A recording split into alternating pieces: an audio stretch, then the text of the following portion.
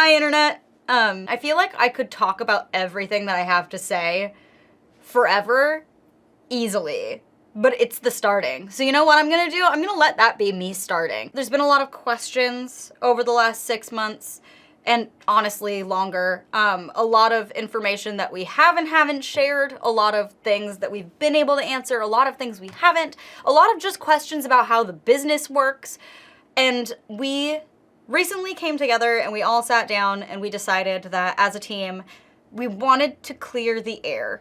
We wanted to get a lot of things out on the table. So we made this podcast. It is a doozy. She's like 4 hours long, where we just sat down and we talked about everything. We talked about everything. We wrote down a list of your most asked questions, and we discussed all of it. And it's hard and it's messy. It's hard to discuss why you're not friends with people anymore publicly to the entire internet, especially in a way that is kind. And we did. We tried more than anything to remain kind. Even in the moments where it was hard to. We did everything we could to remain kind, but also tell you guys the truth. And tell you guys the truth about what we know, what we don't know. There's a lot of things we don't know. But yeah, we wanted you to know kind of the state of the channel, the long and the short of it, the good and the bad of it. We are doing not well. We're doing emotionally a lot better than we have in a very long time. But the channel's also smaller than it's been in a really long time. Patreon is smaller, Twitch number is smaller, YouTube is smaller. And we needed to kind of unburden ourselves from some things if we wanted to grow again. And it took us a long time to realize that. We thought it was really important that you guys know kind of more of an honest perspective of why the channel's been going through so many changes that you can see. There were 2 departures from the channel in very quick succession, which hasn't happened to us since 2018. And we wanted to let you know in the most honest way possible kind of what happened there. And this felt like the best way to do so. We've gotten a lot of questions about like why Liv left, why Tori left. We don't even know a lot of the reasons why Liv left. But we did want to be open and discuss our feelings about it and kind of the way it impacted us as people, impacted friendships. And then Tori was a kind of different situation where we decided after a lot of discussion and a lot of meetings and a lot of reaching out to not continue her full-time contract. And we just wanted to be a little more transparent with you about the whys and the hows of both of those situations in the way that we understand them. So there's definitely going to be gaps. There's going to be things that we don't talk about, but that's also because there's a lot of things that we don't know from some of the sides of the story. But we also thought it was extremely important that as a group channel that you got to hear the group, you know? And there are some people missing from that room. And we don't pussyfoot around that. We discuss why there are people missing from that room. We discuss what their roles are. We discuss what all of our roles are, because we do. We run this business as a team. And we run this business as a unit. And if any piece changes or goes missing, that impacts all of us. And I think what you've been seeing a lot of recently is still us recovering from that impact. Both in the good ways and the bad. We gained a brand new friend who you're going to see have a little bit of a time answering some of the questions just because they came in at the tail end of everything. Very similar to how I came in at the tail end of 2018 when everything literally was falling apart and me and Bells were just high-fiving each other because we had no idea what was going on. But I think it's really important for you to hear from everyone.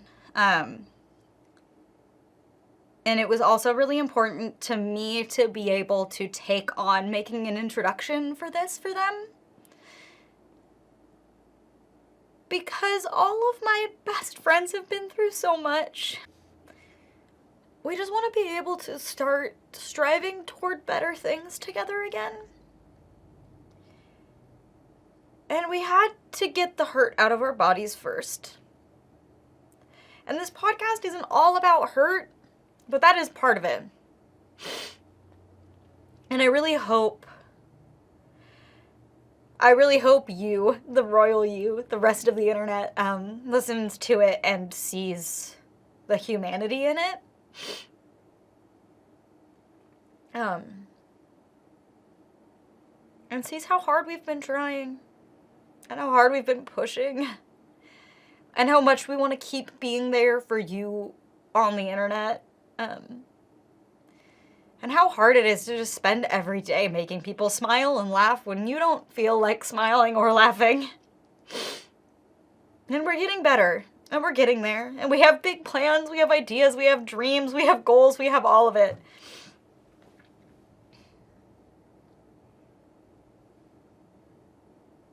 And it sucks that things like this can take us so far back from our goals sometimes.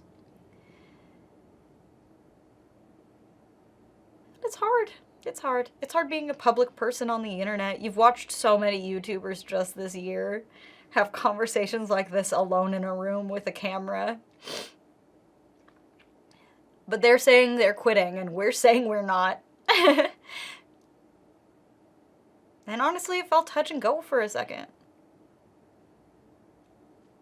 We had to ask ourselves a lot of really weird questions this year already, and it's only June. So I hope you take the time out of your life if you care about us or this place at all, or have questions or any of it. I hope you take the time out of your life to watch this thing we came together and created. To watch this thing that's us getting our feelings on paper, essentially, except in front of a camera, you know. It's a little different analogies. But yeah, and then if there's still any questions that you have, I know we did our best to cover everything, but at the end of the day, we are just humans. And there's only so much we know that you want to know. There's only so much that we know. But we covered everything that we could. We covered everything in as much detail as we could, but if at the end of the day you have any other things that you want to know, please, after you watch that video, there's going to be some information on how to contact us. Don't hesitate. Leave a comment on that podcast and let us know what information you feel like you're still missing. But at the end of the day, all I ask is that you have empathy. And I hope that us trying to execute this with as much kindness as possible is also met with kindness. Just give it a listen, give it a watch, if you're willing. Know that it was hard. It was a really hard thing to film and a really hard thing to decide to film at all. It feels like a risk. It really feels like a risk. It feels like we're putting our heads on a chopping block and you have an axe and we're trying to figure out if you're going to swing it or not. But it also feels cathartic and it feels healthy and it feels like the right thing to do. So if you want a little bit of transparency, that's there for you. And if you don't care, then, you know, just keep hanging out and keep watching our other content. And if you have any other things you want to know, don't hesitate to ask. We just ask that you listen to us first, you know? So, I love you guys. For better or for worse, I'm basically married to you, besides my husband. You're all my other spouse. I see y'all more than I see him half the time anyway, even if it's through a camera. But, I hope you guys have a wonderful rest of your day. I hope if you do go listen to that podcast, I hope it's enlightening. I hope it's helpful. I hope it heals something in you. Because it definitely healed something in us to even make it in the first place. So, cheers. 2, 1. That was hot, dude. That was the most. That was the most sexy coordinated clap I've ever seen in my entire life. People take years to do that. We're just that good. I want that part just like the beginning. Just removed from the whole video. I just want that part, and I want that to live forever as its own like artifact. Real good. I don't watch weird podcast shows, like the View or whatever, but this table setup makes me think of the View. There's another one. What is it? The Red Table? The Red Table. I don't watch any the talk. podcasts that I have the to other also look at.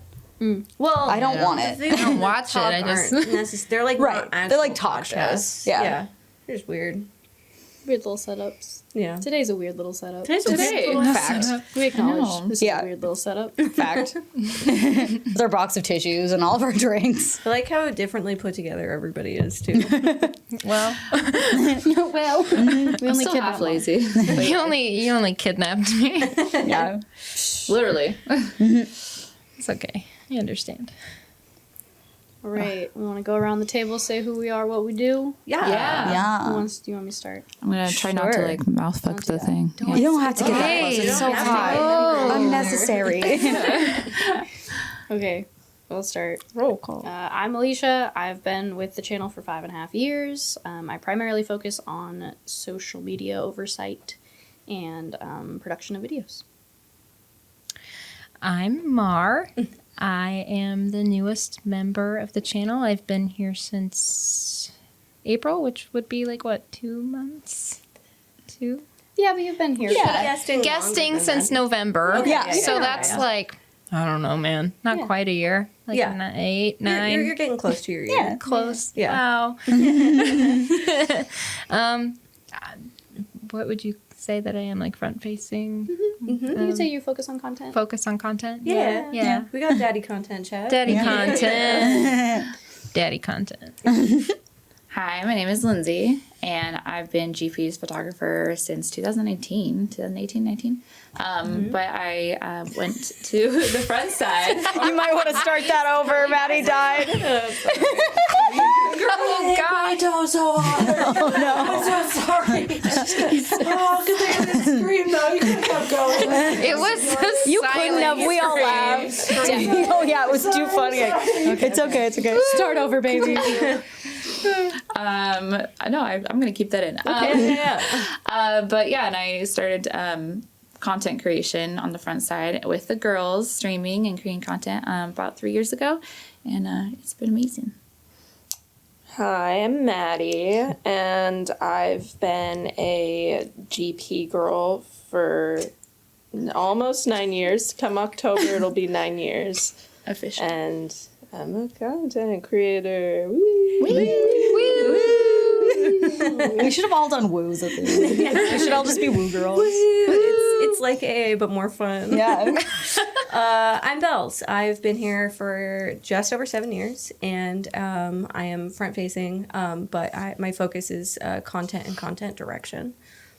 I'm Nikki. I've been here for just under 7 years. We started at almost the exact same time.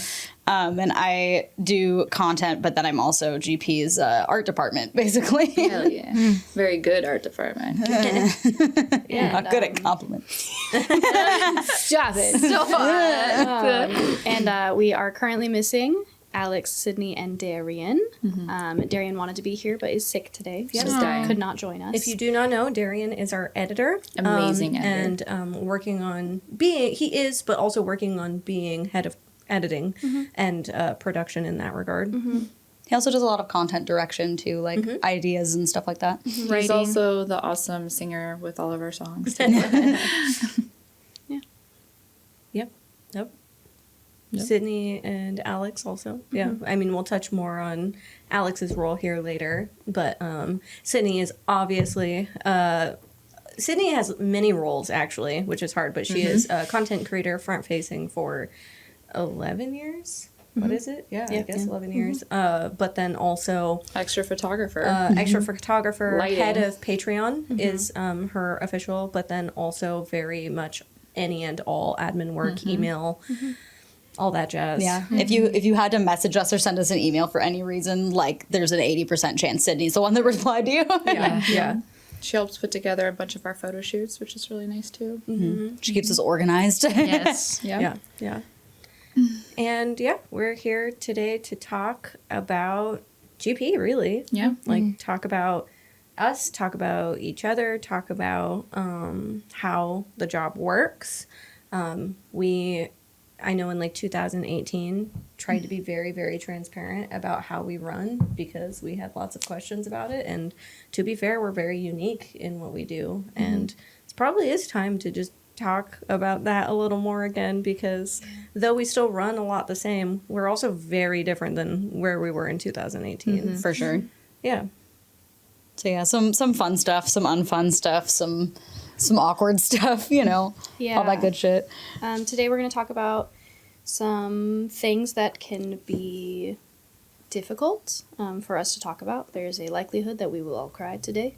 Box of tissues, baby. We would like to ask that anybody that watches this podcast does not condemn or attack anyone, whether it is on behalf of us or for yourself. Please don't do that. That's not in the spirit of GP.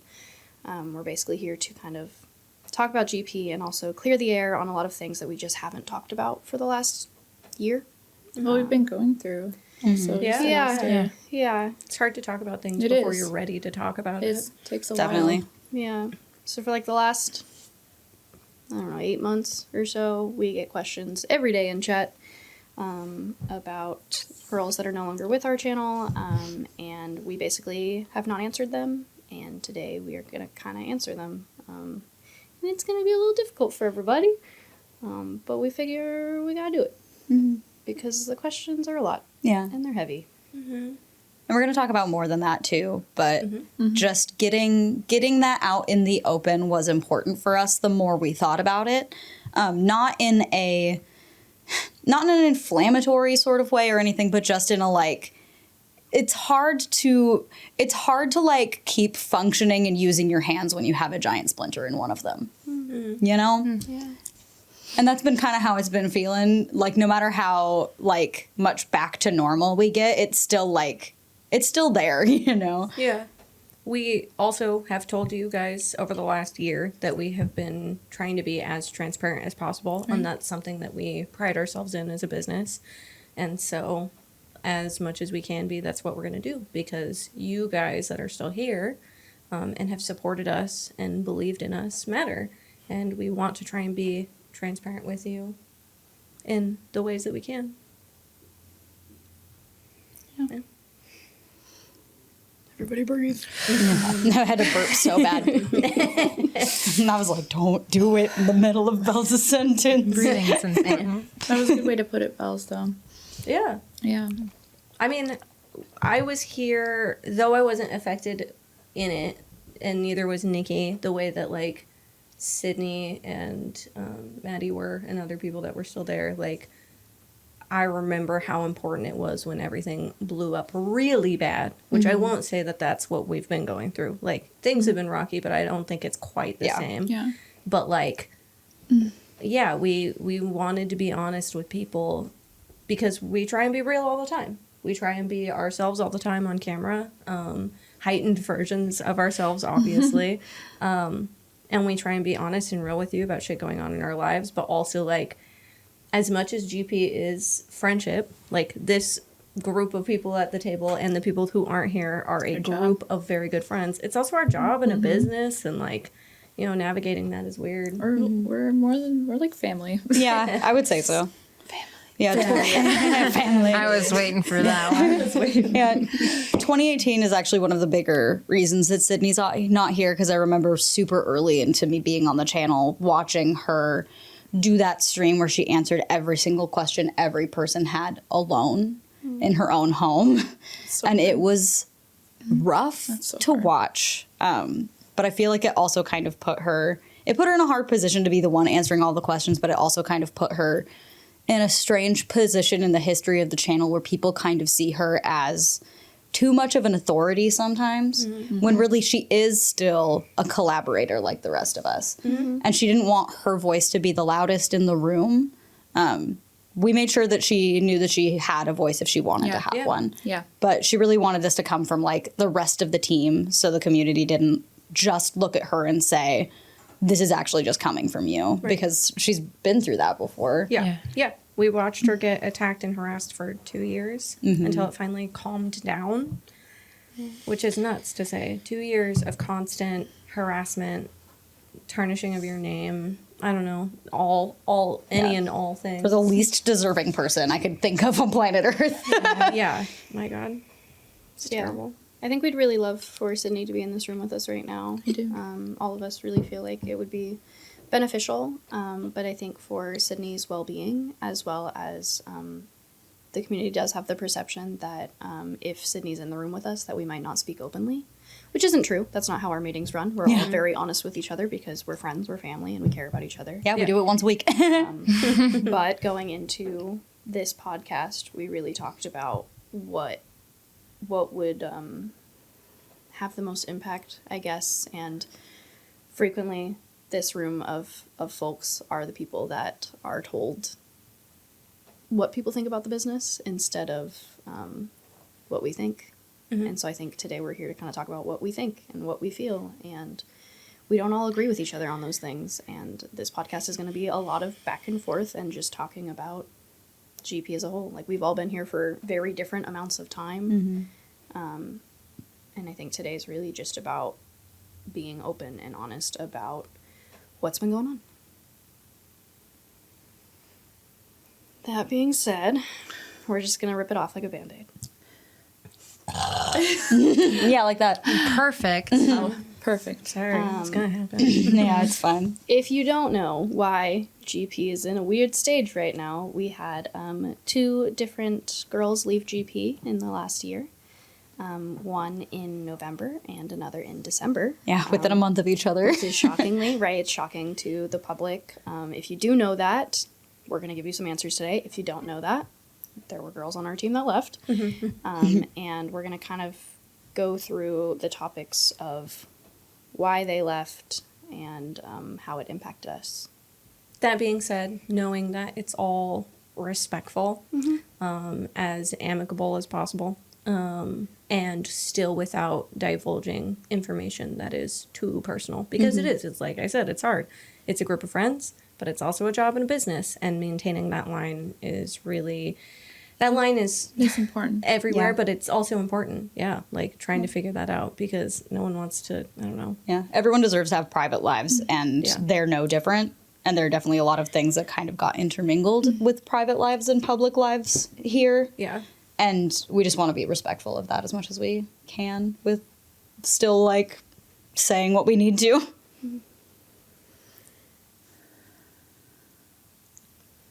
I don't know how to start any of this. Yeah. I keep trying okay. to start I it, and then know. it's just It's like a weird. It's hard. It's really hard, yeah.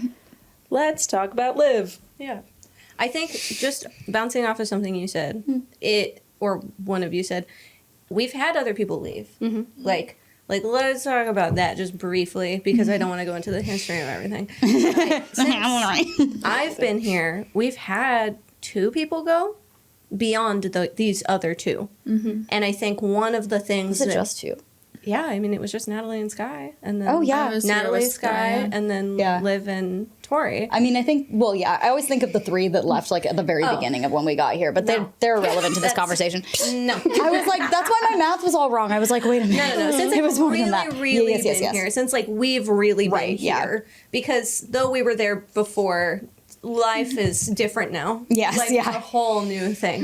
But I think one of the things that shook shit up as bad as it did was simply that 2 people left within a month of each other. I don't think it had to, like, even just that was going to create waves. Right. Yeah. People Losing one person is so much. Yeah. To Yeah. lose 2 in such a short amount of time is just disastrous. Right. Yeah. Like, there wasn't any drama when Natalie or Sky left. No. Like, there wasn't. People were sad to see people go because it does. It sucks. It's Yeah. like, we don't want to see it, and Well, people don't yeah. want to see it, but the simple losing that all at once is hard. And let me tell you, it was hard on us, too. Losing, what, a fourth of the team? How much Yeah. was that? No. Yeah, there was Math? 8 of us, and we lost 2. Yeah. Yeah. Get it. Math. Losing a fourth of a team in 2 months is fucking terrifying. Yeah. It's really hard. It was. Especially when all of us are trying to do so much more job that much out of nowhere to cover, like, because, like, we operated on such a small scale before. Like, there was a time that we both remember where there were 5 of us. Like, And you obviously, oh my God, Maddie. You've just been here for so long. You're like the building. You're a fixture. It feels like that. But We also ran way different than yeah, you. it's true. Like we didn't have TikTok. We didn't have like, We didn't have Patreon. no, we had Patreon, but it was like one photo shoot a month. Yeah. We were only doing glamours. Like, When I started really taking your photos and continuing that, that's when you guys, well, a little bit before that, right? A little bit Like, barely, before, yeah. but like Yeah. we weren't monthly consistent on Patreon. yeah, I think you did like 2 or 3 photo shoots, and then we set the goal for cosplay, and then they hit that way faster than we thought they were going to, and we're like, oh shit, we have to like actually make this a consistent You're thing like, now. Lindsay, let's do a bunch of shoots during the month. Yeah. Yeah. So Liv was with the channel for, 7 years? was it 7? Because she was here for about a year longer than we were, I believe. Oh, okay. Maybe I a think little it was less. Yeah, a little less. Okay. 8? Like nearing 8. I Nearing think. 8, yeah. I can't remember exactly, I'm not gonna lie. Yeah, I think she started in 2016, but I know that Yeah. I don't think she had been there for a full year when we started. No. I got onto the channel and then she started guesting once we moved to. She might have guested when we were in the garage still. There was maybe a slight. No, I think it was when we moved into a basement area. So yeah, around like 8-ish years. Yeah. Yeah, I feel like I sounds remember right. her saying that her first stream was from the closet. Yeah. Oh yeah. Yeah. Yep. The brief closet. closet stint. Oh yeah, for the uninitiated, when we had the basement studio space for a little while before we had it separated between the YouTube side and the Twitch side, we had like a weird little closet that Twitch streams happened in, like literally a weird little closet with just a green screen. It was. Yeah, I never experienced the closet, but I did experience the studio bed, and that was weird. Studio bed was weird. Studio bed? Well, yeah, because the girls used to drink and then sleep there. Yeah, I mean, To- smart. it was always like, covered in like we got our McDonald's studio bed. We had cheeseburger studio wrappers. beds, like yeah. technically, you know, Yeah. and it was a futon couch. It's in my house. I'll never forget A her. weird studio bed. But yeah, it just like when the first day I came in, it was folded down as a bed, and there were the blankets that Sydney made for the studio that we still have here, Yeah. and then like a couple pillows. But it looked very strange because the hallway with the fridge only fit Yeah. the bed in the corner. It was so wall to perfectly, wall, like- and so it looks just like a. Looks like a weird little corner. And I was like, what's going on? And Maddie was Yeah. like, sleep. When I first saw it, it was covered in McDonald's wrappers, and I was like, "There's makes something sense. happening That in this makes corner, sense. and I don't After drinking. understand." Yeah, Little studio bed. You just need McDonald's. The hash browns. But yeah, 8 years is a long fucking time. Yeah. And a lot of change and a lot of growth and a lot of new people Yeah. and a lot of building community and losing community and building community again. she was definitely our longest term person that's left. Like everyone, Oh, yeah. everyone else, like even the girls that like people tended to refer to for a long time as like original girls, like they only were on the channel for like 2 years maybe. Yeah, I think 3 or 4 was the max. Yeah. I think that's why it hit the community so hard too. Yeah. Was somebody that they've gotten used to for 7-8 years, whereas somebody they've seen almost every day. Right? We've seen them grow. They see in them their all the lives. time. Yeah, yeah. we watch our community grow. They watch us grow. And so while we are going to talk about the truth of some of things that happened with us, we also don't want to discredit that. Like we know that our community was largely built by people that are no longer with us. Yep. Including Liv. We're not here to say that she didn't help us build a community. I mean, even Ken's, Corey, Drea, Yeah. like Renee, I mean, those are the people that I started that were here on the channel. And like, there are people that are still in this community that those were their favorite girls. Yeah. Like, that's the reality of the situation. Like, we change and evolve, but like, that doesn't mean that those people aren't still there. My stomach is so loud. I'm so sorry. I ate before this, and I should not have. So 7 or 8 years, but the last 3 of Liv's 7 or 8 years was not great for us. And that's not something that we have really said before. I think I'm just going to read the statement because I just don't know how to make it sound natural, if that's cool. Yeah.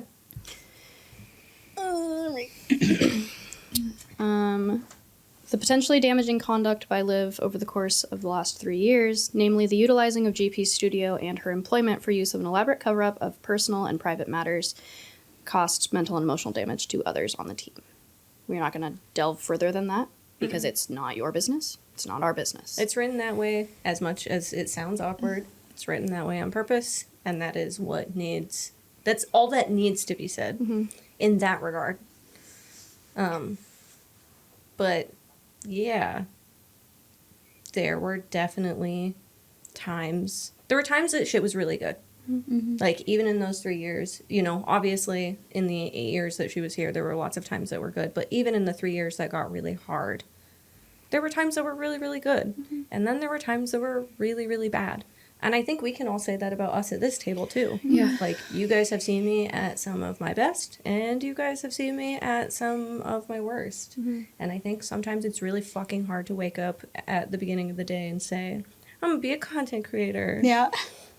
Yeah. I mean, I can say I went through a divorce. I was homeless. I lived at the studio. Like, I did all of these things, and I didn't really let the community know, but everyone on the team knew. And I did my best to really... try and make sure that I was really vocal and everybody knew where I was at with things. That way it never felt like I was trying to, like, burden on a studio space that really isn't meant for that. I think that's a hard thing, is because we're family, because we're friends. We want to care for each other. We want to be there for each other. Yeah. But unfortunately, like, this is a business place, and there were practices and things that were happening that were damaging to us as friends as well as the company. There was some potentially dangerous things that were occurring that really could have got us in a lot of danger. Like just truthfully, things like that were happening. I think one of the harder parts too is that there was the lack of communication on it, where, yeah, you said that you tried really hard to overly communicate because you were using this space. But when there's lack of communication, it makes it really, really difficult to navigate and figure out and help or whatever. Like, that made it hard too. It felt like there were being walls put up every day that pushed people farther away while also making work complicated. Communication is something very important here. We cannot function, we cannot deal with each other. There needs to be communication, and if there isn't, it really does tear us apart, and I need everyone to just know that in general. Oh, yeah. Like, I mean, that should be said for just about anything, but, like, this team especially, it is a very, very important thing to have. Well, and, like, the job we do, in order to function creatively together in the way that we need to, it has to come with, like, an implicit level of trust. Yeah. And you can't have that trust without having an open line of communication. Like, you have to feel like you're okay to look at the person and say, hey, what you did wasn't okay. Or, hey, I really liked this thing you did. It was awesome. Like, you need to be able to, like, just say exactly what you need to say when you need to say it. And it also is really important for us to kind of, like, know where each other are in their lives. That's huge. Yeah, because if I come in to work and I'm in a weird headspace and I just don't tell anybody about it, how are they to know that they could potentially help me? Or, like, that I might need a little bit of time to warm up into a situation. And when I have gotten into a fight literally about that. Yeah. I came in, it was the day that we did the Get Pwned live. And I came in just having a really fucking bad day. I don't even remember why. I don't think it's relevant. Yeah. I just was having a really, really bad day, and I was more closed off and shut out, and I was trying really hard to get in the headspace I needed to be. And the girls, I think both of you even, I think it's just that Nikki ended up being the one to... confront sounds like the wrong word, but approach me about it. Yeah. And you were like, hey, you feel really standoffish. You feel like you're upset at us. Like, what is going on? And then I cried and was like, I'm just having a terrible day and I'm just trying to get through it because I want today to be good and I don't want to let you guys down. Right. And, like, that communication felt hard. Like, I walked in and I wanted to pretend like everything was good, but, like, the solution was simply to just let you guys know how I was feeling, and then shit was better. And it could have been better much earlier, too. Right. And that's just one example of 1,000 different ways that we need that. The one thing I love about this team is that no matter what it is, what we're going through, whatever, if it's like a trigger or whatnot, like, we are able to, when we do, express it, and we are always met with, I appreciate you telling me that, like, let's work on a solution to that, or make sure that doesn't happen or make you feel uncomfortable. And I've always felt that way since I started, and it's just been really nice to feel safe in that. So with this team, so. Yeah. It's hard because of the way that our job works. We're around each other every single day. We are making content all of the time. Like, we really know about each other's personal lives, whether we want to or not. Like, it makes an impact on that, right? Like, anytime you walk in that room, like, if I just got in a fight with somebody and then I bring that into the studio space, I gotta let people know, like, I'm so sorry, like, give me time to, like, recoup or whatever. But because of some of the folks that left, we had to put in place a rule where if you showed up in a bad mood, you were sent home, or we didn't film, or we took you out of the video. And that created an environment that was really hard, because it felt like we were writing videos that we were like, this girl's going to be great in, and then they would show up and they were just pissed. For whatever reason, they would just be mad and they didn't want to talk to you, and then you had to pretend like everything was fine. Well, more than that, more than the way it socially affected, we could see it on camera. And that's not, as a business, what we all decided we didn't want to put out. It's not our best selves. You don't ever want to go back and watch a video from 3 years ago and be like, ooh, brother, ooh. You're like, oh, I can really tell I wasn't having a good time. Yeah, like, nobody wants to look at that and be like, ooh, God. Like, I watch episodes of Rhett and Link where I can tell that Rhett showed up and does not want to film that morning. Yeah, and he was like, tired or that makes me go, uh-oh. Yeah. And that's reality, but also, like, it started to become all the time. Yeah. All the time.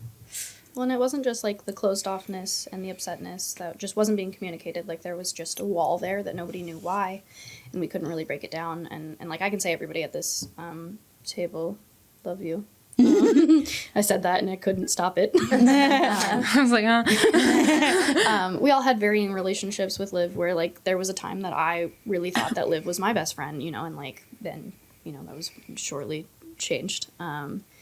And I think that it just got hard because there were so many walls, but not only were there walls with communication and friendships, but it turned into scheduling conflicts, or any time we did a group stream, it was never a group start or group end, and it was typically a common denominator. The community turned it into a running joke that if Liv was streaming, she was going to be late. And that just sucked for us because we like to be punctual people. And then, you know, we've become very much more flexible now, obviously, and we start stream when we want to, we end stream when we want to. But we had kind of set a lot of expectations that just weren't being met anymore. And it wasn't even that they weren't being met, but it was that she didn't care that they weren't being met. And when we brought it up, it felt like she was just angry that we had the expectation at all. I think she did care. And that's coming from being close enough to her to hear her say that. Because she didn't say it. When we sat down as a business during meetings, she didn't care. But when you talk to her personally on the side, she cared. And she carried a lot of guilt for it. But then I think a lot of that guilt turned to resentment. And I get it. Like, meeting expectations is really hard. Like, it sucks. God knows I know about that. Yeah, but, like, you got to do it. And you got to figure it out. Right. You know, like, yeah, you can only do so much. But, yes, there was a different attitude that was brought into the building where I know at heart she did give a shit. But when she walked in here, and the way that it started to feel, like, if I canceled a photo shoot, I would let everybody down. Like, I would get my ass handed to me. I'd get my ass chewed out. That's not true. That's not true. If I canceled a photo shoot, nothing would happen. Right. But I would be letting all of you guys down, and that makes me care. And I try as hard as I can to not, where that didn't ever feel like it. It was happening consistently in one vein or another. And it was just like well, that's what it is. And though I know that's not how she felt about it, that's how business-wise it was put out. And that was hard to navigate around. Well, and it also kind of set an unfair expectation on the rest of us. Because when we are a group business, and when there are portions that are falling behind or lagging behind that are one person's responsibility, we can't just let that cease to exist. Like, we can't just say 1 month, oh, sorry, we're not going to give you anybody a cosplay photo shoot because it was supposed to be someone's photo shoot and then they didn't do it. Someone else does have to step in and then pick up that slack. So it felt like, even though we've operated with less people and we could do it with less people, it felt harder to carry your weight and someone else's than it does to just carry your weight but have more weight to carry, you know? At the end of the day, like, although this is a great job and a dream job for a lot of people, it is still a job that has expectations, and it is still growing, which means it'll have more expectations and more things that need to be done, and punctual times and things that just really need attention. And although life happens and things happen, sometimes, in a lot of cases, you go to work still. It's shitty and you got to work past it and it sucks, but like, that's just how it goes. But you can't just keep expecting that it's going to be overlooked and it's going to be okay. After a while, in a lot of different jobs, you would get fired if you had so many instances where haven't been there over and over again, show up late over and over again. Obviously, this is a little bit different, but sometimes we try to hold ourselves to those standards as well. We are letting people down when we do that stuff. We make our own schedules. We decide what days we want to show up, what we got to do. But also, we make agreements together. If Lindsay says, hey, I have something in the evening, I need you at a photo shoot at 10 a.m., and I don't show up till 11, we made an agreement. Like, that's somebody else's time. Yeah. How do you guys think that compares to a solo creator? This job versus that, in the vein that Maddie was talking about. You rely on other people for their effort and their contribution and their collaboration. It's like working on any team. Right. When you're by yourself, it's all on you. You're letting yourself down at that point. You're not letting anybody else down. You are the one that's in charge of everything.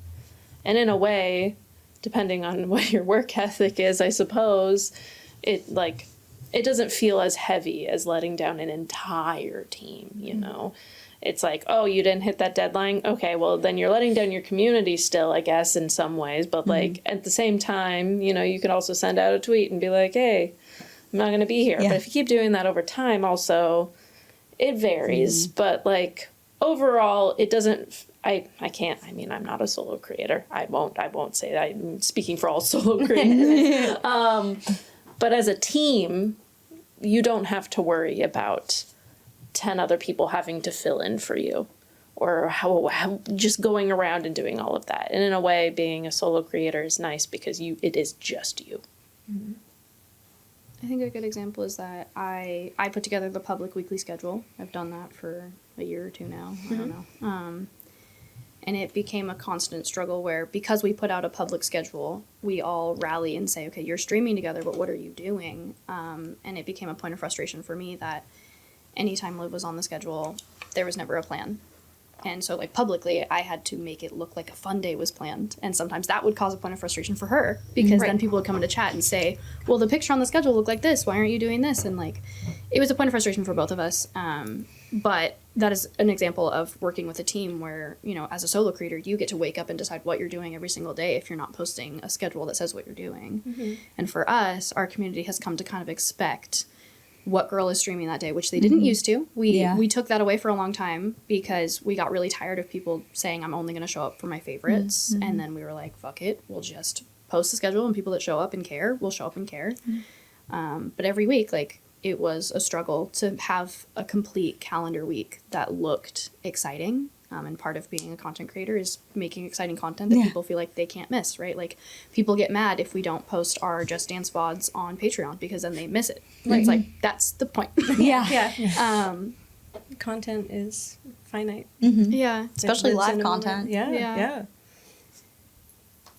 Yeah. It was also hard, like, not just on the making the schedule end, but like being the other person end. Because it also got to a point where anytime you were streaming, the royal you, I guess, or streaming with her, it was never, you were never really met with any response when trying to create a plan.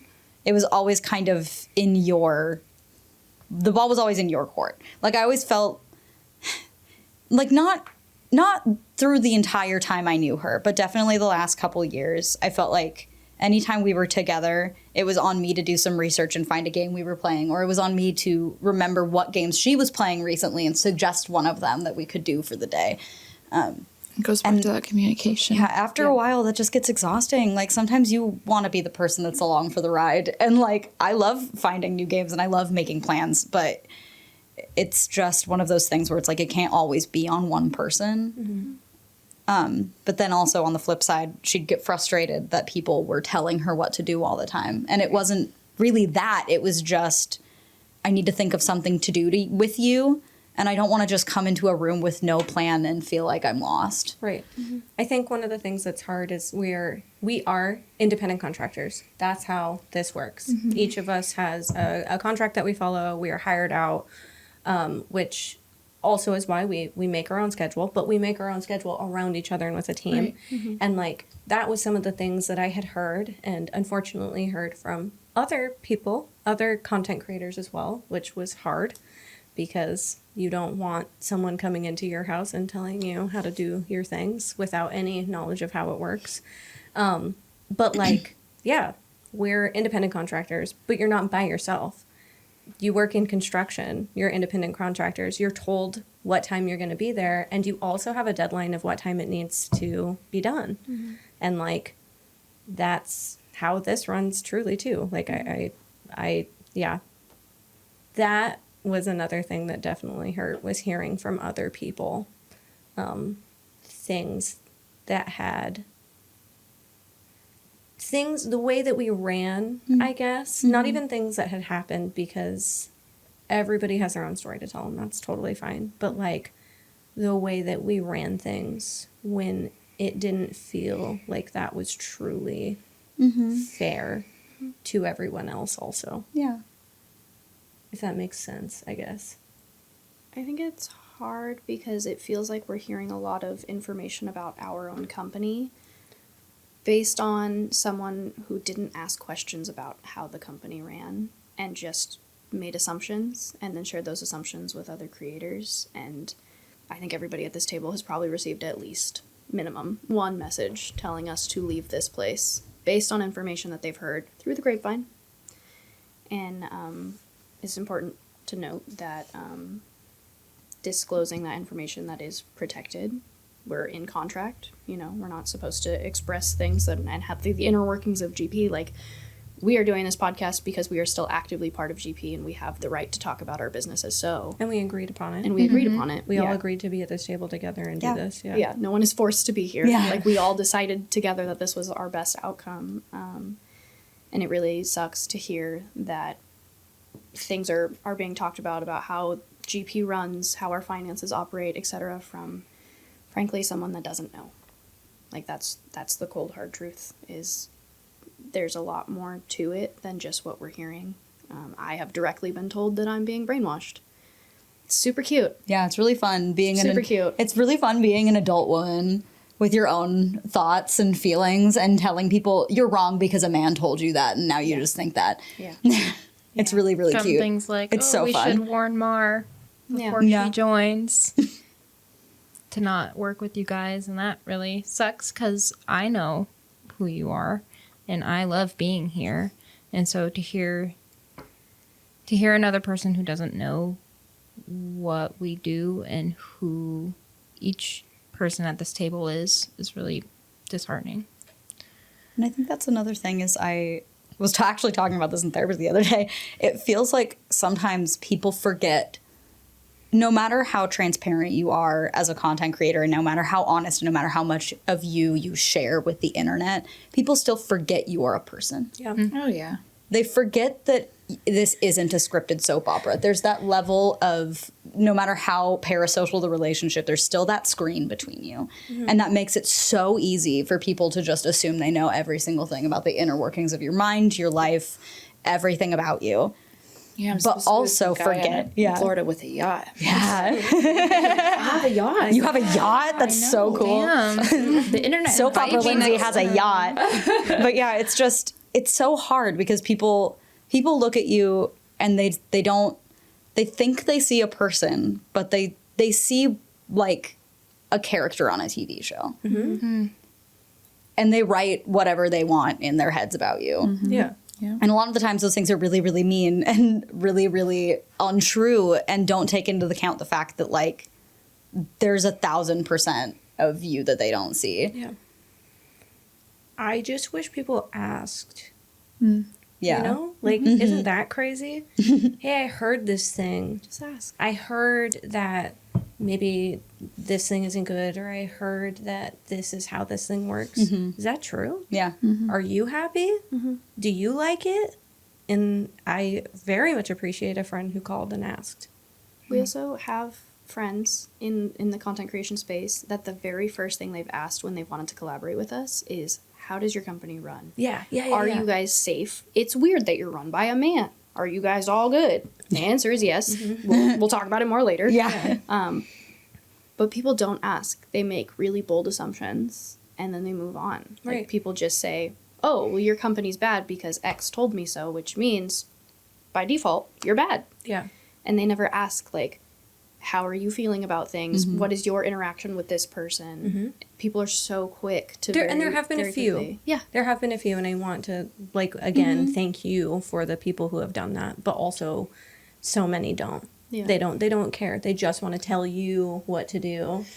And if there was really something bad, you really think these group of women would be standing here and being like, I'm going to stay here for a really long time. Yeah. I'm almost on 9 years. And hate to break it to you, it's not all about money for us. It's not.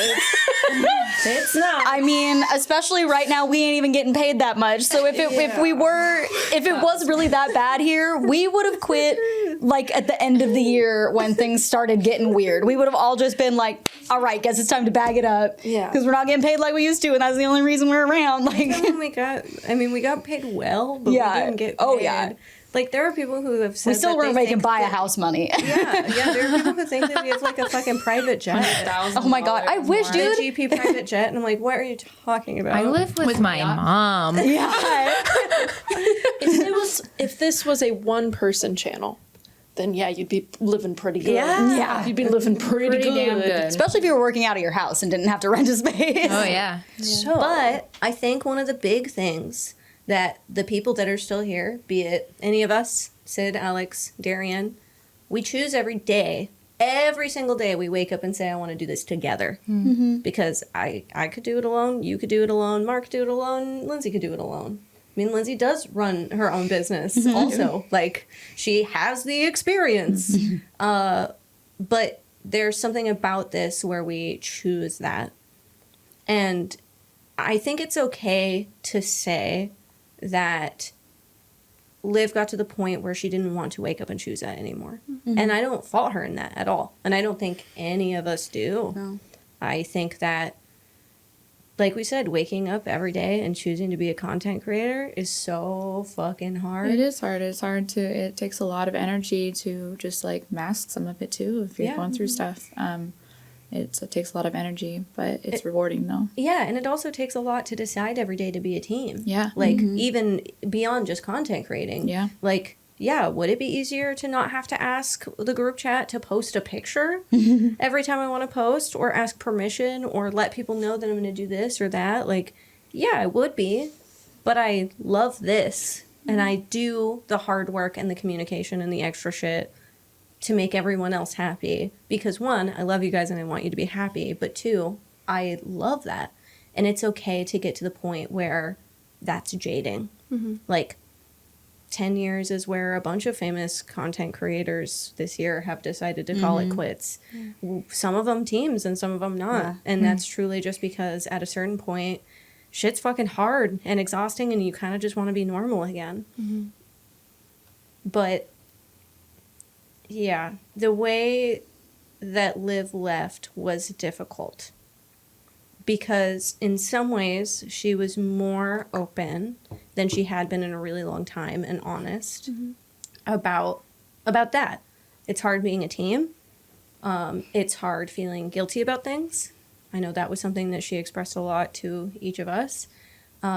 It's hard to wake up every day and want to be a team, whether that be mental health or prioritizing life or family or whatever. Like, all of us have done that. There are people who have left the channel for that. Like, Sky didn't leave because she wanted to become a mother, but Sky left because she was pregnant and the workload was becoming too much, and she knew that GP was outgrowing what she could give. Yeah. That is what she has told us and meant that. And I know that that's a lot of why Liv left, but it was hard when some of that was expressed and some of it wasn't. And that led to a pretty big divide in things.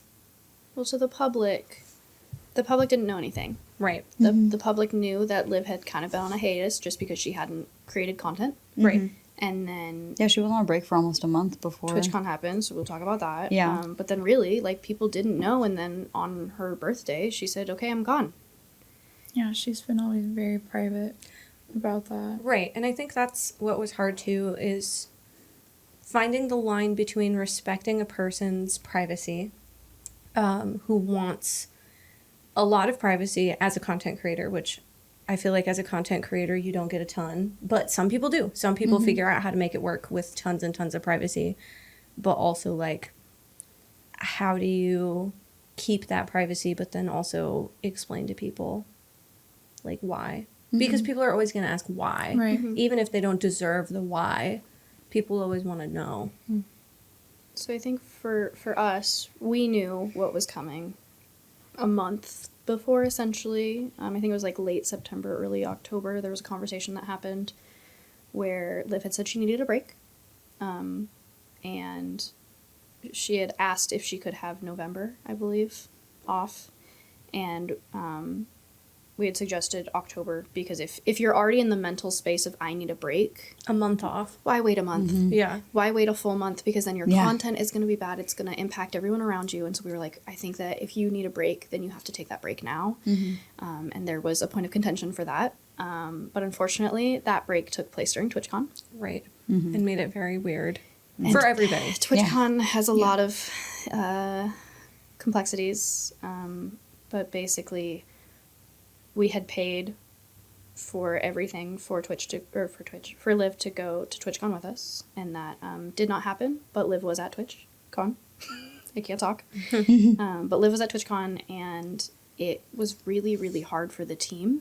It was obviously very hard for Liv, and our community didn't know what to do, and we publicly could not say a word. So we had community members that... Out of respect. for the whole situation. Because at that time, we had a sense of what was going to happen, Well, but Liv we was- didn't think she was leaving. Yeah, I guess that's true. It wasn't until after TwitchCon that she said that she might not come back. She wanted time to take space and think about it, and we wanted to give her that space. Right. And I think up until TwitchCon, we were assuming that Liv was going to come back, and then at TwitchCon, we saw a different side of Liv. Well, for a while, we also thought that she was still going to stay in the house with us. Yeah. We thought she was going to be on a break, but we thought that she was still going to, like, be on the team for TwitchCon for the sake of, like, both us and the public. Well, in the week before TwitchCon, Liv had told us that she had still planned to spend time with us, to come to our meetups, etc., and none of those things happened. And that was really hard. We had a community member tell us that they watched Liv walk away from our meetup right before it happened. And that was really hard because what do you say?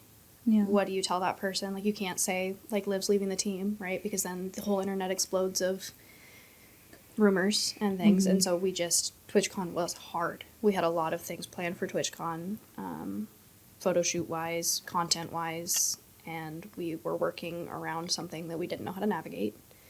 And it was hard to watch someone that you considered your friend walk out of the room you were in. Like, that was just fucking hard. And I think that's when we kind of realized that Liv wasn't going to come back, and we didn't know how to navigate that until a conversation had happened after we got home. It was painful not being able to see my best friend and expecting her to be with the team at that time. And it was also hard having Hurt and trying to go back and forth and stuff too. And it was just a very awkward thing for me. Yeah, I hated it. I will say too, some of it was my bad. The first meetup, not all of them, but I know the first meetup or the second meetup, I was supposed to tell her when, and it was just chaotic. I was doing a photo shoot every day, as well as We had so going many to photo shoots cons, going to parties. Later realizing that you were sick for the last part of it. I had COVID. Yeah. Oh my God. But I didn't have, I caught COVID. I didn't fucking bring Yes, COVID to yeah. TwitchCon, let me just be clear. But like there was a day where I fucked up. But also it is so hard to navigate around someone else while also planning your whole life, making sure your needs are taken care of and prioritizing the team. And I won't shy away from saying that, like, I fucked up too. Like Liv had said, I want to be there. And I did not give her the chance to be there that first time because I fell short on something that I had said I would do. I am only human, and I don't think that she holds that against me. I don't think that anybody else does. But, like, that one was on me. But we also did one every single day. And we posted about it publicly. Yeah. I do know that she was there for the partner party a little bit to be there, but yeah, that was it. I think the hard thing was Liv was at Or not TwitchCon. partner party. Yeah, the thing. Sorry, go ahead. Liv was at TwitchCon and she was representing GP. Like, Right. her badge was a partner badge that said GP, and that created a lot of interesting conversations for us. We had a lot of our friends ask us why Liv was at a convention but never around us, and that was just hard. Like, we just didn't know how to navigate it. And I think it is really hard to say that she didn't know when our meetups was going to be. Like, we have a standard, we posted about them, different things like that. We posted in Discord and on Twitter. Yeah, like we're pretty thorough about when we do things like that. And then when we got home, we had a meeting with Liv where she essentially said that she's not coming back. And she told us that the reason she wasn't coming back was essentially She couldn't meet expectations too. And she couldn't meet expectations and she wanted to focus on her personal life. Like, that is what she told us, and that is what was said to the community. She also told us that she didn't want to do content creation. And I don't wish for her to leave this place and never do content creation again. But, like, it hurts my heart really bad when she said, I don't want to do content creation. And I looked her in the eye, and she looked me in the eye, and I said, if you change your mind, will you please just let us know so that we can negotiate contracts, terms, all the things. We want to do this the right way. And we had so many conversations about that, about leaving the right way and fully covering her. We had conversations about coming and doing photo shoots for group shoots and paying her as a model because she said that she was trying to focus on modeling when she left here. And if she needed funds while she figured stuff out, that she could come in and guest and we would pay her as a guest and she wouldn't have those expectations. And that obviously wasn't something that was upheld. And that broke a lot. I feel like you guys also, if I remember, kind of like talked to her a little bit and being like, you know, if this ever does become a thing or whatever and you decide to do content creation, you're like, I want to have work with you or something to make sure, a negotiation or something. She's been there to make sure. When Corey and Kenzie broke contract in 2018, we had a negotiation meeting with them, and that was me and Liv. I think so. And Sydney. So, like, Liv has sat with us while we did negotiation before. I had no idea what was going on, but, like, I was there to try and keep peace and mediate because they weren't close to me. They weren't angry at me ultimately. The big feelings weren't directed at you. Right.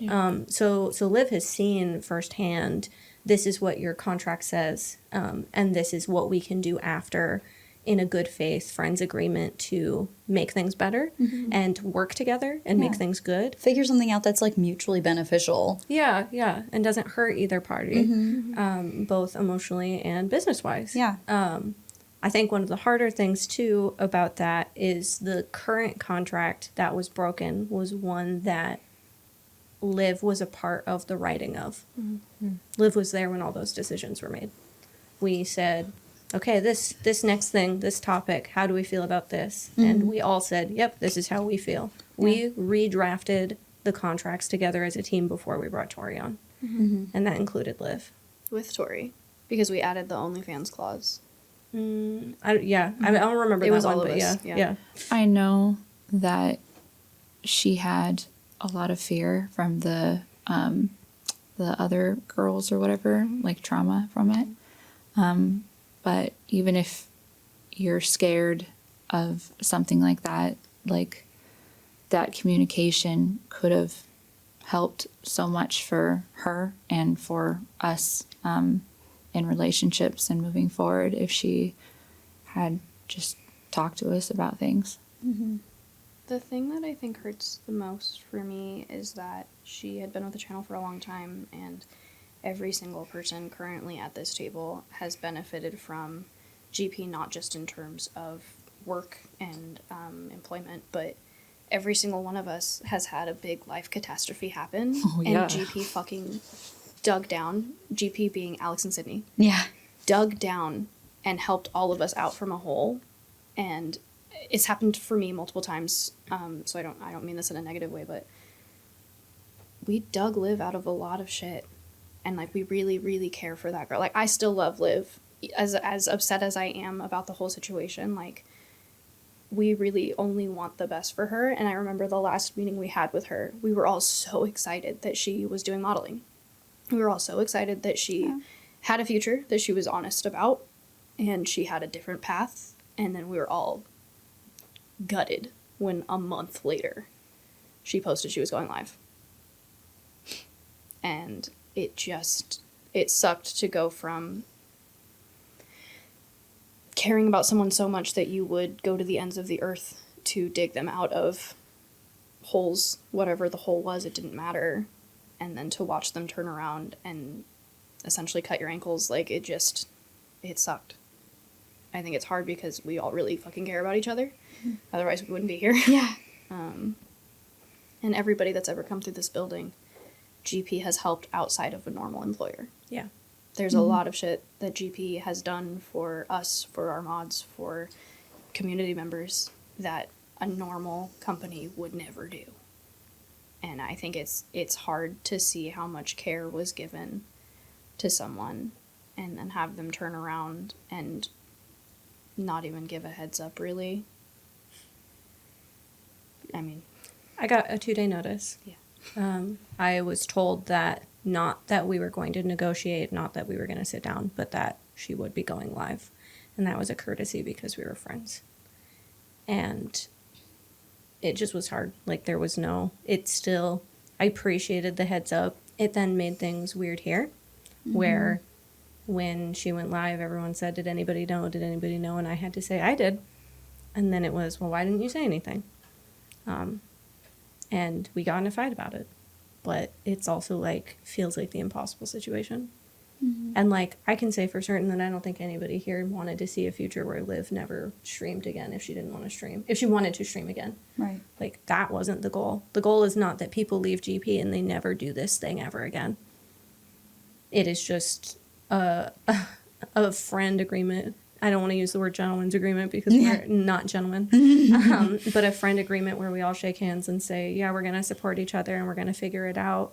So that way you can do it and we can do it and everyone can be happy and healthy doing it. And that conversation never got to happen. And I think that's a big reason we're here today is if there was a negotiation, if there was, let's adjust the terms of our good faith non-compete agreement, then we wouldn't have all of the fallout that we did. But I think a lot of it came from the fact that that agreement wasn't held up. And that meant that, unfortunately, GP paid a lot of the price. Last note on Liv is just that we became aware that she had gone to lawyers and was willing to take us to court if we were gonna, I guess, take them her. to court. They had like a counter lawsuit in place. Ready to go, which I understand. Like you said, she had a lot of trauma from the things before we even knew Fear. that. She also, not disclosing privacy, but she also was taking information from someone of just like what she should do, and that was part of it, was not talking, I guess, and that really ruined a lot. And that, so Before we knew that, though, we had already agreed as a team that we weren't going to take legal action. And I know that there are going to be people that don't believe that. But before we knew that they had a counter lawsuit prepared, and I'll tell you how severe it was, I told Alex and Sydney I didn't think we should sue. And then Maddie found me, and we talked about it. And then Nikki found me, and then we talked about it. And then Alicia, the three of us crying in this room. And then we all on the talked about couch in it. like a weird little ball. And when I had told Alex, he stormed out and didn't talk to me for 3 days. And that's when Maddie found me in the room crying. Not crying because of anything that happened, just crying because everything about this situation was so stressful and hard. But it's a lot of big feelings. We legitimately, Sydney and Alex and us, got in a fight about that. But ultimately, through communication and a lot of communication and a lot of rough friend feelings and hard business feelings, came to the decision together that it is something that we weren't going to do. It was going to cause a lot of heartache for us, for the community, for the girls that had left. It was going to cause a lot of time. It was going to cause a lot of time, money, resources, and it just truthfully didn't feel worth the expense to us. I also didn't want to fuck them over. Yeah. Like, truly, I didn't want that. Yeah. I wanted them to be able to do their own thing. I just wanted them to be respectful about it. Like, I don't want to have to do that. And it sucks. And I really hoped that by us not doing that, that we would see less of a business hit. Like, truth of the matter, that's what I hoped for. I hoped that we wouldn't lose viewers. I hoped that we wouldn't lose money, and that people could see that we were trying to support people even if they had hurt us. And I still agree with that decision, but that did not happen. We lost people, we lost money, and all of us have felt the pain of that since. There is a fine line, and what we've kind of said beforehand too, of this being the job that it is and running a business. And it gets blurred a lot to the point where it's kind of like used in a way, I suppose. So, we, like we said earlier, have a lot of, we have been very gentle about a lot of situations where a lot of other businesses would see that and be like, you can't be here. 3 strikes, you're out, or however many. The same goes with this whole situation. There was conversations about, do we take them to court because we need to put our foot down because this is a business and we need to protect our business. And more so because are people going to take advantage of us from here on forth? Exactly. Not even a them thing, just a will this be a repeat thing. Right? Are people going to see this and then be like, oh, well, I can just become their best friend and then in a year just quit and take whatever I want? And in a way, that was seen even before all of this happened. We had a different situation that we don't need to get into, but it has been done. And that was, although I fully was on board of I don't want to take them to court, I don't want to do all of this, it was also, I did get scared for that moment because I was like, I don't want to keep getting stepped on. I don't want everyone to look at this and be like, you can go here, get like viewing people that like Diet you. famous. Diet famous. Yeah. And then you can go and use that for your own good. You can take their equipment, you can take everything, and just use that for yourself. Thanks for building me a computer. Thank you for everything that you've done. Goodbye. Yeah. So it was a very difficult conversation and a lot of different opinions and feelings that were wrapped into it. A lot of fear, a lot of anger, a lot of everything. But ultimately, like Belle said, we did communicate through it, and a lot of Yeah. communication through it, and we did find this medium. I'm not going to say happy because it was still hard regardless. Like a middle ground. Like a middle ground. Compromise. Yeah. Yeah. And I am really proud of the fact that we got to that point, but it still didn't work out exactly as we thought it would either. Liv ultimately chose to leave. And on the other hand, we chose not to renew our contract with Tori for a lot of the similar reasons that we faced with Liv, which was that Tori consistently failed to meet expectations of the business. It was really hard to rely on someone who just didn't want to do the job. And it was not a sudden decision. And once again, I think not to undermine things you're saying. I think she wanted to do the job. Like I think that she wanted to do those things, but I think that she didn't want to meet the expectations of the team that have already been set, and she didn't want to work to the caliber that we all agree to work at.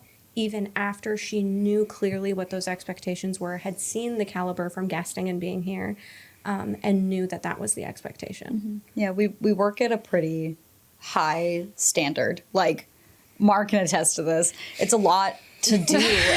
We do a lot, and it's a lot to get used to. And it's even different guesting. Like, you can see the caliber, you can see what everybody does here, and so be like, oh, this is nice, this is cool, this is fun. But then you do it over and over and over again, and you learn all the little things that go into doing this job and this content, and it's a lot of work. It's not just playtime. Yeah. I even asked Darian when spending time on my own, reflecting on Tori's contract, just as my own, part of this business. Not that I, in a lot of the ways that Sid got attacked when everything happened in 2018, I have been attacked in the same way. Of I help run the business, I make decisions, and people have gotten really, really shitty towards me. And so I say that as literally like personal reflection as a piece of this group, not as a leader of this group. But I looked to Darian, who started the same month that Tori did. And, obviously Darian's job is way fucking different. Yeah. Tenfold. He's back of house, he's editing, whatever. But he watches us do so much of ours. That's true, too. He sees stuff that I don't see. Like, none of us see. He sees those moments upstairs. But I was like, do we work too hard? Simply, do we work too hard? Did we find a unique group of people who work way too fucking hard, and this is unrealistic and it's too much? And he said, it's a lot of work, but no. And I think that we can all say that. Reminds me of a show. It's kind of why I love this job. You have to dedicate a lot of time, effort, energy, sometimes your social life, to producing the kind of content that we do. There would be times when I do theater or something, and you're not going to see me for a couple months. You're just not, because I'm doing what I love to do. But the right people understand that, and also know that it's not too much, because, I don't know, you do it if you love what you do. It's not hard work. It's not taxing work. Sometimes it's hard. Yeah. Sometimes it's difficult, but you keep coming back because you choose to, because you love it. I don't know. And what we do know is that Tori has always publicly said that her dream is to be a content creator. This is what we know. But Tori frequently wanted success for things that impacted her and not necessarily the channel or the whole team. there was a lot of clapping for your own success but not others that happened, and it just created kind of an environment that felt like you maybe couldn't, I guess, rely on her for specific content, asking about games that she was excited about, and she said that she didn't want to stream them, and has since, but didn't want to for us. And I think that's really hard. And we just, whether she wanted to or not to meet the expectations that we had set, I think we constantly we would talk about expectations, we would give play-by-play of why those expectations were not being met, and then 6 months later we would have another performance review, and it still had not been met. That everybody does, every 6 months or even a year if things get crazy. We do one-on-one meetings because we're a business. We definitely try to do them more often if we can. Well, and there's accountability and there's growth. Like, it's just like anything else. Yeah, you got to go over both the good and the bad. It's important. Do performance reviews. Yeah, and we do contract renewals and conversations at the beginning of every single year, but we try and do performance reviews more often, especially when it seems like it's impacting the team. And there were several instances where we had to have, whether they were performance reviews or informal discussions with the whole team or with a couple people, there was a lot of times that it just felt like the collaboration wasn't there. Yeah, I think the problem was always lack of teamwork and collaboration, and trying to make someone understand what teamwork or collaboration looks like is hard. But yeah, we spent a lot of time with intensive one-on-ones or group discussions or, various things, asking questions like, how can we be better for you? Not even just how can you be better, but how can we be better? How can I lead you? What is the best way for me to critique you? If I need something from you, what's the best form of discussion for that? How do you communicate? How do you communicate? How do you like to communicate? Hey, we noticed this thing. Are we doing something that's putting up a wall or making it hard? Like, I want you to know that those conversations happened. It wasn't just a rag on one person of you're not enough, you're not enough, you're not enough, you're not meeting expectations. And we failed sometimes. I know that the same conversation I had with you last month, I had with Tori, where I said, hey, we really said that we were going to hold your hand in your first month of GP, and there's never enough time. And we let you down. Like, there are things that you wanted to know that we haven't gotten to yet, and I'm really sorry because I want to support you and we haven't done enough. Though I hope you know we are here and we are trying. It's the knowledge, though, that I know that because you communicate those things, if I do have a question, if I have a problem, if I have a concern, I can voice them. And if you don't voice them, then nothing's going to change. Right. Yeah. I think that was one of the hardest things that I struggled with her, was that I've always been the person to teach myself how to do something if I don't know how to do it. Like, I've always been the person that sees something that someone else is doing, and if I think I should be doing that thing, I'm like, I'm just going to push buttons until I figure it out. Or if I can't figure it out, I'll ask. And I feel like there were so many moments where I asked her why she wasn't doing something, and she said, I don't know how. And she had so many opportunities, and I really hope she knew she had so many opportunities, because I felt like I always tried so hard to let her know that I was always there if she needed to learn anything or if she wanted me to teach her anything. And I felt like it was hard because there were just so many moments where she was like, oh, well, I'm not doing this because I didn't know how to do it. And then I struggled with the feeling of just getting frustrated because I didn't know if she'd ever asked anyone how. Mm-hmm. I know that also kind of when Liv left, it was very hard because me and Tori were very close to Liv, and we were going through a lot, and everyone was going through a lot. But I know that towards the end, she kind of, which was hard to watch, just kind of shut down. And instead of asking for, like, I don't know, talking about her support, she just kind of like closed up. And then in doing that, she wasn't able to meet a lot of things at that time before she left. And that was hard to watch. Yeah. It was hard because I think especially in that moment, like, we were all already to the point of being kind of frustrated, but we also just really wanted to be there for her. She just stopped. She was like, I just don't want to. I hate to put the pause on all this, but I have to pee Yeah. so bad. That's probably a good idea to do a little pee and stretch Do you want break. to say what you were going to say, Matt? I can wait. Okay. I'm gonna take a second. I'll lock it in. Okay. I know that. Are we going? Good. Yeah.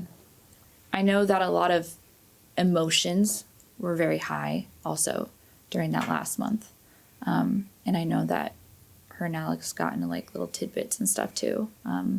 And I know that all the girls were like going through things too, but there were like waves that we did, like where we're like, I'm grumpy, I'm happy, I'm grumpy, I'm happy. And we were kind of all there for each other. But I know that specifically her, she was harder to open up, even though every single person here too has been like, are you okay? Sort of thing too. But yeah, that was hard to deal with, was just being also really close to her and just watching that. That just sucked. So I'm gonna clap really quick, just in case it helps them. yeah.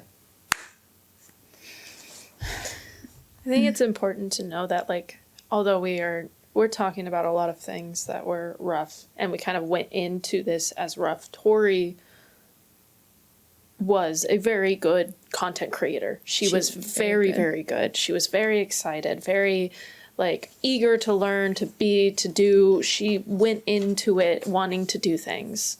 And I don't want that to be not said, because she was. It was just over time, and what unfortunately I've seen a lot is you get hired on here and things are going really, really well and you're super excited and super happy and you want to go all in, and then you realize the weight.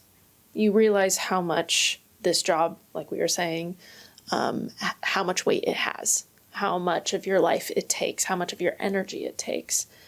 And if you're going through personal things too, just like, and if you're going through personal things, that's another layer that affects your life, and it's hard to keep up with that. And slowly, and this sounds awful, but I mean this is just real, and this is how it goes for a lot of people, not even in content creation. You lose that excitement. It is still there and you're still passionate about it, but it gets hard. You start to see it affect other parts of your life, and it festers for a while, and that can affect people in different ways, including just starting to realize things about, let's say, our business, that you're like, oh, I don't have to do this. People are going to tell me that I should do this, but I'm not going to, because it's not... No one is like really, really, really, really pushing for it. You might say it every once in a while, but that slowly you're like, okay, I can put that aside. That's one less thing I have to worry about. And then, unfortunately, sometimes it gets to the point where it's a lot of things. And then that turns into the lack of work ethic. That turns into the, I'm here for this amount of time and then I get to go home. And that is how I'm seeing this job, where a lot of the time it's not. It's not that. It's not when I think that's any content creator too, not just us. Yeah. It's not when as soon as we turn on the camera, we're on, and then as soon as it's off, we're off. There is so many things outside of what you guys see and what everybody sees that goes on behind it that are required of us. it's like a relationship. Like you've been in it for a while, then you know, it's like, okay, well, I'm safe to do this and I don't have to maybe do this and stuff. And it's like, no, you have to keep putting the time and the energy and the fire to keep that going, because eventually if you don't, it'll die. And it's not for everybody. It isn't.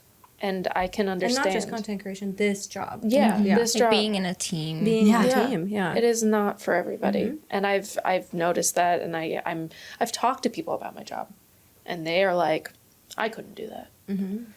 You can tell, you know? And sometimes you want to give it a shot, and you're like, I like this, but maybe this in particular isn't for me. And that happens. But once again, the communication needs to be there, and it was, but it wasn't.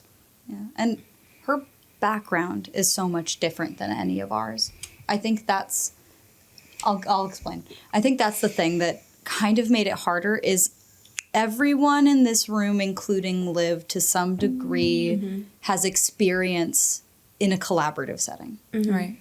Like, photography is extremely collaborative. You have to work with clients. You did makeup before, also extremely collaborative. You have to work with clients. Both of you and you had theater, and you made film.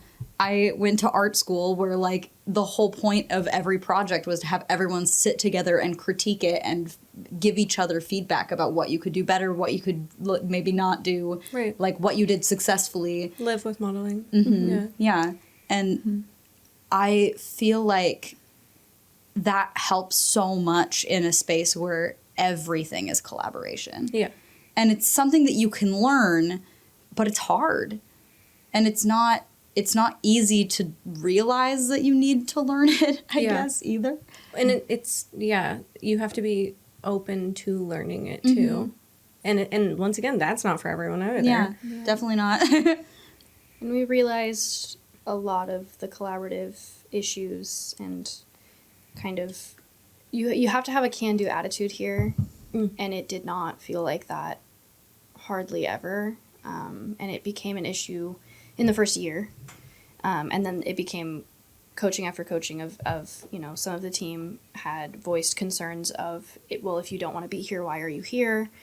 And that became a point of frustration for both sides, because when you're being told you don't want to be here, then you're like, well, maybe I don't want to be here. And that is a valid point. But at the same time, we really need people that want to create content here and want the best for this team in one sense or another. Yeah. And it's always hard when we have open meetings about conversations of how you think things are going. And I think the one that sticks with me the most is when we were talking about the brick pwned room, where we used to film all of our AFK videos, and there was a really, really rough meeting where we were just talking about the content that we made up there, and some of the way that things were spoken felt like a direct attack kind of on the way that me and Bells had essentially designed that space and started writing content, where it felt like it was thrown out that Tori hated the content we made and didn't like the space and the lighting and all of these different things that could be constructive criticisms. They can be.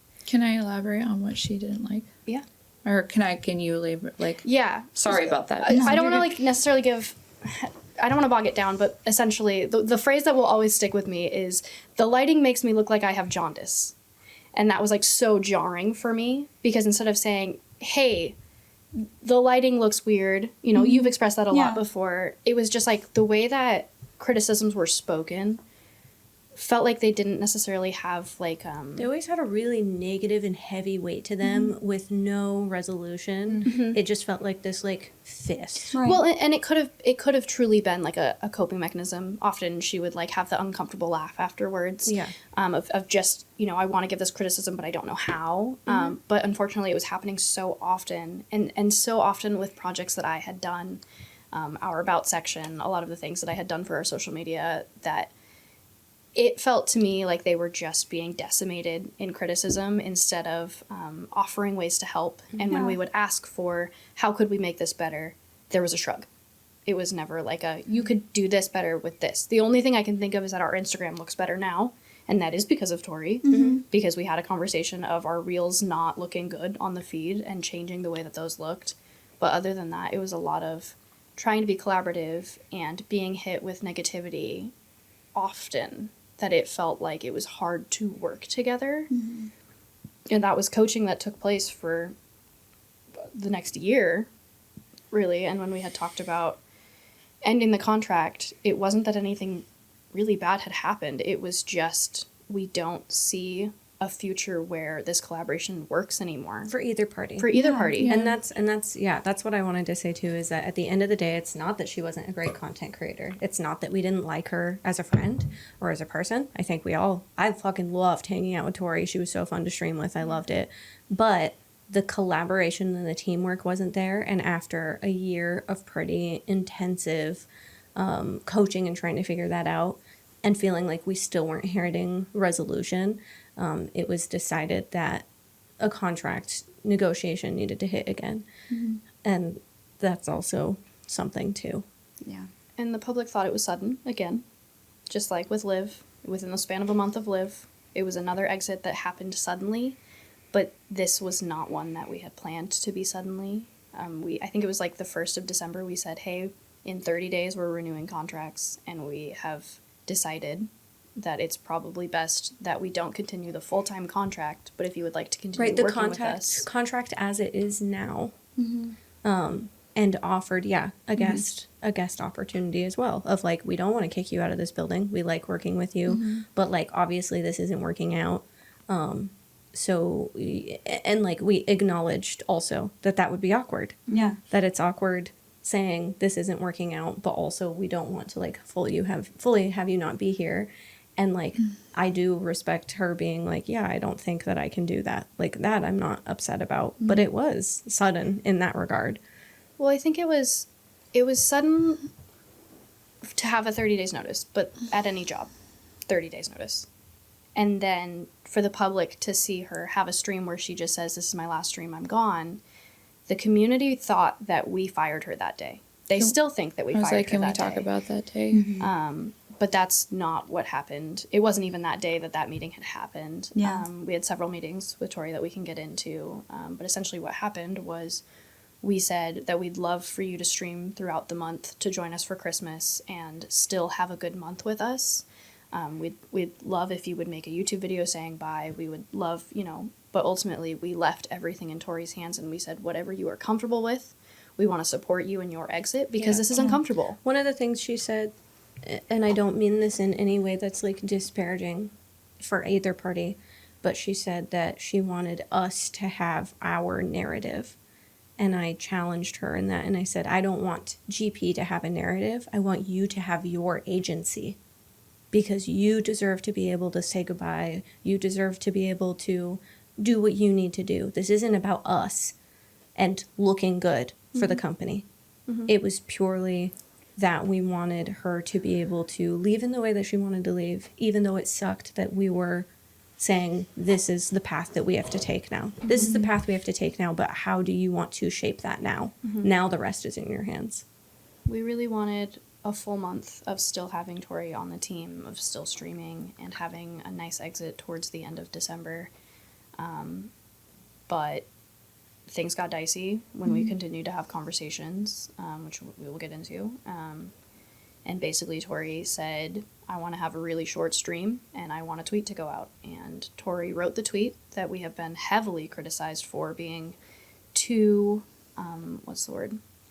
Sterile? Sterile. Yeah, too businesslike. There's a specific word I can't think of. Impersonal. But it did. Words. It felt very impersonal. It was posted as a tweet. It was also posted on the YouTube community page and is an image of text. Right. Yeah. And it was written by Tori. We went back and forth revising together. Maddie took the brunt of that on also. And it was difficult. Like, everybody thought that we had just, in that moment, made the decision that we are no longer continuing contract. You're done today. And that's not what happened. We did say let go. However, it was not fired. Also, too, I just want to We said that we were no longer going to continue the current contract that we have. Right, and that contract is like a full time, and that like part time, and still to come back and guest. And Our intent going into that meeting was always to let go of our full-time agreement with her, but not to close the door on a part-time agreement with her. Our full intent from the get-go was that we just couldn't hold her to the level of responsibility that we can hold the rest of us to, and we didn't want her to not have the parts of the job she enjoyed. We wanted to give her the opportunity to have those parts of the job if she wanted them. Right. But at that point, didn't really feel like she wanted those either. Everything got so tainted. The conversation and I will say I was not a part of the first of the conversations with Tori. I was in a conversation between business, and then I came in for a second meeting. But like, it just, everything went very sour, and it became very hard to figure those pieces out together. I'm sorry that you had to like kind of figure that out after too. Oh, I mean, it just is what it is. Yeah. I had appointments. Well, and I will say that the first meeting that we had with Tori did start with her and Alex getting in a fight. It did. And I think that was one of the things that really made her make her mind up before she even heard what we were trying to say. Well, I think it's important, too, to mention that when frustrations got the most before the contract was even ending, Before the fighting got before bad. the fight, before Yes. anything, I mean, like, TwitchCon had its own frustrations of just circumstance and not meeting expectations of a convention, which we talked about afterwards. Right. And then Tori had gone out of state, and essentially, I don't even remember what happened. She got in a fight with Alex, but I don't remember what the I catalyst don't was remember either. what it was, but it was in group I chat. do. It was Alex overreacted at something, and Alex unfairly called Tori out. And Alex apologized afterwards as well to, unfortunately, not personally to her. He probably should have also sent a separate text, but apologized in group chat.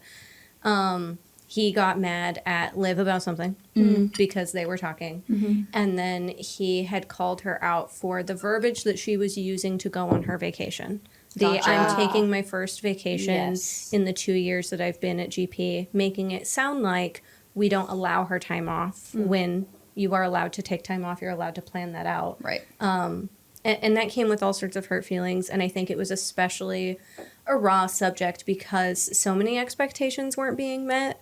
And there were so many days where, you know, I had to fight Tori to ask her to stream 3 times a week. And she would be like, no, I'm going to stream 2. And it was like, you have time off. You're only here twice a week. So yes, it's your first vacation, but the way that you are making it sound. And Alex's anger came from, and Tori didn't know this, a YouTube comment about, do they not let you have time?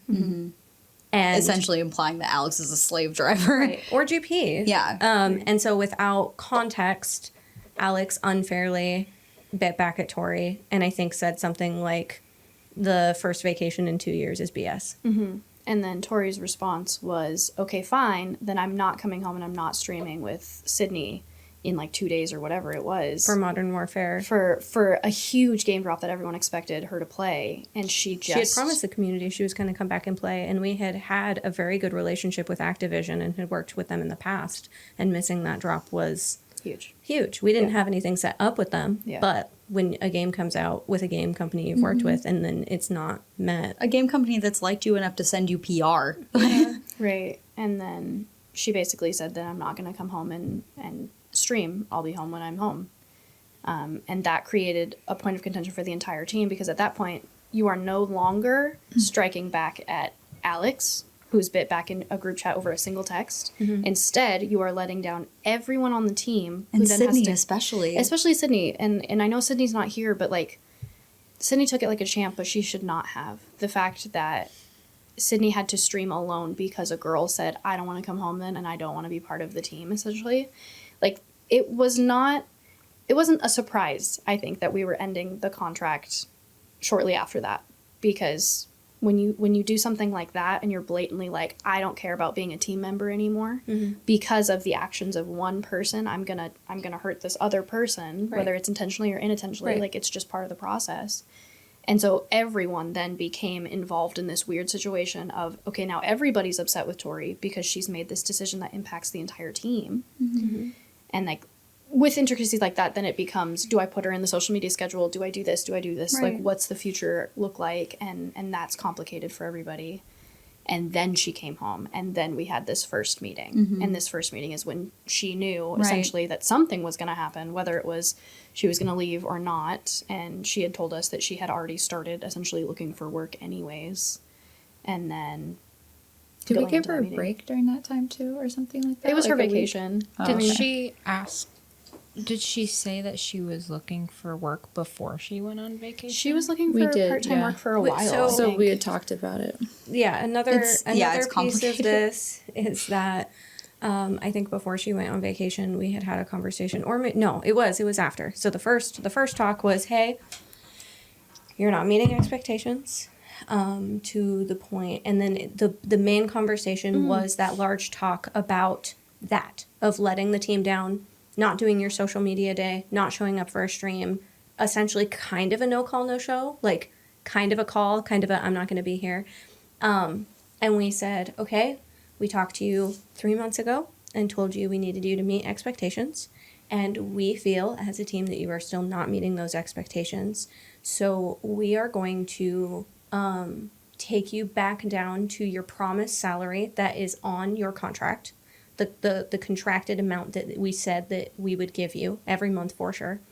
And we told her, if you want to be paid more than this, back to what you were being paid before, we just need you to meet the expectations that you have agreed upon.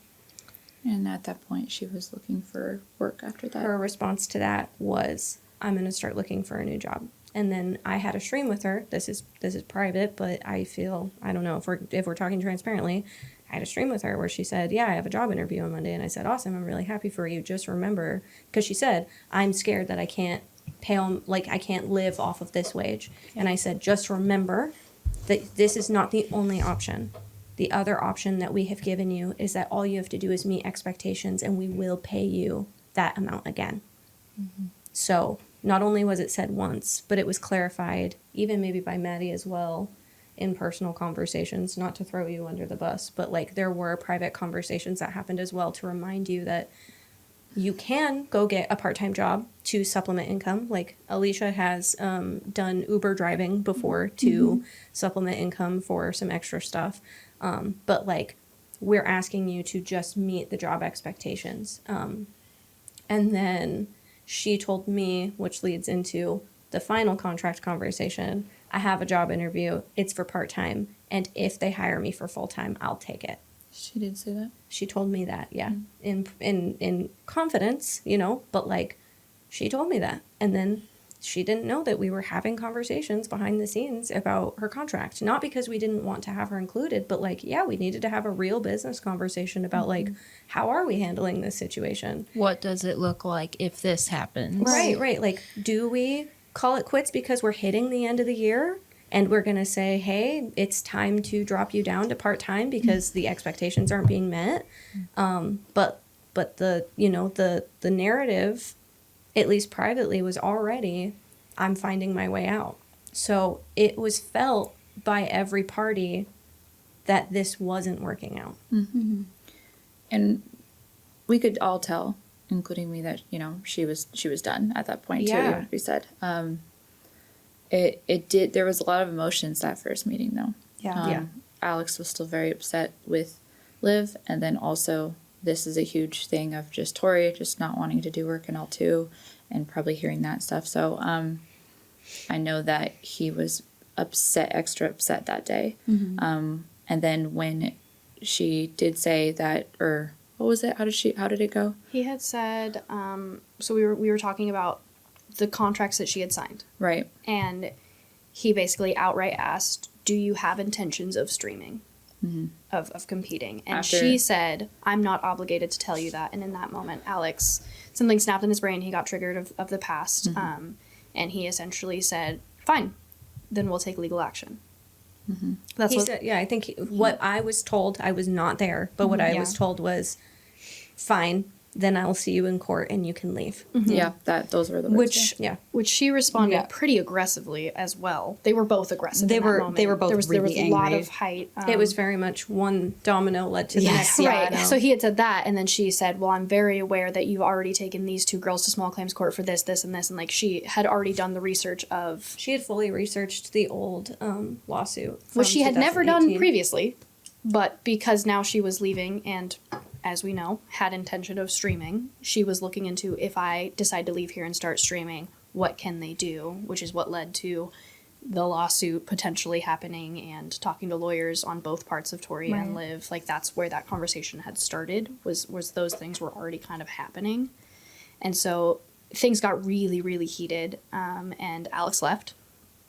And then we all kind of took a moment and had to continue a conversation with Tori where we said, can we just talk about this and continue what our intentions were. Are not all the whole team. Right. In that moment, we all... Alex makes decisions, but so does Maddie. So do we. So does you, so do I. Like, we all make decisions. Alex is just one piece of a larger puzzle. Right. Alex can make a decision, But if the rest of us say no, then that decision doesn't happen. Right.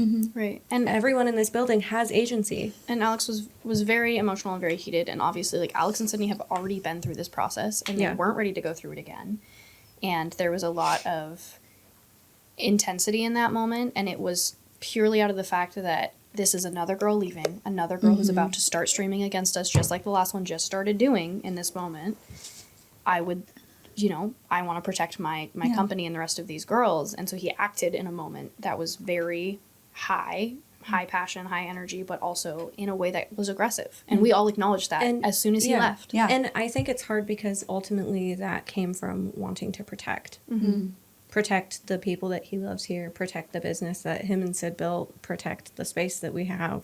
And that doesn't excuse what he did. No. But it's also the fact that in a team environment, everyone is human, and you have to allow people to be human. Just like the fact that, like, Liv wants to be private.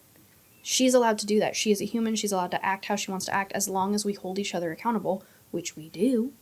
And that is a point of contention for various reasons, right? Like, we all hold each other accountable because we care about each other and we want the team dynamic to continue working. But then there are people who don't want to be held accountable. Like, that meeting was hard because not only did we continue that conversation, but, like, I directly called out Tori and I directly said, you didn't really work at TwitchCon. All of these different things that I personally felt were true, and I still do. And that very day I was blocked. Like, blocked and unblocked, soft blocked, whatever we want to call it. And it's hard because the accountability just, like, you're not allowed to be human. Like, it felt like truly you weren't allowed to be human around Tori at the end. Like, it felt like if you felt any way that was different from how she felt, then you were on the outs. So I've been through a lot of these kind of conversations now at this point, and a lot of the time, unfortunately, a lot of the time I am seen as The safe one. innocent bystander. The safe one. Yeah. I think the safe The one. mediator. Oh, that's what you meant. I thought you meant the community looking at you. Oh, man. Sorry. Fuck. Shit. Sorry. Wow. Have I told you how pretty you are? Stop it. Maddie is so pretty and so funny. And so tan. Stop it. So Stop. Oh my god, you're perfect. I'm trying to. You're the safe one. The safe one. Sure. I don't know if that's the best way to say it, but that is. It's how you feel The safe confidant. to others. Yeah. Yeah. Alex left after things got heated, and it left us with Tori. And we continued to try to talk. And Tori was already in a state of being upset and anxiety ridden, and there was a lot of feelings. And I think we could all understand that things were very much heightened after that. And so it was hard to have those continuing conversations with her. So she eventually did leave. She eventually walked out the door I just remembered how angry I got. So. and left. And we thought that she had left, and she had texted me on the side. And I ended up, she was standing outside, and I went out because she wanted to talk to me and to get a hug from me.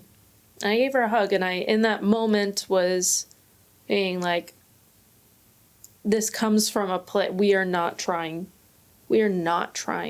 to, like, get after you. We are not trying to gang up on you. We are not trying to do that. It's like, we all care about you, and I know that was hard, and I'm sorry. He's like, but I need you to know that the way that Alex acted in that moment does not represent all of us. And I think that's all what we're trying to say as well. It was heated. There's PTSD that goes along with that. And I essentially told her that I was going to be there for her and say that I was sorry that this happened, because I know that that's hard to be that person amongst a group of individuals in that moment. And that she could talk to me if need be, if we need to work out more stuff. I didn't know at that moment if we were going to have another, like, talk with her or not. It was that whole meeting was very heavy and very difficult, but I wanted her to have somebody. Yeah. Because I can imagine how difficult that is. And she entrusted me with that, and it made me feel hopeful that we could talk again in calmer circumstances. And that is essentially what ended up happening. And yeah, that day, that there's a reason there were 2 meetings, because that day it was rough. Although a lot of important things were said and talked about, it was still hard, and it was very heated. Yeah. It sucks that PTSD has come up so much in these things, and it has caused not good choices, and it's caused like people to say things out of feelings, and it just sucks entirely, this whole thing. The reason that those things are brought up like that, though, is from the heart, and from care, and from love. It's not to be malicious. It's not to be mean. And, you know, sometimes when you're heated about something you care about a lot, you say things that come out really, really rough. Oh, and I know. come out very strong. Me and Alex get into it, but at the end we say, you know what? You kind of were a little bitch. And he was all like, been yeah. guilty of it. Or like, yeah, you kind of were like extra emotional. I was like, yeah, I am. I think I said something to you the other day that I thought was true, but also I texted you 2 days later to apologize because it also probably hurt. Yeah. And that's the hardest part about working together as friends is I can love you more than life itself, but also sometimes I have to say hard things that I don't want to say to hurt anybody, but I need to say them as somebody who's working with you. Well, and I think that's one of the most important things here is hearing the truth in things even when they're hard to hear. Yeah. And even when they don't come out right. Right. Like I literally looked to Mar, I think an hour later, and was like, I sound like a dick. And I didn't mean to. And you said that too. I apologized, and like we found resolution in that. But like sometimes it's really hard to find the line between friend and professional. And sometimes it's also just really fucking hard to keep your cool at work. Yeah. I don't know, man. Like, After we've all had some shit days at work. Yeah, for real. And after all of these hard conversations that we've had for people leaving in whatever regard, it's all ended in somebody in tears. Yeah. Whether it's the person leaving or it's our team. And in that moment, when Tori left, we were all a mess. Yeah. And you don't act that way if you care, if you don't care about someone. if you don't Yeah. care about someone. I walked into everybody crying. Yeah. That's when I came in. Yeah. It was hard and it was difficult. I didn't even know if I should have told you guys that she was outside and wanted me to talk to her. It was a weird situation and a weird air that it left us all in this, like, Alex did that and stormed out, and then this happened here, and then we all had things to say and had our feelings to say, and it all just was a lot. And it all was exhausting in a lot of way, but it comes from a place of care and heart. There's a lot of hurt. And it's hard because sometimes it does not seem like that. Yeah. And I can't fully say, like, I'm sure when that happened between Tori and Alex, I am sure she did not see that as hard. She saw that as a threat, whatever it may be. And I can imagine that that is something that probably still reigns in her. But it was not, it's hard to explain that it's not as, I don't know. I'm trying to find words here, but I can't. Everything is more nuanced than what people see outside, you know? Yeah. Well, and it's hard because, like, it is hard to see him get that angry.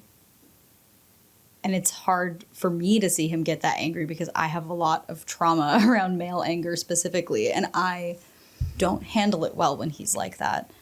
But I feel like it's taken a lot of time and a lot of effort and a lot of patience for me to understand where it comes from. Well, and you two communicating too. Yeah. And I think that's the biggest thing that they never had.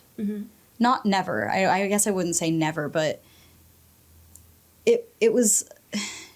He reacts with anger so easily, but she also didn't take the time to see why.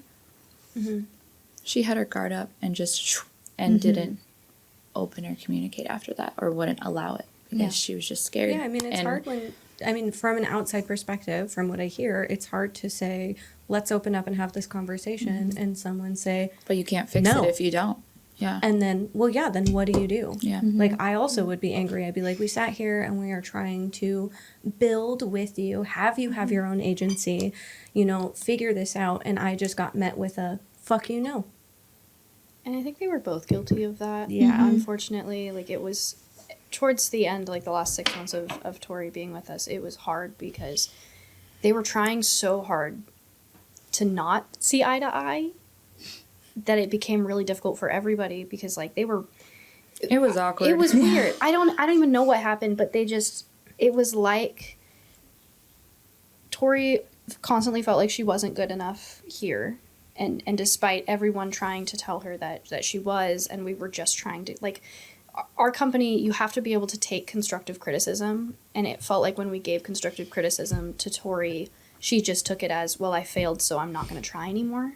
And that was really, really difficult, I think, because we wanted her to succeed so badly. Like, we did see successes, and we tried to applaud them when we could, but it felt like any slight constructive criticism. Everyone was walking on eggshells with that. It would shut down, and I think that got really hard. And because Alex is, you know, the one that's trying to make sure the business continues to run, I think Tori held a lot of resentment against Alex specifically in a lot of instances, and it made it really, really hard for the two of them to see eye to eye. And eventually, like, it felt like they just kind of stopped trying, which is hard because they both tried to do things for each other. And again, like I said before, Alex did a ton for Tori as well. Everyone that has ever been in GP has benefited from their friendships here. He was so in her corner. Like, I feel like she knew how much. I feel Tori like would not have anytime been here if it was not for Alex being in her corner. Yeah. I feel like anytime any of us had a hard time with her, like a hard time communicating or like a hard day or anything like that, it was always because he's also the person that we kind of go to, not necessarily to air grievances, but to like work through our feelings before we necessarily vomit them upon the person who He's a mediator. we feel That's about. part of his job is mediating. Yeah. And every single time he championed that girl so hard, and I don't think she ever realized how much he really, really deeply cared about her. I think it's hard because Alex really wants every single one of us to succeed, and I experienced it. You know, I came in after 2018, and everyone really didn't know how to feel about me, and Alex championed really hard until I was part of the team. The same thing happened with Tori. Us four were in Disneyland. We never met Tori. We didn't really want her to be on the team because we hadn't met her when she first met Sydney and Alex, and then we came home and they said she's gonna start streaming with us, and we said, I'm sorry. She was the first person that we'd ever hired outright. Like, her first guest stream was technically after we'd already told her that she would be being onboarded in like a month. And we found her on Instagram. She didn't have she had the most official interview we've ever had. right, and Yeah. like we were trying something new. And so, like, there was a lot of reasons why the teamwork aspect didn't work out like it has in the past, because in the past, someone has kind of known someone even vaguely. Right. And Tori was very much so. We saw you on Instagram. We think you're really pretty. We like your aesthetic. You play have video games. interest And she in has content content creation. creation Like, already. would you Yeah. like to, you know, potentially be part of this team? And it's not at all that we regret that in the slightest. It was just, it took so much of our time trying to get her to see what we saw in her, and she never did. And then Not that she ultimately- didn't see it in herself, but she didn't see that we saw it in her. Yeah. Yeah. There was, and you guys are welcome to comment, but there was a lot of good weeks, and then there was bad weeks, and then good weeks, and then bad weeks. That was and what it was was like so back, hard. back, forth. It's- And so it's like, you're doing great, and then I think that's let's kind work of on what this. made and it then We would doing have so these great. long. coaching one-on-ones, and like these one-on-ones, because like I said at the beginning of the podcast, my job is content and overseeing of content. So as a lot of you guys know, I sit down sometimes one-on-one with you and Alex and I, and we talk specifically content. What are your wins? What are your losses? And then what can we do to build and grow? And how do we coach you? And we would have these coaching meetings, and they would, at the beginning, go so well. The first month after having a meeting with her would be like, oh shit, Tori's on fire. She's going. She's feeling passionate. We're seeing the Tori that we want to see. And then month 2 and 3 would be, I think Tori feeling like she wasn't good enough, or wasn't understanding the coaching aspect, and including when I said, how do you like to be coached? We've tried this. It seems like you don't like it. How can I change? You know, like we had those conversations too. And then it would just be the wipe my hands of it, I'm giving up again. And then we would have to have another conversation of like, hey, we did see this really great improvement, or this 1 week that was really good, but then the rest of the time you're like here. Yeah. Yeah, and I think that's what made it so hard to make that final decision, is that she did have so many good weeks. And I also don't know if she ever saw the giving up. Like, I don't know if she ever recognized that in herself. Like, especially toward the end, with just the way a lot of the conversations went, it was like she couldn't see what she was doing wrong when we'd spent so much time trying to express it in every way we knew how. And I think that's one of the things that made it the hardest, is that it was one of those conversations where both parties felt like they were right, and there was no way to find a real middle ground in that successfully. Right. That's why on our stream where we talked about it with the community and people asked why, her and I think both talked about it before we went live, of it's like a relationship that you have with someone that you really, really love. And both people love each other, but you know it doesn't work. And you just have to give yourself one last hug and walk away. That's ultimately still, I think, the strongest example of like, there were all of the potential workings for it, but the gears just don't ever click. And I think in the past, girls that have realized that it's not a good fit have left, whether it was for one reason or another. They said, this isn't going to work for me. I've got to go, right? And like, obviously, towards the beginning of GP, like there was much less stake in it, and it was easier to walk away from. And I think that it really felt like if we didn't let go, then we were just going to keep getting the content that we were getting towards the end, which was just someone that didn't want to be in the room. I think the end of streams was really, really hard. There was a GIF where I don't know if I had a photo shoot or something, but it like is burned in my brain, where I came in and I was so excited after a photo shoot or whatever it was, and Tori would not even look at me. And I remember seeing that GIF in our GIF channel, and I just cried at home, because it was like, what did I do? Like, because that was before the fighting. Like, I was literally just in the room and she wouldn't even look at me, and I was like, why? Like, what have I done? And like, granted, I'm the accountability person. I'm the person that says, hey, you're not really doing this thing. And people might not like that, but I think it was hard when her not wanting to be there started showing on camera in a way that was really hurtful for others. Because like, we've all been in a situation where we've all been upset with one person or another and have to deal with that on camera. It's awkward, it's uncomfortable, but it's part of the job. And it got to the point that the community was like starting to see that there was like some kind of fraction there. And I think that got really hard, because it wasn't even faking it anymore. Like, it was just, I don't want to be here. And I think that if we had not severed the contract, right, like if we had chosen to continue, I think that it just would have got worse until some blow up happened. I eventually think she, whether we did that or not, would eventually just say, I want to leave anyway. Yeah, I think she would have found a job. I think she would have stayed and taken what we had to give. And that's not negative. It sounds inherently negative, but I think she would have taken what we had to give until she found a place where she had comfort and then left. I think she was having also a hard time of feeling like she did really good and then really just diving into I'm not good enough, and having that and not being, and kind of like pushing herself away from us, and then doing it well again, and then that and back and forth. And no, I know her and Alex and things, and it's just like when you get to that point too, you're just like, shut down. But then eventually when you don't talk about it or anything too, and people are trying to help and stuff, it's hard. I just wish that sorry, pause. No, you're okay. I wish she. I'm sorry. No, you're okay. You're okay. Yeah.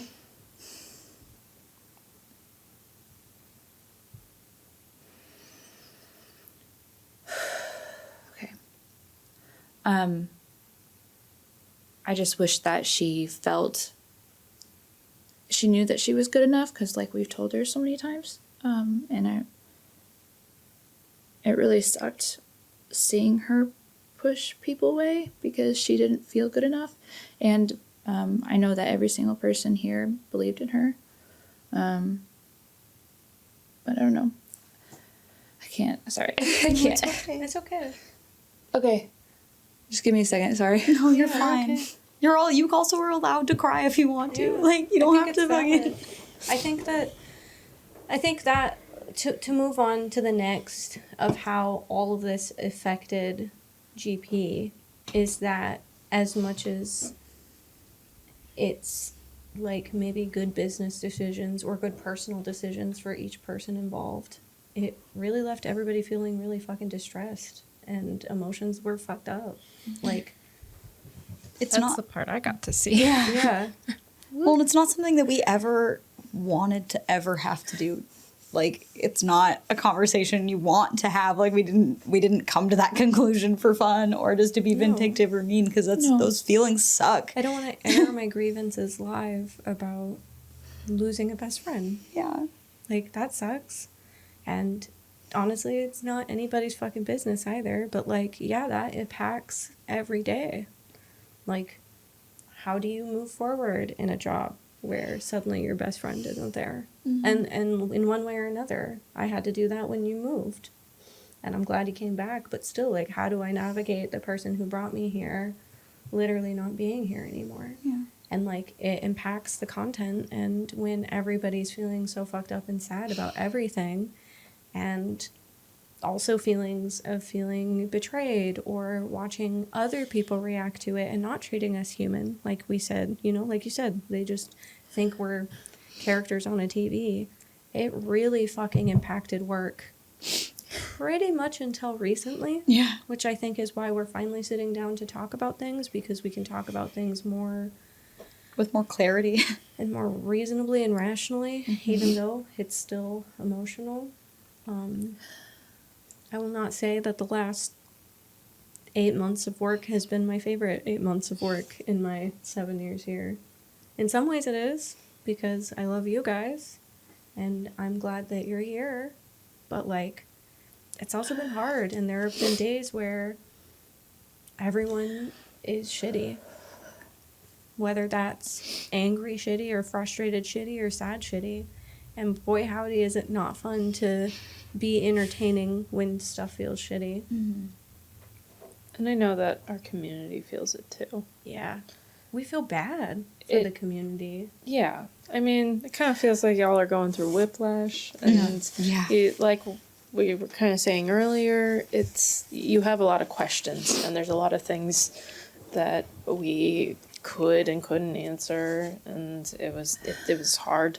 Because we just didn't know where we could and couldn't answer for a lot of things, or what was going to be best. Well, and how do you talk about things in a way that's honest and transparent while also being respectful? Mm-hmm. Because we never wanted to just come in and feel like we were just dogging on people. Like, and that's still not the point of this. And I feel like I don't know, I feel like I see all of us trying to take the time to acknowledge the good as well as the bad, but the bad is what we need to explain, because the bad is what we never looked at. It's like instead of really like dealing with what happened and coming to terms with it and getting over it, we kind of just had to put it away. Like, we just kind of had to be like, well, that's over, wash our hands, put it in a closet, we'll deal with it later. Put it in a little box. Mm-hmm. Yeah. I mean, even Lindsay purely trying to make a post about being happy for celebrating 3 years with us was met with people saying, Is "You're this leaving? goodbye?" Is this goodbye?" It's been And that wouldn't have so happened frustrating. if the last 8 months didn't happen. If Lindsay posted that a year ago, nobody would have said shit. Having my two close friends leave, and then everyone just expecting that, like, she's next, or like, what's she gonna do? It's just stupid, everything I post. It's frustrating. It's been hard because I love these girls so much, and I also love Tori and Liv, and I just think that because of how things were done, and it has caused a lot of hurt between both, and I have hated it so much that I actually tried to fix things and just made it worse. It has cost us financially. It has cost relationships. I hardened on that.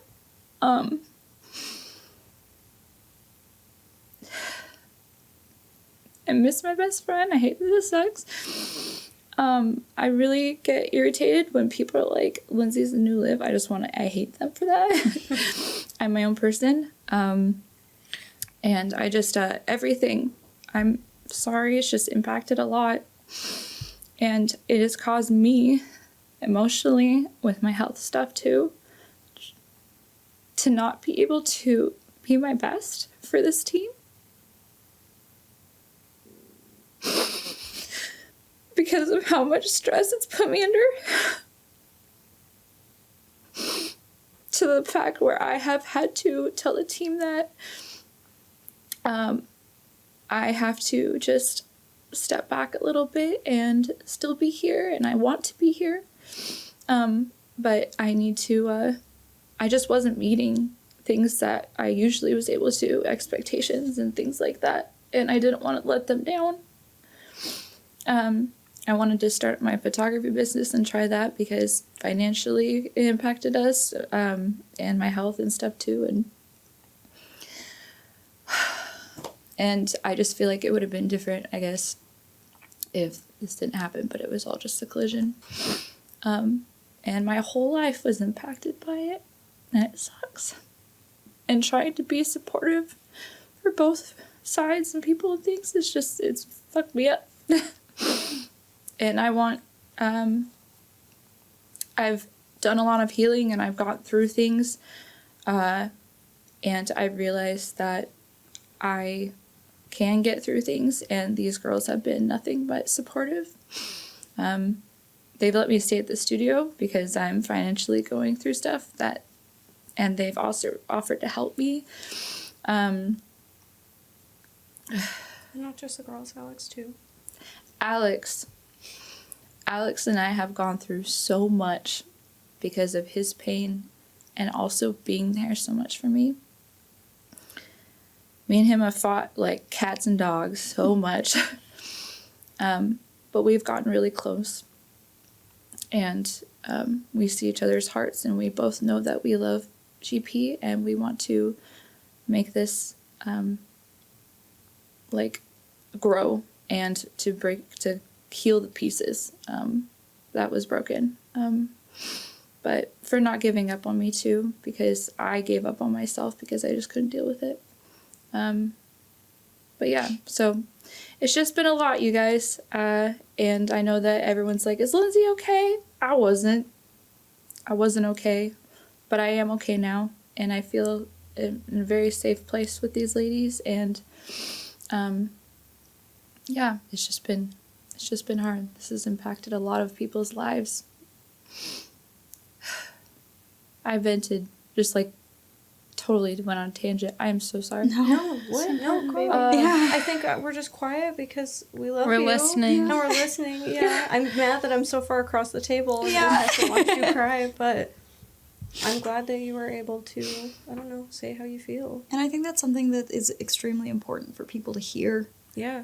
Because they do know that you're close to them, and they do know that It's you love hard. them, and they have put you in an even more unfair position than you were already in by insisting that you have to pick a side all of the time.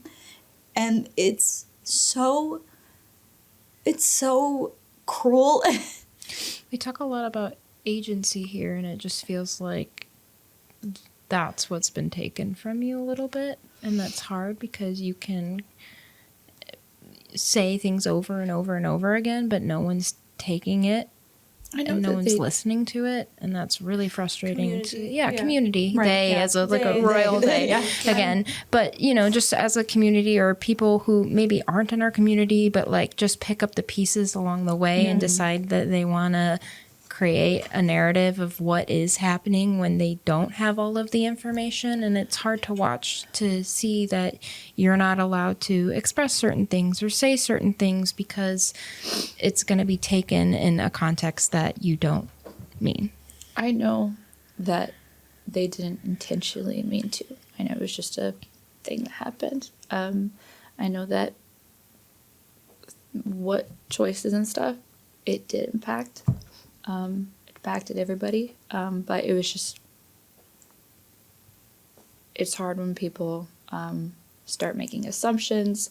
They start saying, oh, Lindsay must be next. Oh, this and that. And like, it's been such a battle.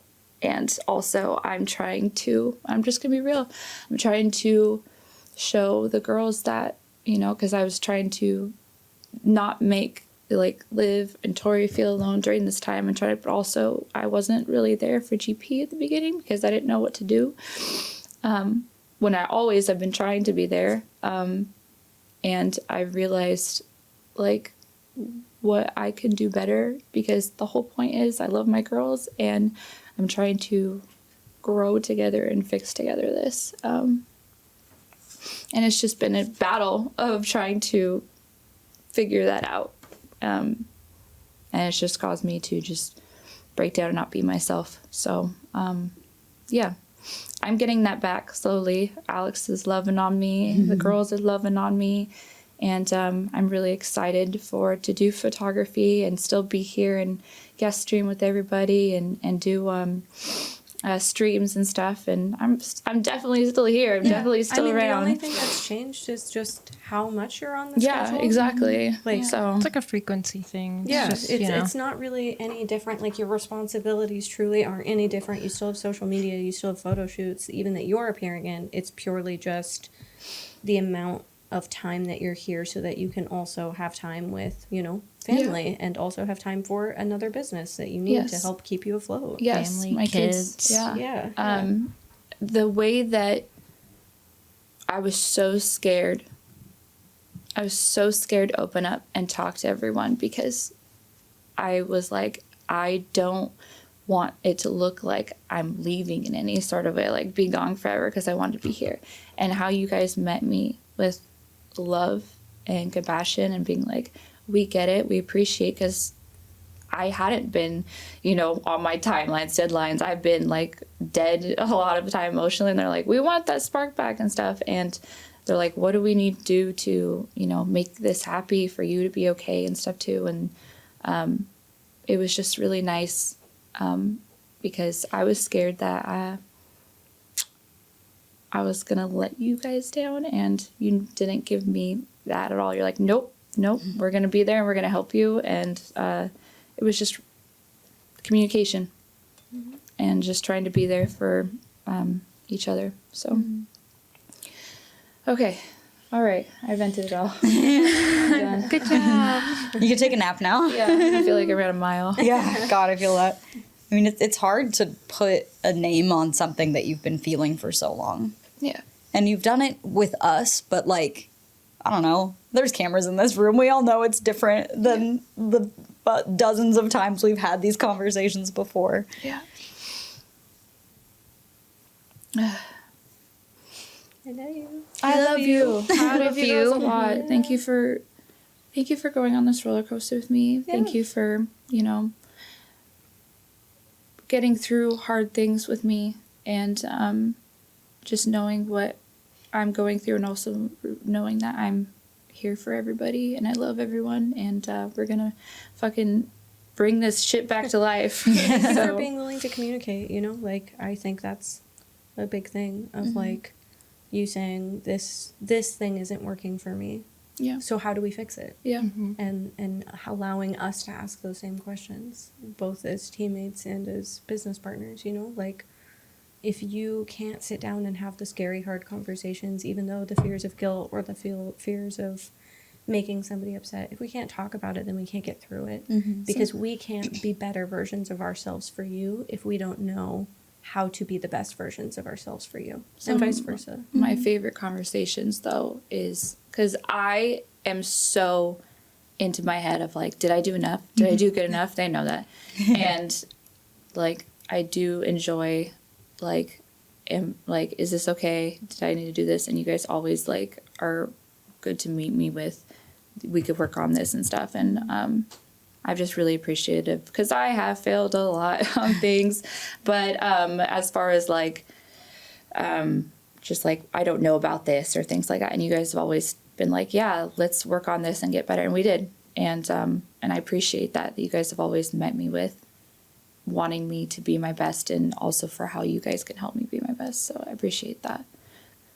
Yeah. I never feel like you're a bad person for this or blah, blah, or you did this wrong and you're horrible. So thank you. Try really hard to not present things that way. Yeah, you guys never do. Yeah, it's not helpful. And it's never helpful. I have always seen since the first day, and that's, again, you guys are different than any friends I've had. You're different. I'm going to start crying again. I looked at Alicia. She looked at me.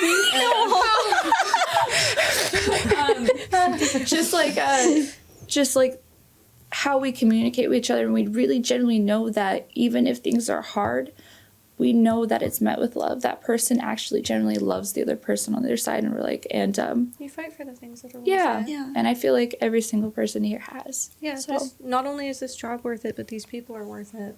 And Yeah. the people who were here before. and I haven't experienced anything like Yeah. a lot like that with my family and friends, and you guys changed that, and it meant a lot to me. I didn't know that this was a thing. So I appreciate you guys. How you feeling, baby? I'm gonna throw up. Don't. Not really. But I was just like, please don't. The girls leaving took a lot from us. It took a lot of our community. It took a lot of our finances. Last summer was the best financially GP has ever fucking been. And we watched it take a fucking nosedive. And about 2 years ago, I started conversations of, of going to back of house because of a lot of different reasons. And it's kind of been a roller coaster of the reasons why, whether it was my marriage or whatnot, it doesn't fucking matter. I didn't want to be a content creator anymore. You didn't go to school. I mean, you went to school for back of house. Not Yeah. that everybody went to school for front of house things, but you went to school for back of house. Production. Yeah. Yeah. I'm really passionate about production. My favorite streams have been the ones where I've been in the corner with a laptop trying to figure shit out. And 2 years ago, I started the conversation of I'd like my future to be being a producer of things. I'd really like to just get off camera and just make GP thrive by To be Stevie. to be Stevie. And I felt a lot recently like Eugene from the Try Guys. If you've seen his video, everything that he said I felt. Where it's been 2 years now of me asking, I want to go back of house. And it's not that I'm not allowed to, it's that GP cannot afford another back of house person that is not producing content, because content is what makes this channel money. And that is not a fault of GP. And like, I think it's hard because I don't want to say it's the financial aspect, because if it was just the financial aspect, I would stick it out, but it's the fact that I don't want to be a content creator. And I feel like I'm kind of like a hole where I feel like money is going to me when it could be going to someone who wants to make content. It's like how I feel. Like, I think You're valid in how you feel. Yeah. You're valid in how you feel. I'm never going to tell you that you're not allowed to feel that. Yeah. But I know that that's not how we feel. I also You're a appreciate powerhouse content creator. that in January you said that it wasn't just the financial either. You said, I want to go back of house. And we said, please help. We don't have enough front-facing people to pull us through. And so you did. Like, even without the money aspect, you just said, I understand. We lost a fourth of the team. Yeah. And I need to push as much as I can so that way we can get on better footing. I think GP has lost so much financially that There's been a lot of pressure. there's been a lot of pressure. A lot of people aren't making what they were making 2 months ago, 6 months ago.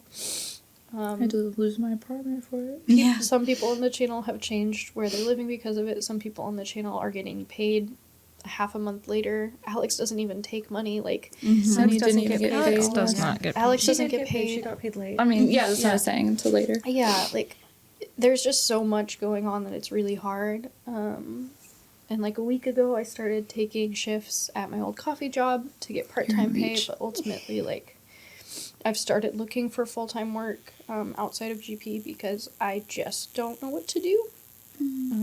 I would like my future to be production, and I'd really like to do the thing I went to film school for. And we want that for you too. Yeah. And like Alex has said, like everybody's been super supportive because I've been really open the whole time. That eventually, if GP can like make that money, they'd like me back We're on. gonna. Yeah, that's That's the conversations we're producer. having. We're gonna get there again. I want a fucking Hollywood Squares level stream once a month. God damn it, at least. Okay for, certain like photo sessions, but yeah, I would like less babies and more GP. No photographing babies. So as of right now, it's hard because I don't know what my future looks like. I want only the best for the team and for GP and for the community, and I'd really I don't know like if I get a full-time job, what does that look like? I don't want to leave this place. Like, I still want to be part of production. I still want to make the stupid schedule every week. Like, I still want to do a lot of those dumb things. But like as of right now, it's hard because I am looking for full-time work and I don't know where that's going to take me. I just know that like I want the best for this place and whatever I can do to keep that going. And like even if I do get a full-time job, like I still plan to be around when I can, stop in for a stream, be in chat all the time. Like when I worked at the high school, I was in chat all the fucking time. Like Before you got here, you were in chat all the time. and so like I think it's hard because I don't want people to like hear this and be like, Alicia's leaving, we're never gonna see her again. Because like I want to be the one that breaks the pattern so fucking bad. But it's just like hard. It's been hard. It's been hard to not publicly talk about it. Like yesterday, I pulled a 16-hour day between the coffee shop and stream, and nobody so fucking much. knew. Like, Yeah. it's hard, and I think that people look at us like a corporation, and they look at us like we are bigger than the people that left, and therefore we are automatically the bad guy. And like we've taken so much of a fucking hit that it hurts so bad, and we can't talk about it. And like it got to a point that like we have to talk about it because It was killing us. like we're trying to turn shit around, and it's really hard to turn shit around if we're still not telling the full truth of what happened. And like I don't ever want to put blame on people for, you know, what my life is currently. Like I don't do that. I think it's just hard to look at last summer when we were doing so well that I could have been a full-time producer and we would have been fine. I think that's what's hard is we were on track where we were starting to talk about, hey, do we have a budget? I mean, years ago we didn't have a budget for Darian, as an example. Yeah. I would say, Alex, you're too busy. We need an editor. And he'd say, ha. Yeah. He said, hey, I'm free. Yeah. And then now we have that. And like we were on track of, do we need a production manager? Do we need someone who just is our scheduler? Do we need someone to do mail? Like we were talking about moving to a place where not only were we a front of house set of creators that also do back of house work, but are we getting big enough that we need a back of house crew? And that feels so far off now. And it wasn't even that long ago. And that sucks. And I know also, it sucks worse for you. Yeah. I think that's the hard thing is I've voiced pretty much at like every meeting, just like I don't want to be another person that leaves GP and like causes more of a hole. That's how Causes more of like right, like the community trouble of like it's got fucking nothing to do with anything. I love Alex, I love Sydney, I love everybody at this table, I love Darian, I love our mods, like it's got nothing to do with any of that. It's just the fact that like I don't feel like my career is content creation. And for the last 2 years, I have been pushing myself to continue to create content to the point where, like, it is a burden on my brain where it's like, I don't want to do this thing anymore, but I don't want to let anybody else down. And, like, this month on Patreon, I have 2 photo shoots, and they're my last. And, like, it's hard because I want to talk about and they're that. hot. It's hard. They're like, really good. I want to talk about that, but I feel like I can't without causing this like mass hysteria when it's like it's got nothing to do with anything other than I don't want to give up on my dreams. And I this doesn't fulfill your heart the same way. I think it's hard because, like, there's been a lot of things, anytime we've done a Hot One stream, the Hollywood Square stream, anything like that, like, those are the moments where I really feel, like, validated in my, like, dreams and passions. But unfortunately, like, it's not sustainable yet. Right. And, like, the hope is that... Don't worry, baby, I got plans. We got plans for you. that it will be. And it's hard. Like, it's hard to say our channel has been around, especially on YouTube, for 11 years. And then we look at other content creators like Good Mythical Morning, like Try Guys, etc. Do you know how weird it is to, like, hit big milestones before the big creators that you watch and then be like, oh. Yeah. And, like, they just, like, they get these massive views and they get this massive sponsorships and support. And it's hard to not understand why we haven't. And it's not like we're not fucking trying, because my God, we're Or trying that we're not all the good time. enough. And, like, we're good enough, all of these things, and every time people leave, it's a hit. Yeah. It's a, why did that person leave? They were my favorite person, blah, blah, blah, blah, blah. And, like, that gets really hard, you know. For my birthday last year, my one request was to mute the words "live in Tori" in chat, so just for one day I could have peace. Like, it sucks, because I love those people. And the last fucking 8 months or whatever it's been have just sucked. And we've gotten through a lot, and it's gotten a lot fucking better. But it is hard to finally have to make the decision that, like, I have to find work outside of this place and hopefully still be able to support y'all where I can. I'm proud of you for that, though. I know you know that because I know we've already talked about it and it doesn't need to be for the cameras, but I am proud of you. I don't follow you on anything. I don't hate you for any of it. I won't. Yeah. I think ultimately the same with you. Yeah. Like, nobody wants anybody to sit in this building and be unhappy. Yeah. And it's okay if you came in and you were happy and then you realized that maybe you're not happy the way that you once were, or maybe, you thought that you could tackle content creation and photography at the same time, and you're like, I can't, and that's okay. Or, I always wanted to do YouTube and do all this stuff, and then you were like, I did, and this was great, but it's not what I really want to do. It's not your forever Or plan. it's too much. Like, nobody should be afraid to say those things. Just like the same way that I don't fault, other people who have left for any variety of reasons, whether it be family or just not feeling it anymore. Like, I'm never going to get mad at somebody for being like, my heart's just not in it anymore. And I don't think your heart's not in it. I think your heart is just not in the thing that you do right now. I think it's beautiful so that you are continuing to try to do your passion too and believing in that. And I believe in you, so I'm really excited.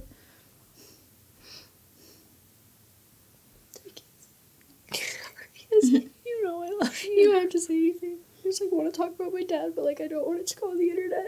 Yeah. But it's so fucking hard. I mean, if you want to just talk to us, you can. We can tell them can that do you the don't dog. want that. Yeah, we can talk about it after, too. Yeah, that too. I think it's hard because I feel like I'm chasing nothing now. You're not chasing nothing. No, you're not. I think that you went through some really hard shit and essentially an entire life reset. Mm-hmm. And that hearing that kind of thing when you are trying really hard right now to do the life reset is hard. Especially by someone like that. But it's not for nothing. Yeah. You're not on path to nothing. And even, the losses that you took weren't nothing. They didn't make you nothing. And even if GP crashes and burns, it doesn't mean all the things we did together never happened, and it doesn't make them no longer relevant. Yeah, you can enjoy a time or a person for a certain amount of time and realize how much that meant and changed things, and they were all a part of a bigger picture, but it doesn't have to be part of the whole picture in the same way all the time. No. I'm just glad that you guys don't feel bad about the decisions you're making, even when they feel hard. I just was scared. and like felt bad because anything I feel like I do, anything I say, anything whatever, I would just be like, oh, it's more than just like Right. that. I think it's hard to feel and the it's way like it's not. both of you are feeling with this giant magnifying glass. Like, Yeah. none of the things that have led us to this point that have fractured GP in other ways, like, you both are feeling this way about completely different things that have nothing to do with two people leaving this channel. But because we are under this, like, magnifying glass of the internet and our content creator friends, it makes it so much harder to feel the way you feel, because it feels like you have to walk on eggshells and that everything is being hyper analyzed, and that's not fair. And no matter what you say, it's wrong. Yeah. Like Eugene said, like he wanted to leave 2 years ago, and then he couldn't because a bunch of drama happened. Right. Yeah. He had to wait it out and Because just he didn't want to do anything Because to he wanted hurt the best for chin, the you know? guys. right. Like, He wanted to lead them into success and knew that if he left at another time when someone else was leaving, it would fuck them over royally. Especially with how messy it was. Yeah. and that's the hard thing is like I've always said that. Like 2 years ago, I said that, and it started to bring up some not so great feelings because Alex and Sydney have been through a lot. And Right. when anybody says that they're planning to leave or they're thinking about maybe something else as their future, it's hard. Right. Because so many people have lied, so many people have turned around and created content, but like I don't wanna. Yeah. I don't wanna. And like I knew that, like I've known that for 2 years, right? And so like it's still like every conversation that I'm like just honest. Like the other day I was like, just so you know, I applied for this job, haven't even heard back, I don't have an interview, but I applied for it. And like sometimes it feels heavy to just say those things because it feels like it brings up the fact that like I'm looking for work outside of this place. It's not that though. Like it's I appreciate that Alex's response to that was, thank you for letting us know and we got you. yeah. Like, and that was it.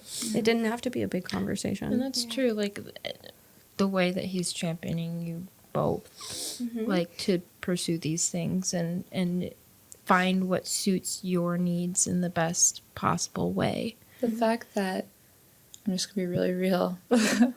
This whatever I found on the internet, I don't care. I was like, am I gonna say this? I'm like, yeah.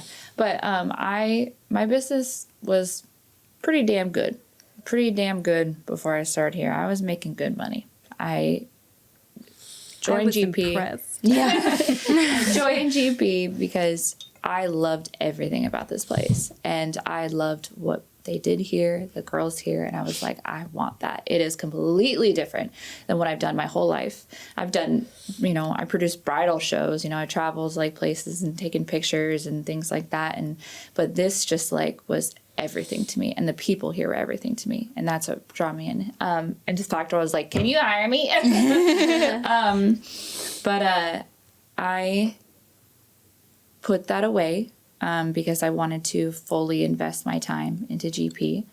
And doing so, it lost a lot of my clientele and my business. And if you are a photographer or, content creator or social media, when you lay off things, it kind of kills it. And so it's not completely dead, and it's growing, and it's doing really well, and I'm starting to get bookings. It's great. But the slowness of that has been hard. And the fact that Alex is like, hey, I know this is what you wanted to do, but I know that you're struggling, and I'm here for you. What do you need? And can I do this and this and this? And that just fucking broke me, because like he's supportive of me trying to continue to do my photography and build that business. But he's like, all right, but let me help you with this. And that's just, me and him have fought back and forth, but goddamn, I love that man, and I know he loves me too. So. Yeah. Please. So, yeah. I think that, like, it's hard because the next point feels like it makes sense to move on to, but also it's hard to, like, do that of, like, how is it hard to be a team channel? And I think that comes from some of that of, like, like, what does the journey look like for everybody? And it's different, but, like, one of the biggest things that I think the community wishes could be a thing is that GP could always be a permanent cast. I think everybody like wants that with a team, with a band. Yeah, you know, I do the too. whole thing. But like truly, That's a good. like I wanted the last chunk of people to be the permanent cast, but then Right. I wouldn't know more. And we love more. I wanted it to be the cast that I came in with that said, let's keep going. But then I wouldn't have you as close as we are now. It would be just the same with doing photography with you in 2018, 2019. And I wouldn't know Alicia. Yeah. Like, so it's hard to say that I want it to be a permanent cast because the people that have entered my life through GP have also been so monumentally important to me, even if just for a period of time. But I don't, is it possible? I don't know if it is. I don't think And that's so. just like a personal opinion of mine. Yeah. I think if you think of it like any job, Yeah. take away what we do for content, things like that, how we have people looking at us all the time, you're never going to have the same group of people forever. Yeah. People leave, lives change, things grow, feelings change, what you want to do, where you want to go, where you want to end up in life. You have kids, you don't have kids, you meet somebody, you move. It's just a part of life. Things grow and change. I truly don't know how Rhett and Link have done it for as long as they have. And I know it's hard because they've added to the cast. But like even Game Grumps started as John, Tron, and Aaron, right? Like they haven't even been the same two people. Yeah.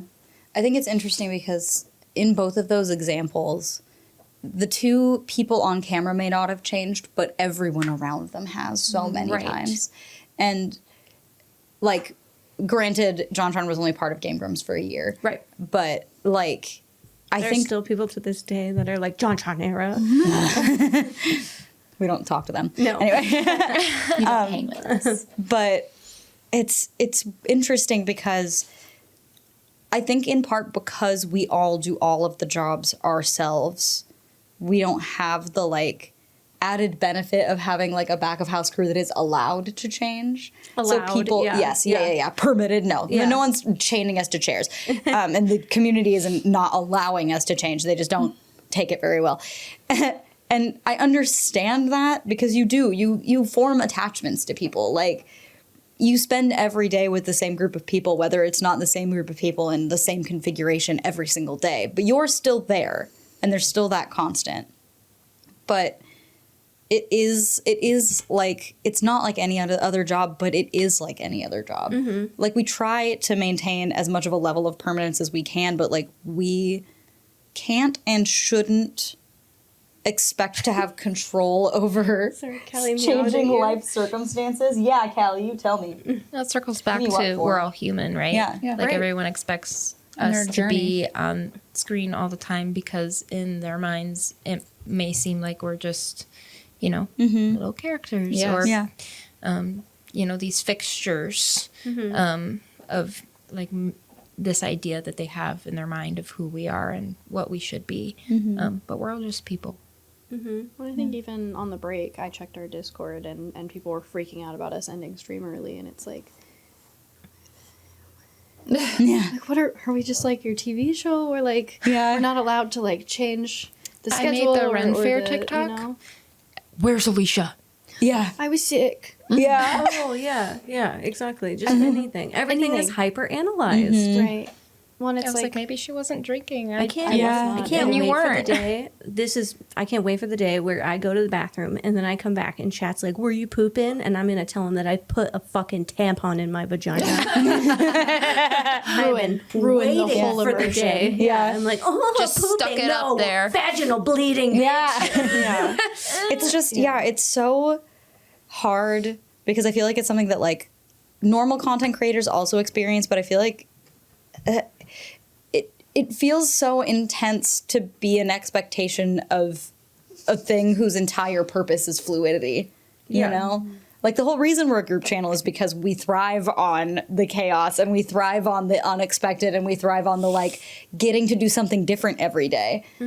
And I know that people love routine, but it also, like, when it's something minute, like ending stream a little bit early, stuff like that. I always am like, things are gonna happen. Like, nothing's ever like set in stone, and we try to keep ourselves to like a high standard, and we try to keep ourselves consistent in that way. But I think that also like kind of goes hand in hand with the permanence of a team. It's also exhausting feeling like you have to share all the time. Like, there was a stream that I had to leave because I thought I had to go say goodbye to my dad. And do you know how shitty it is that I can't just turn off the camera and say goodbye early, and I have to fully explain myself to people who have an expectation of me when all I want to do is go be with my family? And I know that people don't mean to do that, and it's not always that crazy, but like, you can't leave a room without people demanding answers. That's why we just say people die when they leave. Yeah. Like, It's easier now. yeah. One time, I had a real thing happen, and I made up this elaborate story about getting stuck in line at Taco Bell and a man pooping himself because I was so over having to explain the real life shit. Yeah. And it's whatever. I think that's why people take it so hard when somebody leaves. Yeah. It's especially why the Tori situation was so difficult, was because it was not only someone left, it was you took that person from me. Yeah. And it is hard. It is like a TV And show that's the first you know, time we've had that, where too. we have decided that character that you love watching in your favorite show is written off. And like it was the best for the storyline, right? Like it sucks. It sucks for everybody involved, including the community. And when somebody leaves, it's really, really hard. It's hard for everyone. But the hard thing is the community doesn't always give us grace, and they don't allow us to be in our feelings without immediately bombarding with every question under the sun or just assumptions that we are the worst. And like, it was the first 3 months specifically after Tori's departure were really hard, because not only was it the community, but there was other people, content creators, other people associated with content creators that were tweeting horrible things. And we would find them through the grapevine, or I'd be scrolling my own fucking Twitter and I would see it and I'd be like, whoa, that's not true. There was some tweets that I had to send to the mods, and I had to say like, hey, if this person shows up in chat, can you please protect me? And like, that's hard. We shouldn't have to do that. Like, we didn't do anything that was awful. Like, we chose something that was the best decision for everyone involved, and we got a lot of backlash for it because we didn't have this transparency that we're having now. And That was also hopefully- at the request of people. yeah, You that's know? true. Like, I hope that they don't think that what we're doing now is malicious, because they did request privacy. But also, like, we have felt the consequences of not being as transparent and open as we wanted to. These are our feelings, and like, I don't think that anyone here is being malicious at all. They're just expressing what happened, how it impacted us, and how we feel. Yeah. And that's valid, and that is okay for everyone to do here. Yeah, I also think like a relationship. My ex probably didn't want me to tell the whole internet that he cheated on me. Did I do it right when we broke up? No. Waited. Now everybody knows. But it's like, nothing that we're talking about today is really to talk about anything that they did wrong. It's just to express what really happened. Well, and to show why we are where we are and how we got here over the last 8 months. Because every single one of these things that we've talked about today impacts the content that we make. Why are you seeing so many new faces? Why is Willow hanging out so much? Why is Zoe here? Why are there dudes? Yeah. What's the new YouTube channel What's about? the new YouTube channel streaming about? less? Why is Lindsay streaming less? All of the things that happen shake shit up. Why did Willow and Mar guest every single week, 3 times a week, right when 2 people left? Because we lost a fourth of the team. Yeah, we needed help. When Sky left, why did Janice stream a ton with us? Because Janice was a fantastic friend of ours, and we needed help. Like, that's just it. Also, Bringing friends in. Carly and Taylor, I was like, they have no intention of ever leaving their jobs. But dear God, do I need to have a happy stream Yeah. where I don't think about work. Right. Not that I didn't want to stream with you guys or that I don't love you guys, but man, it was refreshing to not have to think about all the negative that we were having to think about by streaming with my like best friend. Yeah. It still felt like work, but it felt outside of work. It's fun always saying, like, when Jesse came into, just seeing that joy of, like, how cool this place is and everything. Yeah. Like, it's fun. You get to share part of it. Yeah. But yeah, unfortunately, It's fun. it shakes anything that happens within the team shakes up the team too. And we're seeing it more and more. Like, I know we talked about Try Guys, but Try Guys is doing it right now. They went from 4 people to 3 people to like a week of 2 people. Yeah. And now they have a whole squad of like 8 to 10 content creators. Because how do 2, and that's what they said too, how do 2 people, Keith's baby arrived early. Yeah. And he was like, what do I do? Zach just works everything now? Yeah. Every single day, it's just all you. Right. Like that's the beauty of the team, is that if something happens in my family, I can say, please guys, help me pick up the pieces. But also we need to have the people to be able to do that, because that's what this place is built on. I don't know how many times you guys have, when I went down with my health stuff, you guys have bent over backwards to be like, all right, let's figure this out. So Yeah. Well, and in the beginning, even before I decided to come on full time, it was just nice to be able to help, to come in and not just have fun, but also know that I was doing something to help the whole team Yeah. and the people here. Yeah. And you had an understanding of that too. Yeah. Like, I think the first time was like, oh yeah, come hang out with me as a friend. But then beyond that, it was like, hey, do you mind? We really like you. Do you mind helping us out? And we like paid you for your time, you know, like we didn't want to be like, hey, thanks for the free labor. But like, not only did we enjoy hanging out with you, but it was a very open, we need help right now. Are you willing to be that person? and we appreciate you from the beginning, always being like, yeah, let's do it. Yeah. Yeah. And there have been a lot of people in our lifetime that have done that. And I appreciate the fuck out of that too. Yeah. Hey, thanks. No worries. Brought to you by Tinder.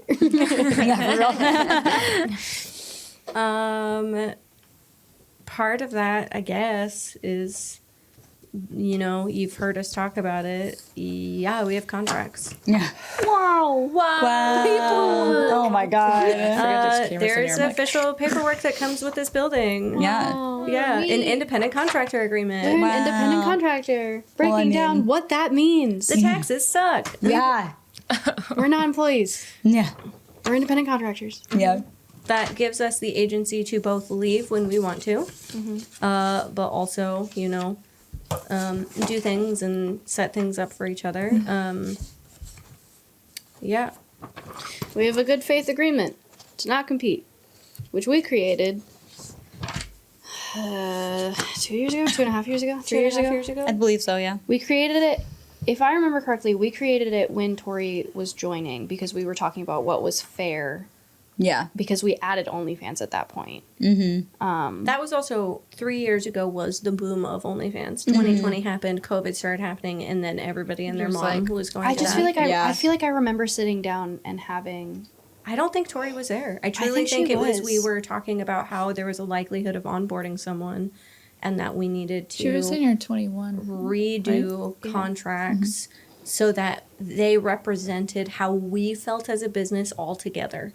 And that's what that conversation was everybody sitting down and agreeing upon what we thought was reasonable and unreasonable in a good faith agreement. The independent contractor agreement doesn't change because that's like taxes, that's legality. Right. But like we did sit down Those are and our say, government forms. what is a good faith agreement where we look each other in the eyes as friends and say, this is fair, I can agree to this. Like, we all looked at it together and said, these things are reasonable. And every person that's filled it out and signed it agrees that those things are reasonable, That's at least why at they the time sign that they're it. signing. Yeah, and if they don't agree that those things are reasonable, then they don't. When basically the terms that we agreed on, I think, in just for transparency, Yeah. we decided That all of us have. that we all would wait a year Yeah. before creating content that would make money on the platforms that GP makes money on. So, like, one of the things I've talked about, I have friends who do YouTube shorts of movies. Am I allowed to act in a movie on YouTube if for some reason I no longer was contracted here? Or does that break it? No, it doesn't break it because it's not the same thing. Why do we have these why do we have the good faith agreement in place? I think, I mean, a large part of it is to, there's resources and community and things that exist because GP has built them and grown them. And it would be, I don't know the right words, to almost kind of take advantage of that growth, what GP has built, if you just turn around and say, all right, I'm going to do my own thing now, but I'll take this and this and this and this. I don't know if that's like a great way of explaining it, but it kind of feels like that.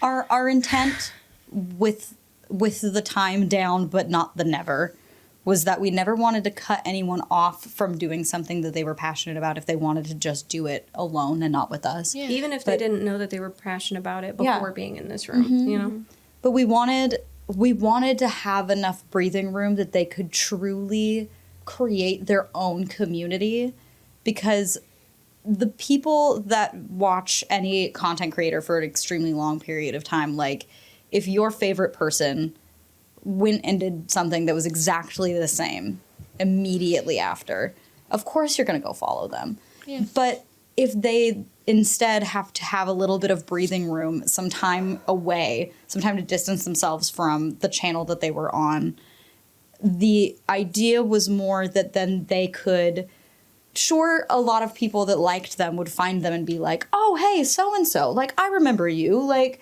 maybe I'll give their stuff a shot. But then they also could just create their own community. Organically. Yeah, and their own little ecosystem independent of us. That way we could survive, but they could also survive. Yeah, it's unreasonable to say that, like, obviously community is not going to be shared. Yeah. Like, we watched Unis Honest, and then I started watching Mark and Ethan on their own channels because I didn't have Unis Honest anymore. And I respected both of them as creators, you know? Like, and both of them, that's a different situation because both of them uniquely had their own brands and their own stuff. How I explained it to a friend recently was that, like, I know that you guys want to go visit people who have been here before, and that you're still friends and you still love them and you still want that. We just, obviously, when someone leaves, we see a dip in revenue, we see a dip in viewership, we see a dip in all that. So the good faith agreement helps us hit that dip and then get back on our feet. And it makes it so that people don't have to compete. No one is competing. And I'm not talking money, I'm not talking viewership. We're supporting each other. Our community doesn't have to say, I have to pick between watching you or you right now. And, like, eventually time is just going to do that. Like, you know, people are going to be live at the same time, even a year from now. Yeah. But the likelihood of it being different is stronger with time. Yeah. Something we've also done in 2018 was we sat down and said, can we change this? A year seems like a lot. Can we change it? Can we negotiate that contract? And we did. It still wasn't met. I will say that. The new contract that was drafted between 4 people, 5 people, 6 people, still wasn't met. But the initial, hey, can we shorten this year down to less? Can we change it? Those needs, those asks, those questions were done. They said that they would, we said, I was there, that we would take 1 month from every... I think it was 1 month for every year that they'd been with Corey us. and Ken's had streamed with us. Yeah. So a combination of X amount of time, so they only had to wait 3 months. Right. And that was just, like, talking together and figuring out what worked. And it's still written in here. Like, there's a whole paragraph that says that if you'd like to negotiate the non-compete, you can. And, you know, while it is a good faith agreement, it was still one of those things where we've been friends for years. Can we just agree to talk about it so that we don't have to avoid the conversation of, oh yeah, this person is now streaming on their own. Like, we avoided it because we weren't kosher with it. Like, we didn't know it was happening and then got blindsided by it. It wasn't done as friends. It wasn't done as friends. And because of that, we've seen industry friends working with the others. We've seen our community split 3 different ways, viewership and financial. Like, it is hard on everybody. We've seen people who used to be cool with us that aren't cool with us anymore. It's hard because the year was, like you said, it's breathing room, because it allows for people to create their own community, and it's hard. And along with the non-compete, it also includes, it says, no posting of content created by GPTV or those working at GPTV without written permission. Those are also directly broken. Both have or had content that promoted themselves that was GP's, whether it was from a stream or a photo shoot, and it's just difficult. It's hard to navigate, because it's a good faith agreement. It's, hey, be cool. And things weren't cool, and it made it really, really hard on everybody, because we wrote this agreement because we wanted to keep the friendships in this building after people leave. Natalie left, waited, and then streamed. And while it was awkward, She didn't have to let us know. she didn't have to let us know. She didn't have to talk to us. It had been well beyond the time, and she just went live one day, and it was awkward of like, oh shit, Natalie sparked up, and now people are asking us about it, and we have We're to like, say, we didn't know. yeah, we have to say I don't know, and like Yeah. people always want the answers that sometimes we don't know. Like, Right. how is Natalie? I don't know, man. Yeah. Sometimes I talk to people. My old coworkers once a month. Sometimes I don't talk to them For a long time. and then we like. It's not that anything's bad, but like I don't know. I don't have the answers that you're looking for, and it is awkward when someone just lights up, and then you're like, "Oh, yep, sure, yep, they're live." Right. Yeah. But it feels, And good for her. It Like, feels a it's lot fine. better than right now, where we have the community. Sometimes they'll directly say, I'm going to go watch this person, and that sucks. And then sometimes we have people that will say, I'm going to bed. I'm going to bed. And then And then they are not. And it's just hard. It's uncomfortable for all parties involved. and it's hard because it is still a shared community. I know that it will be a shared community later, but when it is so heavily still shared and there's no time to air the breakup, it intermixes super weird. Yeah. You guys come in with inside jokes from other chats, and they don't mean anything to me, but they sure as shit mean things to other people. Right. And it's just awkward. Like, I don't know. It's just, it puts us in such a weird spot in one way or another. I think it's also, it's hard to watch someone say they don't like our content and our community, and then turn around and really love our community as soon as they're not with us anymore. Yeah. Like, that is really hard to watch people support someone who blatantly did not like them when they were here. And I think, like, this agreement is really for a lot of those reasons. It is to take a breather, because the community that you want will follow you, and the community will have the time to breathe. And I think our community didn't have time to breathe. They had to pick a side, essentially, which nobody asked them to. We didn't ask them to. We They didn't a ask lot them of to. that. Feel that way. But a either. lot of people were like, oh, I guess, I had people message me. I'm Team Tory, like hashtag, Yeah. or Team Dude, GP, yeah, we see or it all Team over Live, and I'm on like, the well, internet, why? yeah. Why do we Right. need to do that? You don't have to pick. You Like, don't. Yeah, and I think that's another thing that the It's year stupid. gives is it takes that aspect of the competition It away also too. takes the questioning. Yeah. There has to be something malicious. A person truly can't just decide that they don't want to be a team anymore.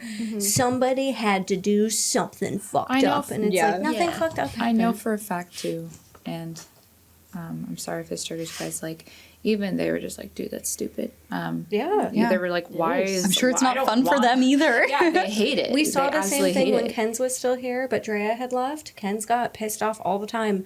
I didn't really know what was going on, but I came into meetings where Ken's was crying and was like, even Drea thinks this is so fucking stupid, and people are just being so fucking stupid. Like, I've seen it. Even from people that, things got weird. I know it's just caused a lot of drama.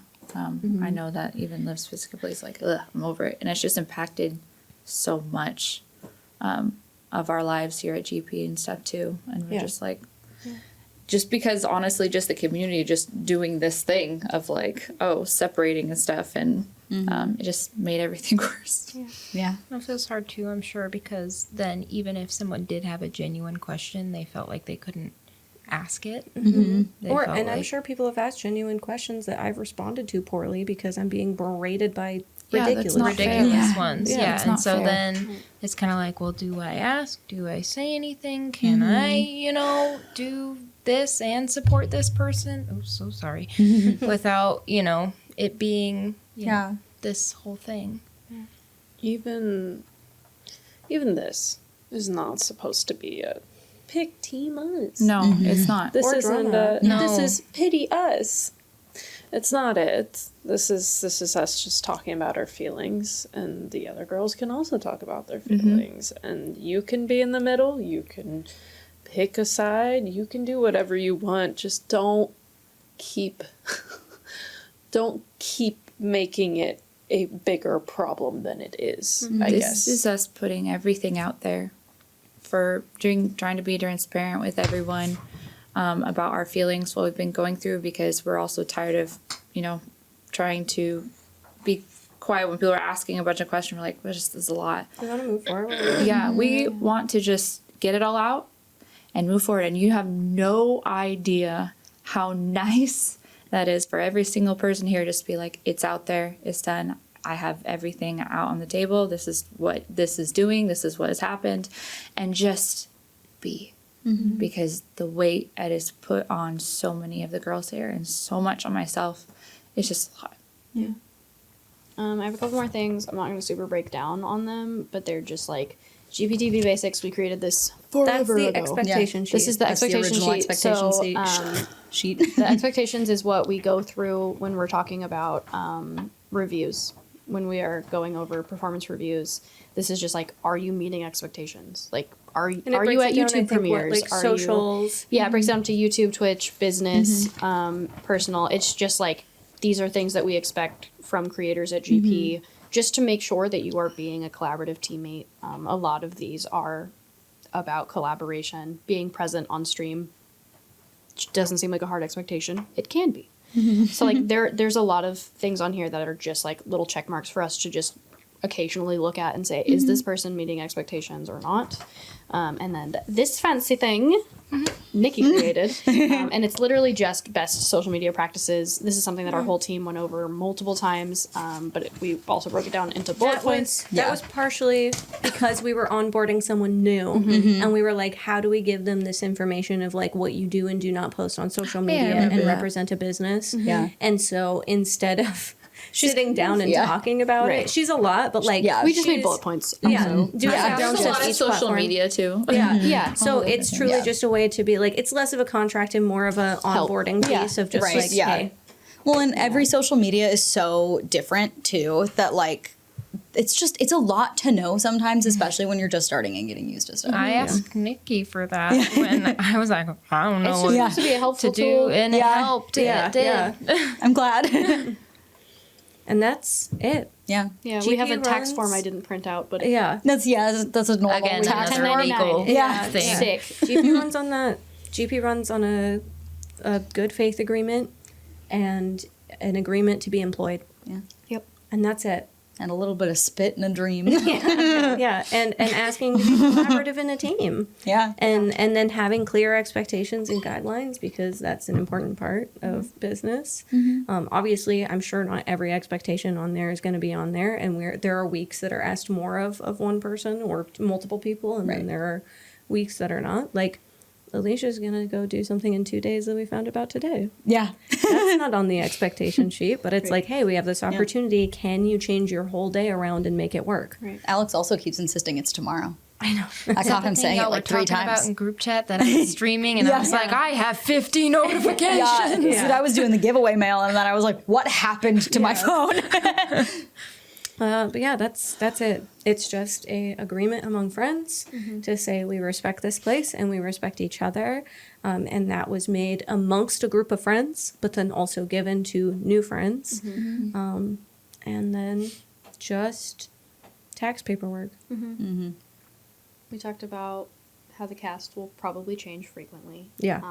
But we constantly get the question of what makes a GP girl, what makes them official, etc. I hate it. Because the cast can include guests as well. Yes. Yeah. So the cast is like What's a GP girl? Alicia? anybody. Anybody who shows up girl. and participates in content. Or any piece. Or any piece. Backhouse, Darian, you know. Yeah. like- Darren's a GP girl. Lindsay's Yeah. been a GP girl since Darian's a GP girl. 2019 when she started doing photography consistently for us. Like maybe not when we just hired her for 2 photo shoots. In 2018, yeah. But yeah, when we started saying, yeah, every fucking month we need to do this, you became a piece of GP. Was it front facing? No. But was it still a team member? Yeah. Right. That's like saying that Derek, who, yes, Derek's a mod and we have other mods, but Derek also runs a lot of tech. Like today, he plugged in cords Yeah. and set up cameras. Like, Derek is part of GP for that also. Yeah. We're also restructuring the way, again, we restructured it like 3 years ago. We're restructuring it again where it's just, it's gotten kind of exhausting trying to keep up on the banner picture being the current team because the current team keeps changing or changes their hair or whatever it doesn't matter. And so we're changing the banner maybe probably to not be exactly what the current GP girl full-time are, but rather a representation of what GP is. Because we're talking about bringing in a lot more people. We're talking about bringing in guests or other content creator friends and trying to keep GP alive. Well, in the new channel is a constant rotating cast. GP's not one person. It's a whole community of it. What was it like back in the day? Back in the day, Maddie? Back in the day. Back in my day. I'm just don't gonna know. use this whole box. It's fine. Do it. It's weird because, like, GP back in the day was very similar to what it is now. But back in the day, it was girls. That's it. Men were not allowed. Men Yeah. were not allowed.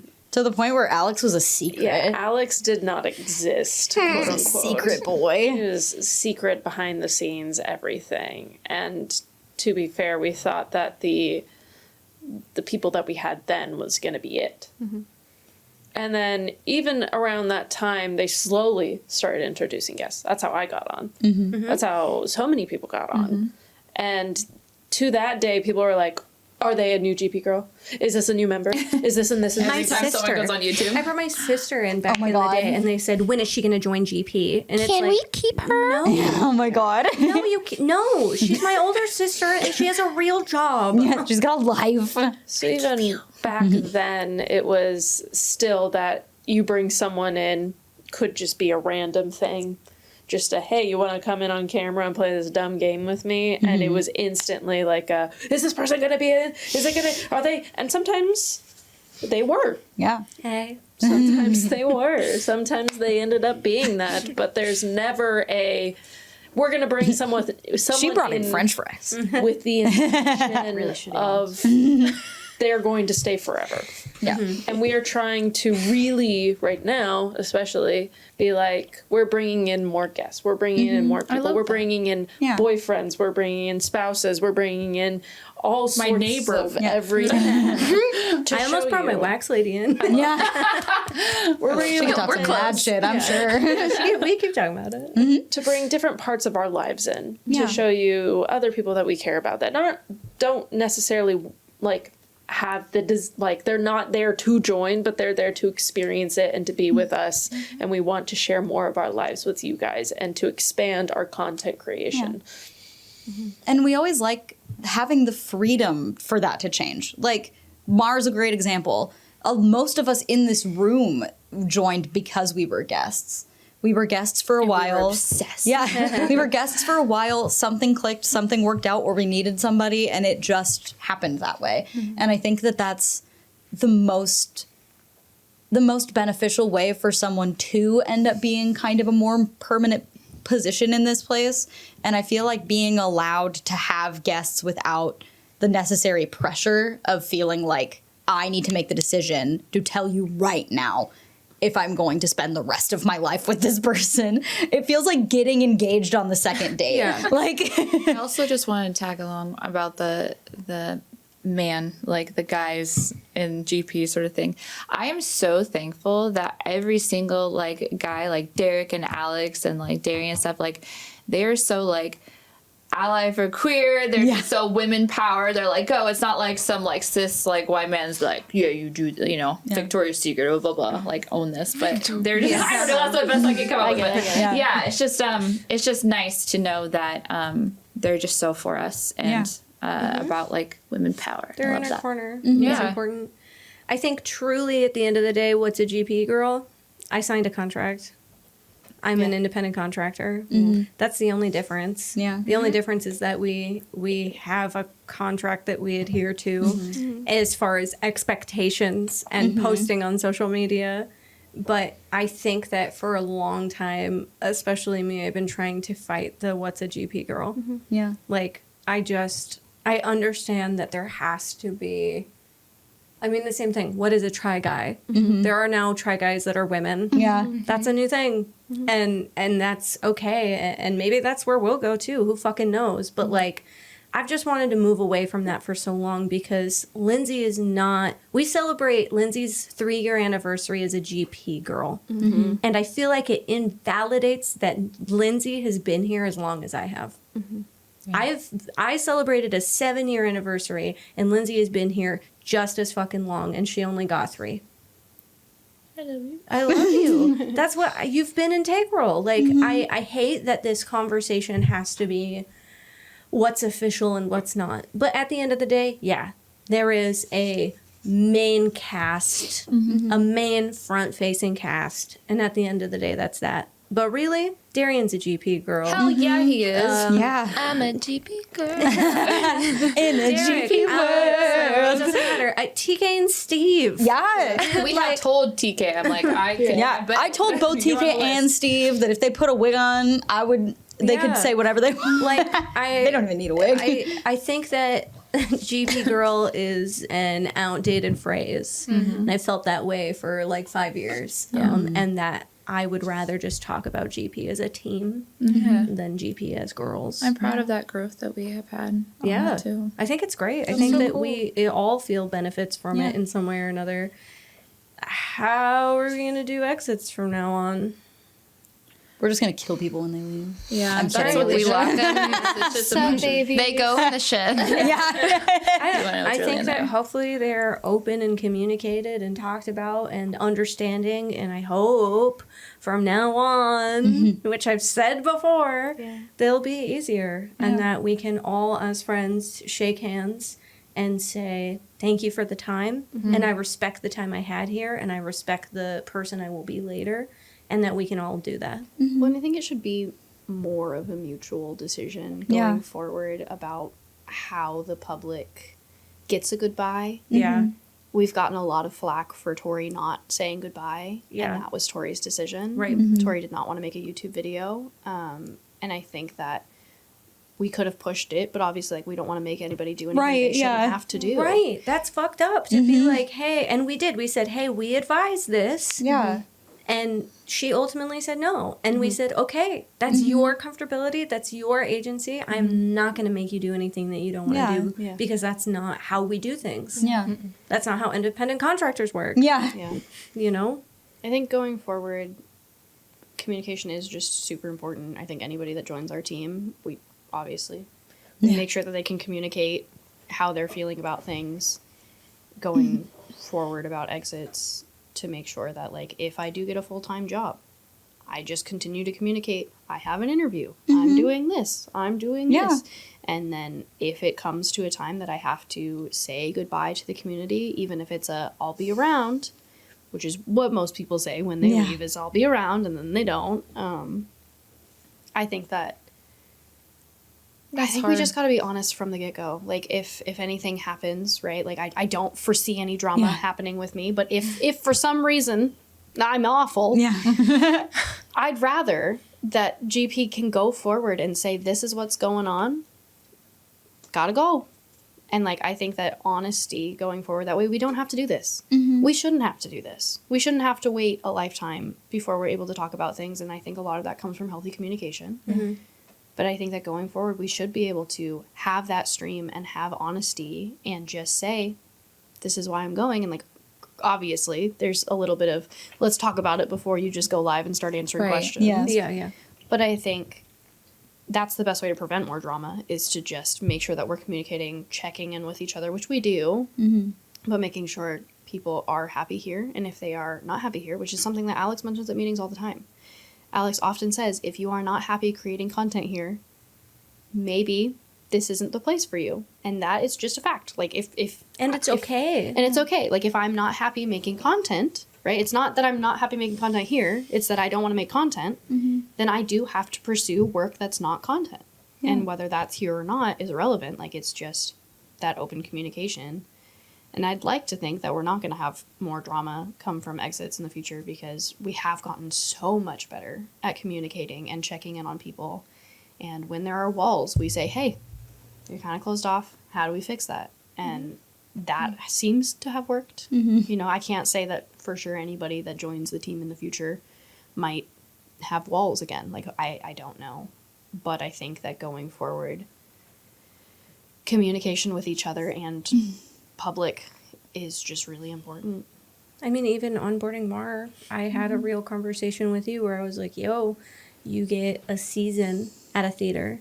Yeah. You get a show for 3 months and you work really hard and then you get to walk away from it. Are you okay knowing, and my comfortability asking, is this something that you just want to do for now and then walk away from? And we had a real conversation about that. Yeah, we did. And I think that's important to know too. Like, coming in, it's like, this isn't just a brief blip in my brain that on my time, my lifetime, but like, a lot of us are striving to make this our career. It's okay if it won't be in the long run. It's okay if your feelings change, but like, I do want to pull people on that like want to be here for a while, especially because stuff gets shaken up so fucking badly. And I think it's important to have those check-ins. Like, if I say, and I have this conversation with you, then, and then down the road, something changes, that I was open enough to have another conversation with you and say, hey, these things changed for me, and here's why, and here's what we can do about it. Right. Yeah. Yeah. That's how it should be. It should, even if the conversations are hard, even if there are tears, or even if there is arguing. What? I said they always are. And they always are. The hardest conversations are sometimes the most important to have, and they're hard conversations because they're hard. But like, holy shit, are they necessary? Yeah. Is it worth not saying anything and walking away and never saying anything again and losing a person? Or is it worth having a hard conversation and fighting? And the reason why they're hard too is because I think that we care a lot about each other and stuff too. Yeah. So. I know one of the hardest things is you feeling that you don't want to fuck anybody over. And that sucks. That sucks that you have to hold that burden. But also, we know that that's not how it is or how you feel. Like, you're not doing anything malicious by just saying, this isn't it. Yeah. Anyway, what about the future of GP? It's gonna be fucking amazing. Yeah. We are already building back up. We are. We have a new channel that is completely unrelated to all this other shit. This was in the works for a while. About a year of talking about it before doing it. Alex the other day was like, we could do a third and a fourth channel. And I was like, maybe not yet. You're like, holy God, sir. It'd be fun, though. Maybe another excited. channel that actually plays video games. I'm excited to start new, like a photography style and stuff added to our Patreon and stuff too. Talking about that, we have been talking about podcasts. Yeah. I love How it. crazy. How crazy. How weird. Yeah. Newer content. Newer content, different kinds of content, finding production in things that we already do and seeing if we can spice them up, adding more guests, and seeing how fun it is just to work with other people, even if the intent is to never have them be in GP. You wouldn't ask it of Steve. Why do you ask it of other people? Yeah. God, Like calm a down. rotating Yeah. cast. Yeah. Rotating Steve. Rotating Steve. Trying new things. YouTube sucks right now. Yeah. The algorithm sucks right now. The algorithm sucks so bad. YouTube is that- really, really fucking hard. Yeah, so and hard. Twitch is also at It's the slowest growing pace it's ever been as far as creators gaining, while also being still the quickest growing platform for people on it every day. Well, I think the algorithm on literally every platform right now is insane because of the weight that every single person in the world is carrying right now. Yeah. Like, not getting into any of it, but just like, how heavy is it to walk outside? Yeah. I don't have to ask you a single question that you don't want to be asked. I can ask that. And like, the world is heavy right now, no matter where you live, and like, it's hard. So like, being on socials is hard. You interact with different content that you normally do because you're trying to escape from what your normal is. And Yeah. everything is weird right now, and so like, navigating a new algorithm feels impossible, especially when they're changing all the time. And we do try new content all the time, and sometimes it works and sometimes it doesn't, and we celebrate the big and the small wins when we can. But I think that, especially as a content creator right now, everyone is navigating new territory and nobody really knows what they're doing. And some people are successful and some people are not. And the number one thing that we are trying not to do is we don't want to become famous for controversy. Like, it sucks that Alex and Sydney have directly told us that it sucks that anytime they're in the room, people assume they're just going to talk about drama. Which is also why they're not here. Which is also why they're not here. Like, they feel like they can't exist together as best friends without people assuming that they're about to break bad news. Or if all of us are in the room, it was heartbreaking having all of us in the room and having a lot of chat say, who's leaving? Because we wanted to spend fucking time together. Yeah. That's insane. Like, stop. I hate it. Let us spend time together without it being an announcement. Like, We're a unless team. Unless That's kind of the point. you want to see us all together until we are, then it's weird. And then you're panicking. So like, I put it in the shed. Alex asked if I could put it in the shed because he wanted to talk to me about the factor meals. Yeah. And then when I came back, I was like, Nikki brought me coffee, and then I had to pee, and then I got hungry. So sorry I put you in the shed longer than I thought. And they were like, we thought something terrible happened. Oh my god. And it was like, Nikki brought me a coffee. I said hi to Leela. I peed. I heated up a 2-minute meal, and Alex and I talked about how we had to throw away some factor meals because they were expired. Like, are you kidding? Yeah. And that's hard too, because that's the vibe that's been put out for so long because of everything that shook our core, like even the community. yeah. Like, as much as I roll my eyes, I also can't fault them for feeling that way either. Right. Yeah. I think we've started being more playful with the community again and like lying about things. Yeah. Like we're making out in the shed or whatever. Right. They're And like kissing. we're trying to start making content that's fun again. Not that our content hasn't been fun, but for a long time, our motto was survive. Our motto was do what you got to do to stream today because I know you're sad. And now we're at a point that it's like, It's all right, fun. Yeah. it's fun again. We like each other again. Like we're healing. And we have to be careful. We're not the big YouTubers that we wish we were Yeah. that have been on the platform for 11 years. We can't just do 10-minute power hour on whatever we want and be okay with the views being bad. Or Yeah. we can't do good Mythical Morning episodes that don't perform super well, but it's fine because we don't have the grace to be able to do that. We actually have to be We gotta really be content careful. creators.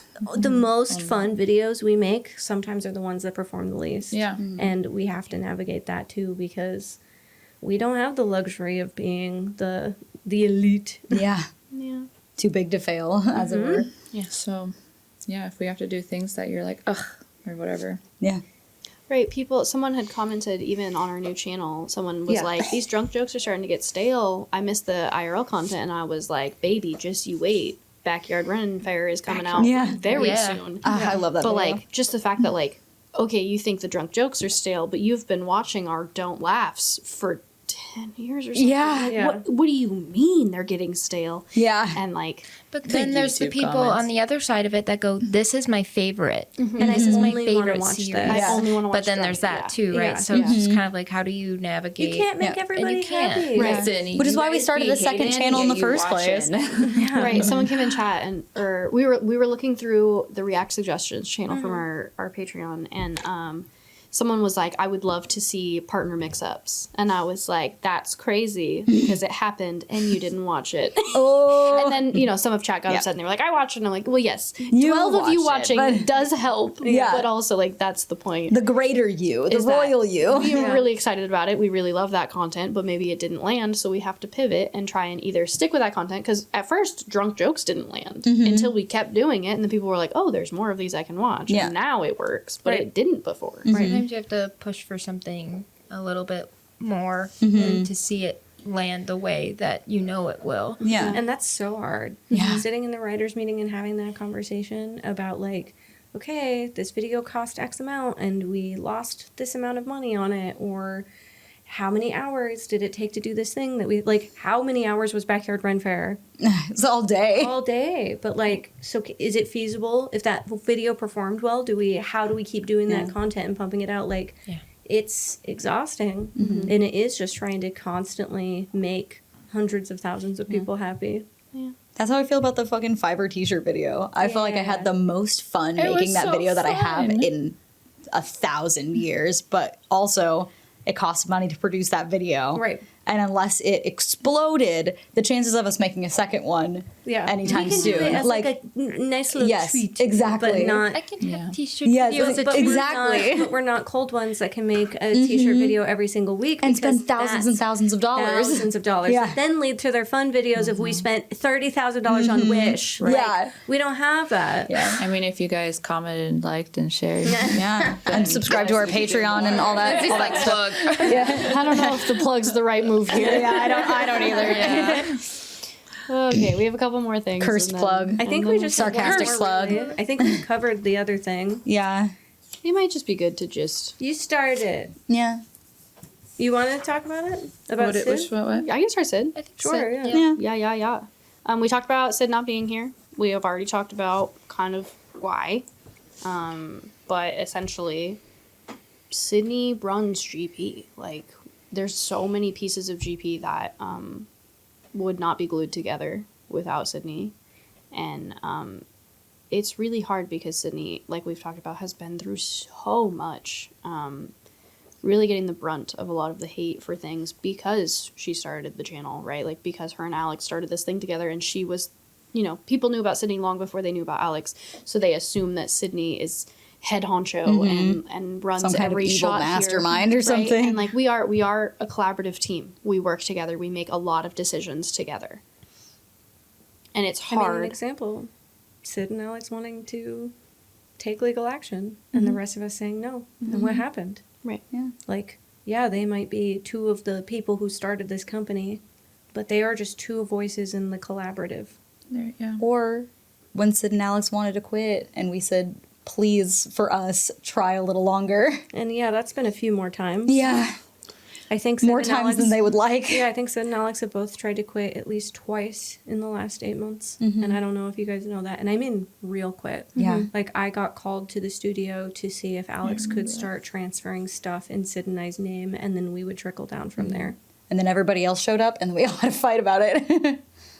It's hard because people constantly pin every negative decision on Sydney and Alex. There have been a lot of public statements trying to claim that our business is run poorly because people aren't here and they don't really know what's happening.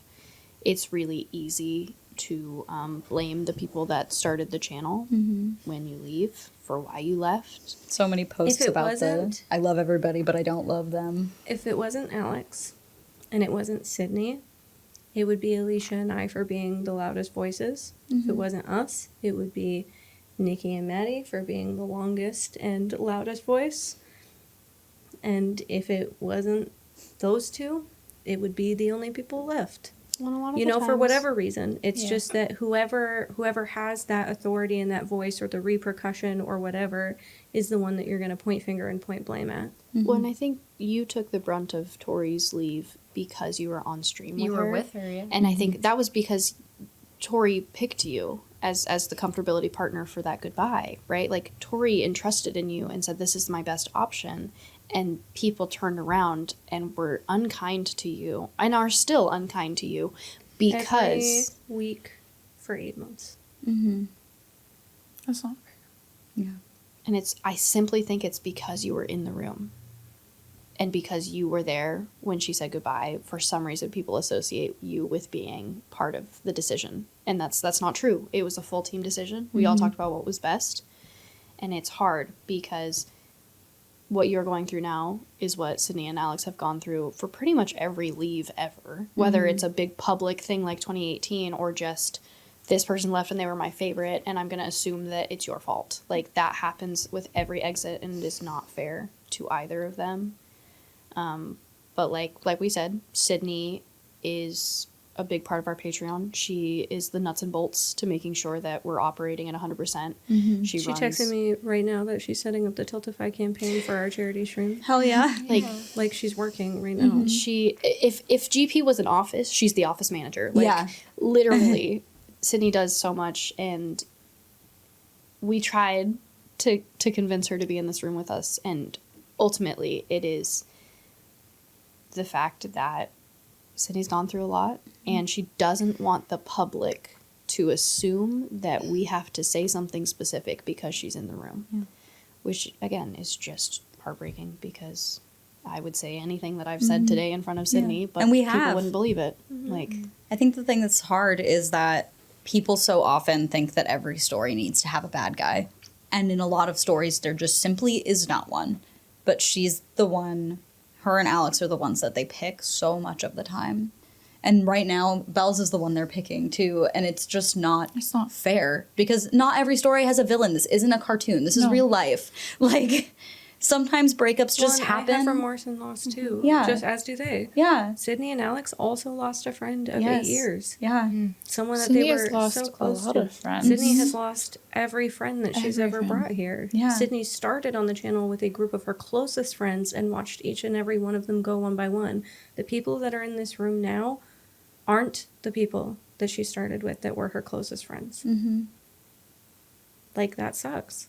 Alex and Liv were so close to the point where we made fun of them all the time that we could never live up to the Alex-Liv friendship.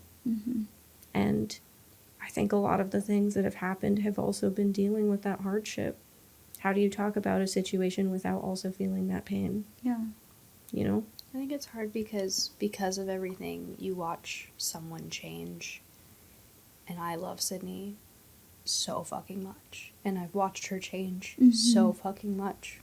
Just in the 4 leaves that I've seen, like, it was really hard to be between Sydney and Sky.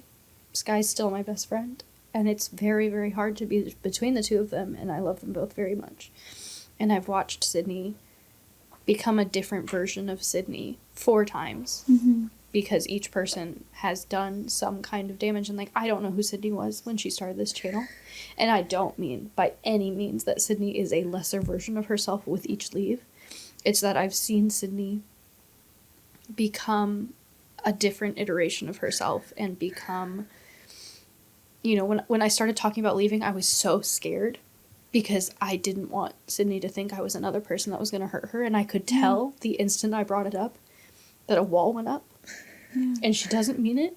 And she's not trying to say anything malicious. But when I said that I was thinking about leaving and I was in a meeting with Belle's, Alex, and Sydney didn't want to say a single word to me. And it broke my heart, but I knew that she didn't mean anything by it. It's just that she's been hurt so many times. She knew that she couldn't talk to you in a way without expressing the hurt, and that wasn't fair because separating the friendship from the business is hard. And so she needed to take the time to let the feelings of hurt out so that she could come back and talk to you in a way that made sense and was better for both of you. Yeah. I think it's hard because people look at Sydney and, you know, we made everybody drop the phrase Mama Sid because A, it was a different iteration of Sydney, and B, it just got to a point where Sydney didn't want to be that person anymore. Like, Sydney is still the same person that cares about all of us as a mom would. Like, that's true. But she was tired of the community just, like, assuming that she was always the one that picked up the pieces, which is still true. Like, I mean, with Lindsay, Sydney is, like, the glue. Right? Like, Sydney came to all of us and was like, figure it out. Well, yeah, here's something that a lot of the community doesn't know. How long have you and Sydney known each other? Since high school. Yeah. I know that a lot of people, you and Liv are best friends. Like, there's no, no shading in that. But people don't know that you are here because of Sid. And that you guys have been friends since high school. She's been there for me through life events. Yeah. And just gotten me through a lot of stuff. And it's always advocated and been there for me. Like, Maddie and I knew each other in high school and we weren't even friends in high school. Like, you guys have known each other for so long. And not just known each other, been friends for so long. And it's hard to see her go through stuff and, yeah, like Alicia was saying, just not be the same. Like, I love her and everything, and it takes time, like we were talking about and stuff too, but it's just the trauma that's impacted her so much, and I feel bad. And it's so hard to see that happen to someone so genuinely selfless. She has this really, like, sometimes to her own detriment, impulse to put everyone else's needs above her own. And I think that that's a really admirable quality, but sometimes I wish she would think about herself a little bit more. She just does this a lot. Yeah. Because she's so scared because she's been hurt so much. Mm-hmm. Even as your friend, sometimes I have to remind her that she doesn't have to put up a wall with me. And I think that's why I'm crying, is because Sydney's been hurt by so many people that she's considered her best friends, that even as someone who's known her for 7 years, I have to say, Sydney, please let me in. Mm-hmm. And I have to remind her that. And it's not that she doesn't want to. And I think that's this too. It's easy for me to say as a friend to do that, but to do it in front of the community and have everyone say, please let me in, and she just says, I can't. And we respect that. She will always push and push to be there for other people. But yeah, just the first thing is other people and then not herself. This is her world. It's her everything. This is her entire everything. Just like Alex, it is her baby as well. And she will do anything and everything for it.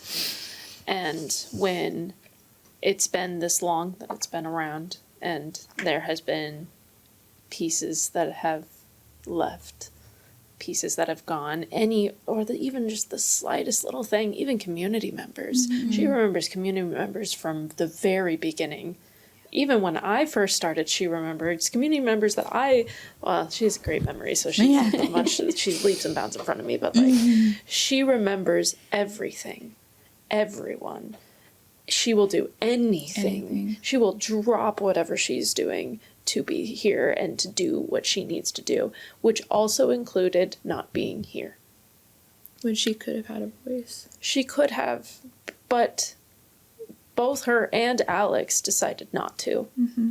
And that is because this is their world. And that is sad, but also they wanted that as well. You want that? They wanted us to have our voices as well. But they know, they trust us, they love us. They know that we can also sit here and represent their world. I remember Sydney talking so much. I'm telling you guys all the time. Every time we hung out, it was just like, guess what we did it, or this is happening at GP, or this girl's, and like, oh my gosh. It was just like, our friend Cassie, a mutual friend, she was like, gosh, she talks about GP so much. And it was because she loved everything about this place. And I was like, what is that? But like every time we hung out, it was always GP because she just was excited about it. Mm-hmm. And that it's literally her everything, her baby. Trying to get her to talk about anything else is so hard. Yeah. I love that girl. But trying to get her to not talk about work is so hard. Like to watch a movie. Yeah. Her checking her watch the movie theater drive me insane. I put it away. Breathe. Get a good Netflix show going. And I'll change things. Mm-hmm. Okay, so also, and so many people, Alex is way more in the know than he used to be, which is also crazy back when he was a nameless person, because he didn't want people to think that GP was being run by a man, because GP is run by all of us. Mm-hmm. Women. All of us have a say. That's another reason why they're not here. They wanted you guys to see that we have a voice and that is not just theirs. And now he's around, and I think people get confused about that and ask a lot of questions. So who the fuck is Alex Mens? It was like so many years before someone's like, wait, there's a guy? Yeah. Alex is one of the best humans I've ever met in my entire life. Alex is the most strangest, hardworking, wonderful human that I have ever met. I like that almost sounded like a Jackbox shirt. Strangest, most hardworking. I could put a lot of words He's on very there. selfless, Yeah. like incredibly selfless. And he's a workaholic to a T, almost to the point where it's concerning for his health. Yeah. Not almost. It is concerning for his health. Yeah. Very passionate sensitive. man. Very passionate. Very passionate. Very dramatic. Very sensitive. With that passion and the drama, he can be kind of spicy sometimes. He's a spicy guy. He has a little bit of a vein of an anger issue in Hey, there. me too, and you guys laugh when I It's do it. true. I do, but I just suppress it. On top of being a good friend to all of us, a wonderful individual, he also helps keep this place running. He helps us make decisions. He helps us navigate through hard times. He's our counselor. Yeah. He's a counselor. He builds so many of the don't videos. He finds so many clips on carpenter. Reddit. Yeah. He built this room. This He room. bleeds for every single building project that we have every time he hurts himself. He mediates any problems that the girls have between each other so that we can come together and work things through in the best regard. Or he says, don't worry, I'll take the brunt of it so you don't have to have anyone be mad at you. When we're overwhelmed, with projects and stuff, like, he was like, okay, nope, don't worry about it. We'll get it tomorrow. Like, just be okay. Like, Yeah. that's him. He literally, last time I saw him, double-checked the schedule and said you were feeling overwhelmed. And I was talking mentally. And Yeah. he was like, do I need to take you off one of these days? And I said, no, the schedule's fine. Yeah. Like, he checks in. All the time. All the He time. is a lot of the glue. Mm-hmm. He helped make this channel turn into what it is today. He's helped keep it running by not taking paychecks, by digging into his own bank account to make sure that this place stays running, that he can pay and help out people who work and are a part of this. And without Alex, this sounds really bad, and I say it every time, and I mean it, GP would not exist. Yeah. I don't think we could do it without Alex or Sid. Both of them are like, one day we'll retire, and I'm like, will you? Yeah. Will you? Because one day he's like, I'll leave, and someone else will take over, and I'm like, no. I don't think that we could find another Alex. I don't in think the anyone amount of could that do he it does like and him. Yeah. To do Alex's job, we would need to hire 10 people. Like, Yeah, so Alex is our financial advisor. So he's asked me multiple times if I want to learn how to do the things and pay people, and I say, fuck no. I don't want to do it. You know what? None of us here want to do that. None of us want to look at how That's much money we stressful. have, pay all the bills, pay That's all the taxes, stressful. and then to figure out if you can pay everybody in this room. And you know how shitty Alex feels every time that he has to look at one of us in the eyes and says, I can't pay you this, what you deserve this month? That's not a job I fucking want. No.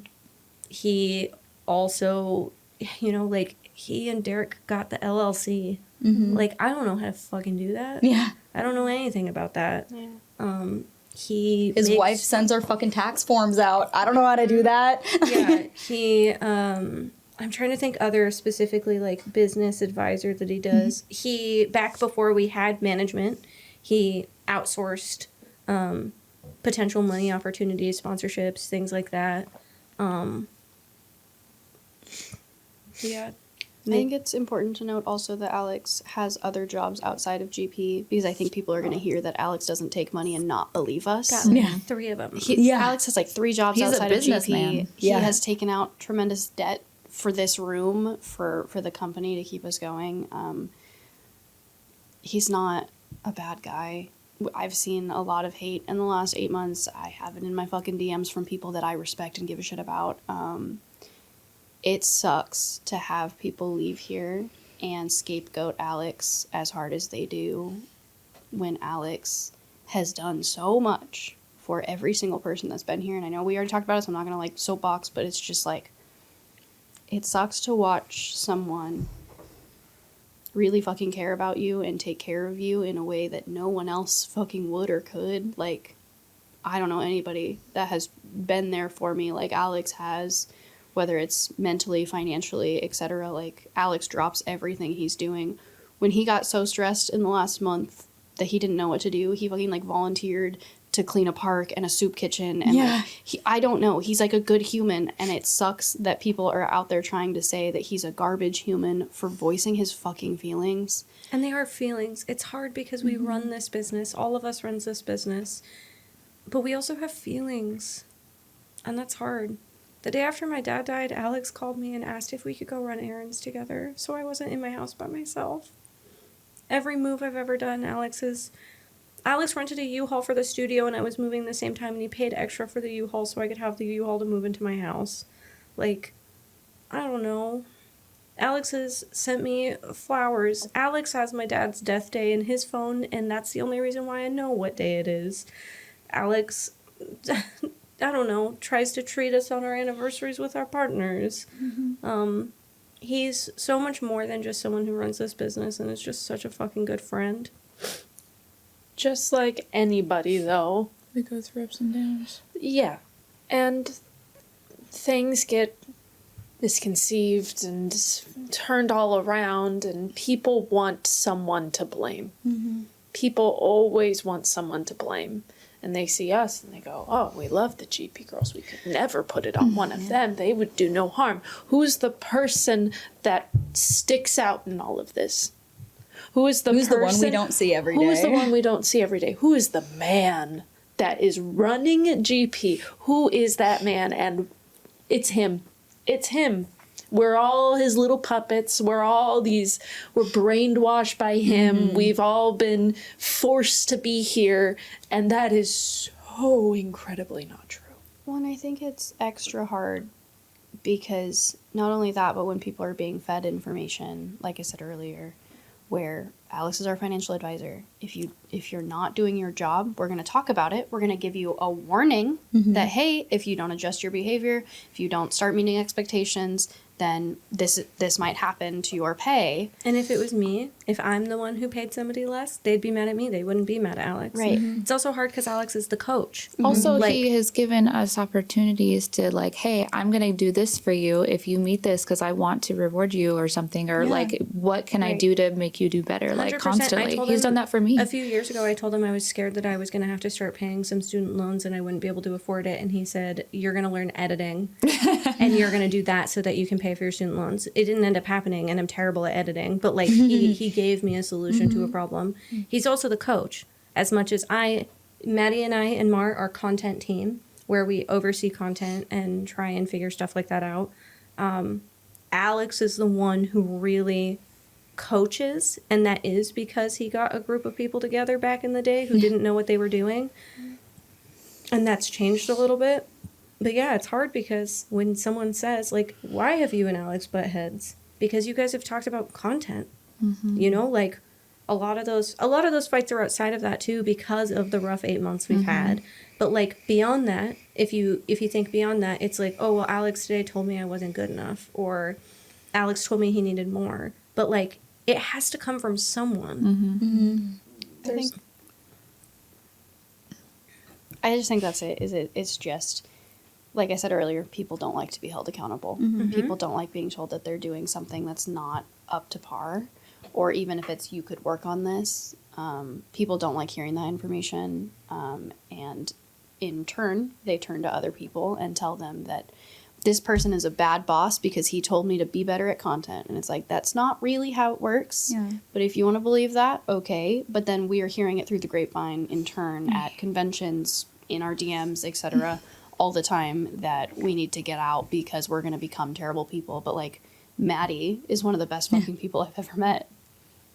I'm sorry. It's true, though. Maddie wouldn't fucking be here if Alex was an abusive piece of shit, and he's not. Okay, literally the first thing, I was meeting Alex to film my first YouTube video. I had been on the stream 2 or 3 times with Maddie and Sid, and then I was going to sit down and film, and Alex was going to coach me, and there was going to be no one else at the studio. And I had never met Alex. I had only ever heard his name.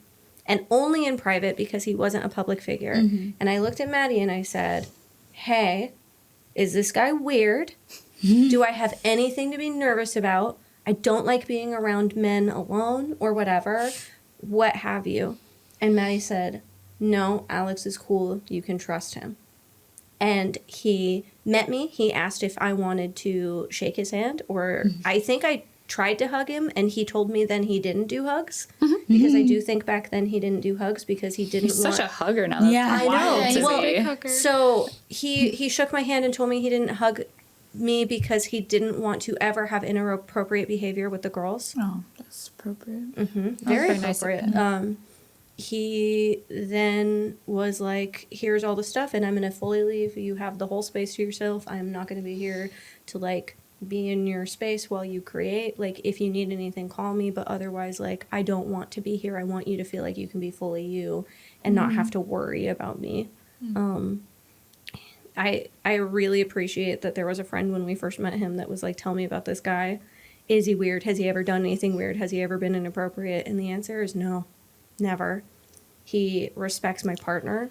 He loves my partner and your partner and Sid's partner. He loves boyfriends when boyfriends are kind and good. And that's what I'll say about that.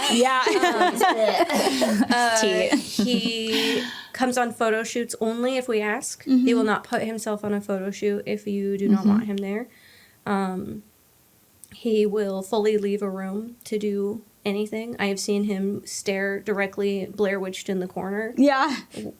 To make sure that I had full privacy. He's also really transparent. One thing that's really bothered me is just like we're talking about grapevine rumor stuff. People are like, oh, does like Alex hoard this? Blah blah. I'm like, this man is like this is, we can see what we're making, everything. Like we're all as a team. Like he's always like very transparent in everything that He's we're always doing. been an open book in that way. Like if you have a single question about is just anything crazy. financial or anything, he'll he, answer shows you right yeah. there. Anyway, but it just like bothered me like that people are just like coming up with things just on rumors on the internet. It's just annoying. People that are like, he's definitely like embezzling money or something. As if we couldn't just like, we have the logins for every single one of our accounts. You think we couldn't just like look at our own PayPal account? Yeah. Like, or do you think we couldn't just like look at our own Twitch analytics? Like, how feeble-minded do you think we are? Like, you think we're babies? And like, it is hard because we do live in a space where, especially now, not when it started, but we live in a space that does some sexual content. Like, we are not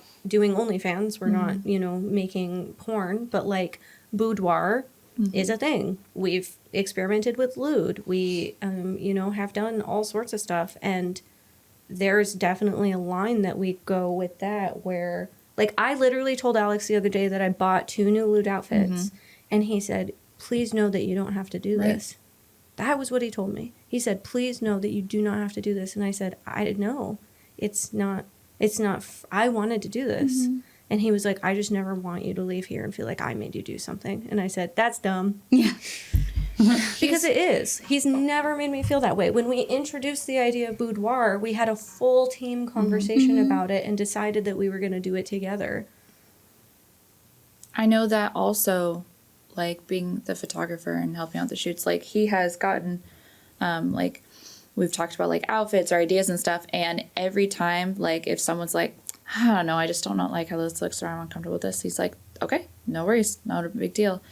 He's just always never pushed someone to do anything that they don't want to do when it, like, especially with, like, photos and stuff, too. All you need is to express it. Yeah, that's it. Like, you have to say, hey, I don't feel super comfortable in this. And then he goes, oh, my God, do we need to change something? And you're like, oh, no, I'm just on my period and I'm not comfortable. I think that was a hard thing in the past.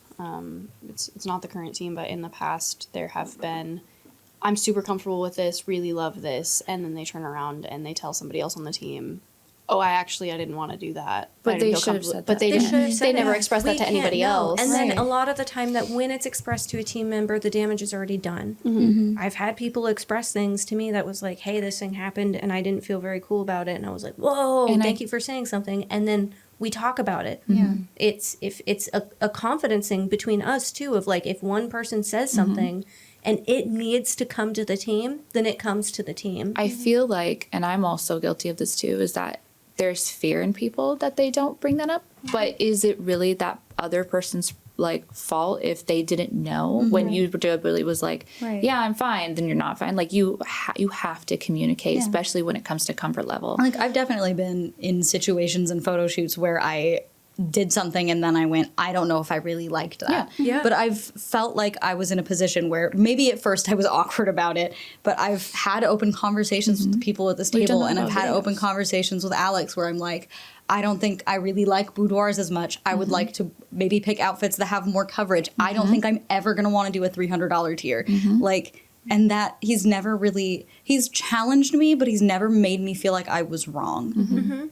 And a lot of the time, challenging is also challenging, but also understanding where. Like, what does it lie? Do you not like boudoir, or do you need something that is more covered? Or, like, is it see-through elements? Do we add mesh to it? Yeah. You know, like, Posing, sometimes like things like that. sometimes What are you comfortable challenging with? is also just opening up a larger conversation of, instead of just saying no, finding where that lies. Right. And that's not just an Alex thing, that's an everybody Yeah, thing. exactly. Because you need that clarification. And you also, I do feel like it is true for our other content also. I feel like challenging yourself is the only way to grow and to realize what you are and are not comfortable with. Yes. And being able to say, hey, I did this, but after the fact, don't think I liked it. Can we just not use this half of this what thing? we're learning about. Like, Maddie and I just had that in a video. We watched something. I came downstairs. Maddie and I were shooting together, and I was like, woof, that was a lot.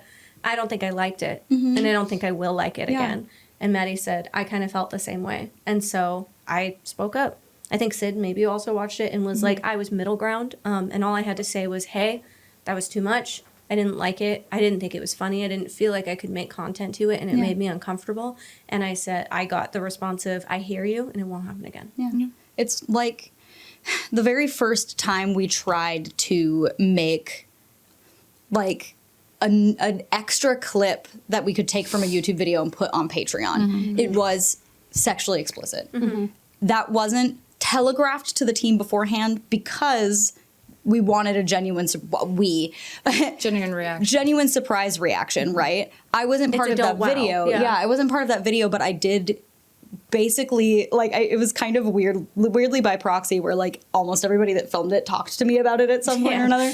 And it was one of those things where everyone's like, wow, I kind of wish that I knew that was going to happen. So then after that, we all sat together and we were like, hey, if there's going to be nudity or anything like that in a clip, like nudity beyond just the normal, hey, this is a human body. Like nudity that could possibly be in a sexual situation kind of nudity. Or just nudity that feels more aggressive. There's a difference between looking at Da Vinci's picture of man than a naked man. Yeah, yeah, for real. And it's one of those things where now, after that conversation, we all sat together, we were like, do we still want this clip to go out? The answer was yes, it's okay. Then the conversation ended up being, okay, but who is ever going to be okay? Like, are there any people that have hard no's? Yeah, and then hard no's were taken off, and you will never be in that video. And then we talked about, too, how do you get the genuine surprise, shock value out of a react? Because it truly goes to filming reacts, but then also still have warnings. And so that's what we talked about, too. We talked as a team to figure out, okay, so this now has a warning of, like... It just says, like, 18 plus. 18 plus. Yeah, it's going to have an 18 plus clip. And so you go in knowing. And then, like I said, I got an 18 plus clip the other day. I've watched so many others. I mean, I did the fucking OnlyFans series, and I watched Belle Delphine put a wand in her pussy. You know, I've seen shit on the channel, okay? But yeah, I got to a point where I saw something that I don't think was any more aggressive than that, but I didn't like it. And so I just said, that's a no for me. That's a boundary. That's a line. That's never going to be something I'm okay with. And it was, okay, check it off the list. It's never going again. And the video clip got deleted. It was taken out It of was the React fully completely. taken out of the React and not put anywhere. You were like warned before, like, you know, told beforehand, and then you said, I'm not comfortable out there, and that was it. And I feel like we do that a lot with everything that we do, just making sure of just like, are we comfortable and communicating and that? that's not just Alex. That's you and I at photo shoots too, or whatever. Like you've pulled my G-string out of my ass, my God. and then immediately went, "I'm so sorry." And it's like, I no, was we're not fine. thinking. But I mean, like, My that's what I God. mean when you live in That a level of state of being that has this fluidity. Even in the joking about you two being married, or me putting Maddie's finger in my mouth, or me shaking my ass for Nikki. Yeah. There has to be a level of understanding and a level of comfortability, and we wouldn't be able to have that if the people in the building were not people that we could trust. I just want to also say on this fact too that we are human, and that I know I make mistakes and stuff too, like, oh, I shouldn't have done that, but like there's been times where, like we did with the video and stuff, of just like, oh, we don't like that, and we talk about it, or like, oh, a video or something, like, I'm Or not comfortable you thought you with were it. okay with it, and then later on we're Yeah. like, I decided that I don't want to do this anymore. Yeah, exactly. And I feel like we've always just, I personally, and I know that everyone here, just felt like okay and safe of doing that, and feeling like that is heard, I guess. So By the whole team. Yeah, by the whole team. I mean, Darian edits videos and does stuff too. Like, we have to be okay with Darian seeing anything we do in that room. You know, like, that's trust in someone to see me upstairs doing whatever. and like, it's also up to us it's of also up to us, talking yeah. about it Yeah, and communicating, because we don't and advocating know. for each other Yeah. and ourselves. If you say that you're not, and then like, I don't know. Yeah. There was one specific instance I remember where half the comments on the video were like, where was Nikki's reaction to this clip? And it was because I had a massive panic attack. Yeah. It was one of my really big triggers. I didn't realize the clip was going to hit me like that because it was supposed to be wholesome. And I freaked the fuck out. And Darian had watched my footage of me, like, weirdly trying not to cry, holding my tissue like this, standing up, being uncomfortable, walking out of the room, and then coming back and being like, ah. And then I still texted him, and I was like, please don't use that, because I was nervous. But it was because I felt like I could communicate that with him and make sure he knew that, like, Sorry. that was a genuine, you're totally fine. Even Lindsay and I's drunk jokes video Yeah. where I like regurgitated a shot onto the table. I said, don't use that. And then I said, well, you can use it, but you have to blur it. Right, yeah. Like, or like, hey, I said this thing in a video and I don't care if the people in the room heard, but like, please bleep this, because I think Tori and I did a Reddit like that one time where I yeah. talked very explicitly about sex, and I was like, bleep the whole thing. Yeah. Just keep Just the clip censor it. in. Yeah. I use a lot of my hands, censor that shit. Yeah. You know, like, and that's what we should have. We should have the creative ability to create and try and fail and do new things and scary things and different things, but then also be able to be like, pump the brakes or Yeah. take it out. Wow. Yeah, Wow. that divulged very far. Yeah, we from get- we Alex, we but tangented. did it. But yeah, I mean, I think it was important to talk about Yeah. consent in this building too. Well, and I also feel like Alex has a big hand in that because Yeah, he does build a lot of the reacts. He does help screen the But content also, after it gets edited. He's a man Yeah. surrounded by women, and like to know that we're safe is important. And I Yeah. think there's safety in each other, but also safety in Right. a man being around too. There's Yeah. never been a moment in this building where I felt unsafe. And this is also just about our feelings and what we're expressing. And I've just been kind of irritated about rumors. And so I just Yeah. like to be like, listen, I don't Yeah. have a yacht in Florida. He doesn't, Alex not hoarding, Yeah. money, or like, he's don't not have private pressuring us. jets. It's like, you have to do this and You work know, as my sex slave. Yeah. It's You just know, stupid. one of the things that got me really mad was I posted that extremely hot selfie from the room in Vegas. And someone did notice that Alex's head is behind me because he realized that I was taking a picture and like, he tried "Oh." to dip out of it. Yeah, I Not was there. because he didn't want to be seen. And a bunch of people were like, Bells is shooting a boudoir or a lewd shoot or whatever. Yeah. People didn't even know at that time that it was a lewd shoot. And they were like, why the fuck is Alex there? You know what? Because I don't care. I was fully clothed. To my comfortability. Yeah. He fully left the room and literally went to the very front of the building while Lindsay was in the room with me while I got changed. I had pasties on, I had a full body see-through suit on, and my butt cheeks were out. You know what I don't care if anybody sees? My butt cheeks. I could care less. Fair. Me and Liv were doing one of August shoot or something. It was Right. the cowgirl shoot. Yeah. And we had pretty sexy boudoir on. And I am so comfortable around Alex, and Liv was too. And just like, I was excited for him doing like the cinematic stuff to Right. help out. And like, that was my comfortability. He was like, I will not be there. And I was like, no, please well, do and that. I work with male photographers. Yeah. You've also said that you don't want to work Yeah. with male photographers. Like, and that's okay. That's just a comfortability thing. I also would walk around in the same outfit that Alex saw me in. I'd go to Downtown Pride in that. Yeah. I'm sorry, y'all, because you pay for those photo shoots, but like I've changed in front of people down to that behind the stage. Yeah. And during I've quick done changes. so many things for quick changes. Quick changes, yeah. In middle school, I did a quick change and got down to a pair of shorts and a little tank top. Like, I don't give a shit. And I don't give a shit. I don't care if Darian saw me in that outfit. Yeah. Darian would care. Yeah, Darian would Have absolutely our own care. comfortability, and he is like totally like, yeah, supports that. I also work with a lot of male photographers too, so I was like, it's no It's big not deal. uncommon. It's a normal thing.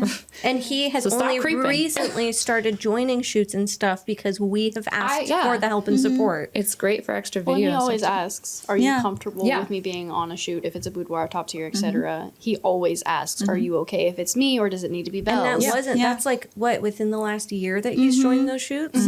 He only used to go on normal shoots and cosplay shoots. And then we started doing cinematics, and Lindsay asked for him to help do that. But it was hard doing both. Yeah. Also, previously mentioned, Alex is married with the loveliest wife ever. Yeah. Very supportive. Good. Like His Alex wife is not a weirdo. His wife is in our work group chat. Like, She sees everything. yeah, she sees Like, everything. She knows everything. Yeah. Nothing is weird. Like She people, does people our wanna make it weird. taxes. not to a personal level, but she People wanna make it sends our weird tax so bad, forms. and it's not weird. It's not weird. It's not weird. It's not weird. Like everything is real good over here. Stop making assumptions. Stop making assumptions. Anyways, stop creating rumors. They're dumb. Stop Yeah. making Annoying. assumptions, and your favorite content creators are just fucking people. They're people. Yeah. I look ugly and I'm in my house and it's gross and dirty sometimes. I don't do my dishes as quick as I should, you know? Like, I'm just a normal lady. Yeah. Put my bra on one boob at a time. My office is literally full of my laundry right now. I folded it all. Did I put it away? Absolutely not. Actually, get folded someday. Like, half of the girls live in apartments. Yeah. I don't own a home. No one owns a home. No one owns a No. home. The only one that owns a home is Alex. Yeah. That's because his wife is a sugar mama. I technically own a home. Don't be like that. I do. Yeah. my name is legally on it. That's true. It's What's true. up, Maddie? I just don't live there. I think it's important to know that, like, Alex is a good human, and if Alex, I'm trying to talk. She loves me. She's a GP girl too. Okay, well, both Alex, Sydney, the people who've created this, know that if something happens to them, if they are driven away by the assumptions, the rumors, the death threats, Yeah. The anything, doxing. the doxing, that gets rid of basically all of us. Yeah. Like, we could push to keep it going without them, but ultimately, I don't think it would be Yeah, the I was same. gonna say, would I don't you know want to? if I could. Not really. I don't know. I don't know if Not any of not us only would. a mix of I don't think I could do or any of us could do what Alex does, but I don't know if I want to do it without Alex or Sid. It's a domino effect. I remember talking to Maddie where Maddie said, if Alex leaves, I'm leaving. And I said, Maddie, you can't leave because if you leave, then I gotta leave. Yeah. And it, like, it's a domino Yeah. effect. Like, literally, Alex and Sydney make this place what it is, and they're not bad people. We're a team for a reason. And we wake up every day and we choose to be a team. Yeah. That's it. It's worth it. Even when it's hard. Even when we don't make as much. Even when we don't get as many views as we used to. Even when Patreon's lower than it normally was for a while. It's still worth it. It's still worth You're it. all worth it. Yeah. And you guys are worth it. Yeah. The people listening to this. Mm-hmm. We made this for you because we wanted to be honest. And You mean a lot to us. yeah. And thank you for sticking with us because I know the people that are really going to listen to this are the people who stuck with us. Listen to all of it. And for the people not just that bits. Not just Yeah. that. are out there that have any, like, things against us, I just want to let you know, I'm just going to dip in both sides. Okay? Fuck you. No, I'm just That being on both sides, I know that Tori and Liv are done with the drama. GP is well worth done with the drama. And after this, we have gotten everything out. We've expressed everything. We would just like to move forward, please. We move forward with exciting new plans. We're excited. And new ideas and feeling refreshed finally and out of a hole. And we just want to do cool shit. And we don't want to drag other people down. No, we don't. This is not about dragging other Nope. people down. It is not about tarnishing people's names. Is it hard to hear that stuff? It would be really hard if all these people sat at this table and publicly told me my shortcomings. But I can't say that they're not true. Mm-hmm. You know? Like, Been there. I don't know. Yeah. Yeah. This podcast was not created to start drama. It was not created to stir up anything. It's literally just we want to talk about what we went through. We want to get it out because we're tired of holding it in. A lot of the community, even our own mod team, was upset that they didn't know what was happening. And it was because we were trying really hard to just respect the entire situation. And it is, in doing this is not disrespecting the situation, but I think that given that a lot of our content creator friends think less of us for things that they don't necessarily know about, I think it's fair that we also express our side. Mm-hmm. And we're not trying to disparage anything that Liv or Tori did for this place because they did a lot for this place, whether you think so or not. Like, we want this to truthfully just be something that we can get our feelings out on the table and move the fuck on from. And we wanted to wait until we were all calm enough to do it respectfully. Because I'll tell you what, I sure was not in a good space 4 months ago. Yeah. So. And that's fair. You didn't have to be in a good space. You were right in everything you felt. Just because it took you a little while to get to a better spot doesn't mean you weren't valid. Yeah. Just to bring up the reminder at the very beginning of the video. Please don't attack or condemn anybody for anything that was said today, including other community members, including people that are hanging out in chats that are not ours. It doesn't fucking matter. Like, if it doesn't impact you, leave it alone. We've seen a lot of trolls in the last 8 months. Don't interact with them. Yeah. Stop talking to them. Stop talking to them because it gives them what they fuels the want. fire. Literally, Like, report and block them. Move on. I appreciate you girls so much for the last 6 months, 8 months, whatever we've been dealing with this. But I had Hallie cannot stand that we're in the She's room like, talking "Stop and not also paying attention to her. table. This table. She's gonna wreck. She tries to She's jump gonna on the wreck last these mics. I know, the mics, I'm sorry. the camera. continue. No, Yeah. I just really needed you to see. She's so funny. such a sass. She is a GP girl, man. She's like, I'm part of this meeting too. she thinks she is the Oh GP yeah, girl. she's the star. She is. What do you mean? It's just been really hard, like, kind of going Yeah. through the motions with back and forth. And this has been really heavy, and I was a little nervous about today, but I'm so excited that we did this together. God, I just want to all give y'all a big hug. I'm proud of you. I love Liv and Tori with all my heart. I love my squad more than anything, and I'm just so excited to finally just move forward, and it just makes me excited. Yep, this isn't to condemn or hurt anyone. This is everyone has loud a voice. They're loud a voice, and we just express everything that we felt today, and I just feel better. So thank you guys. Yeah. I appreciate it. Love y'all. Love you. Yeah. Now I'm gonna go cry, and I'm just kidding. Tears. I want Breakfast Club movie, and then I'll go. But it has to do the slow motion thing. Okay, ready? 3, 2, 1. Nailed it.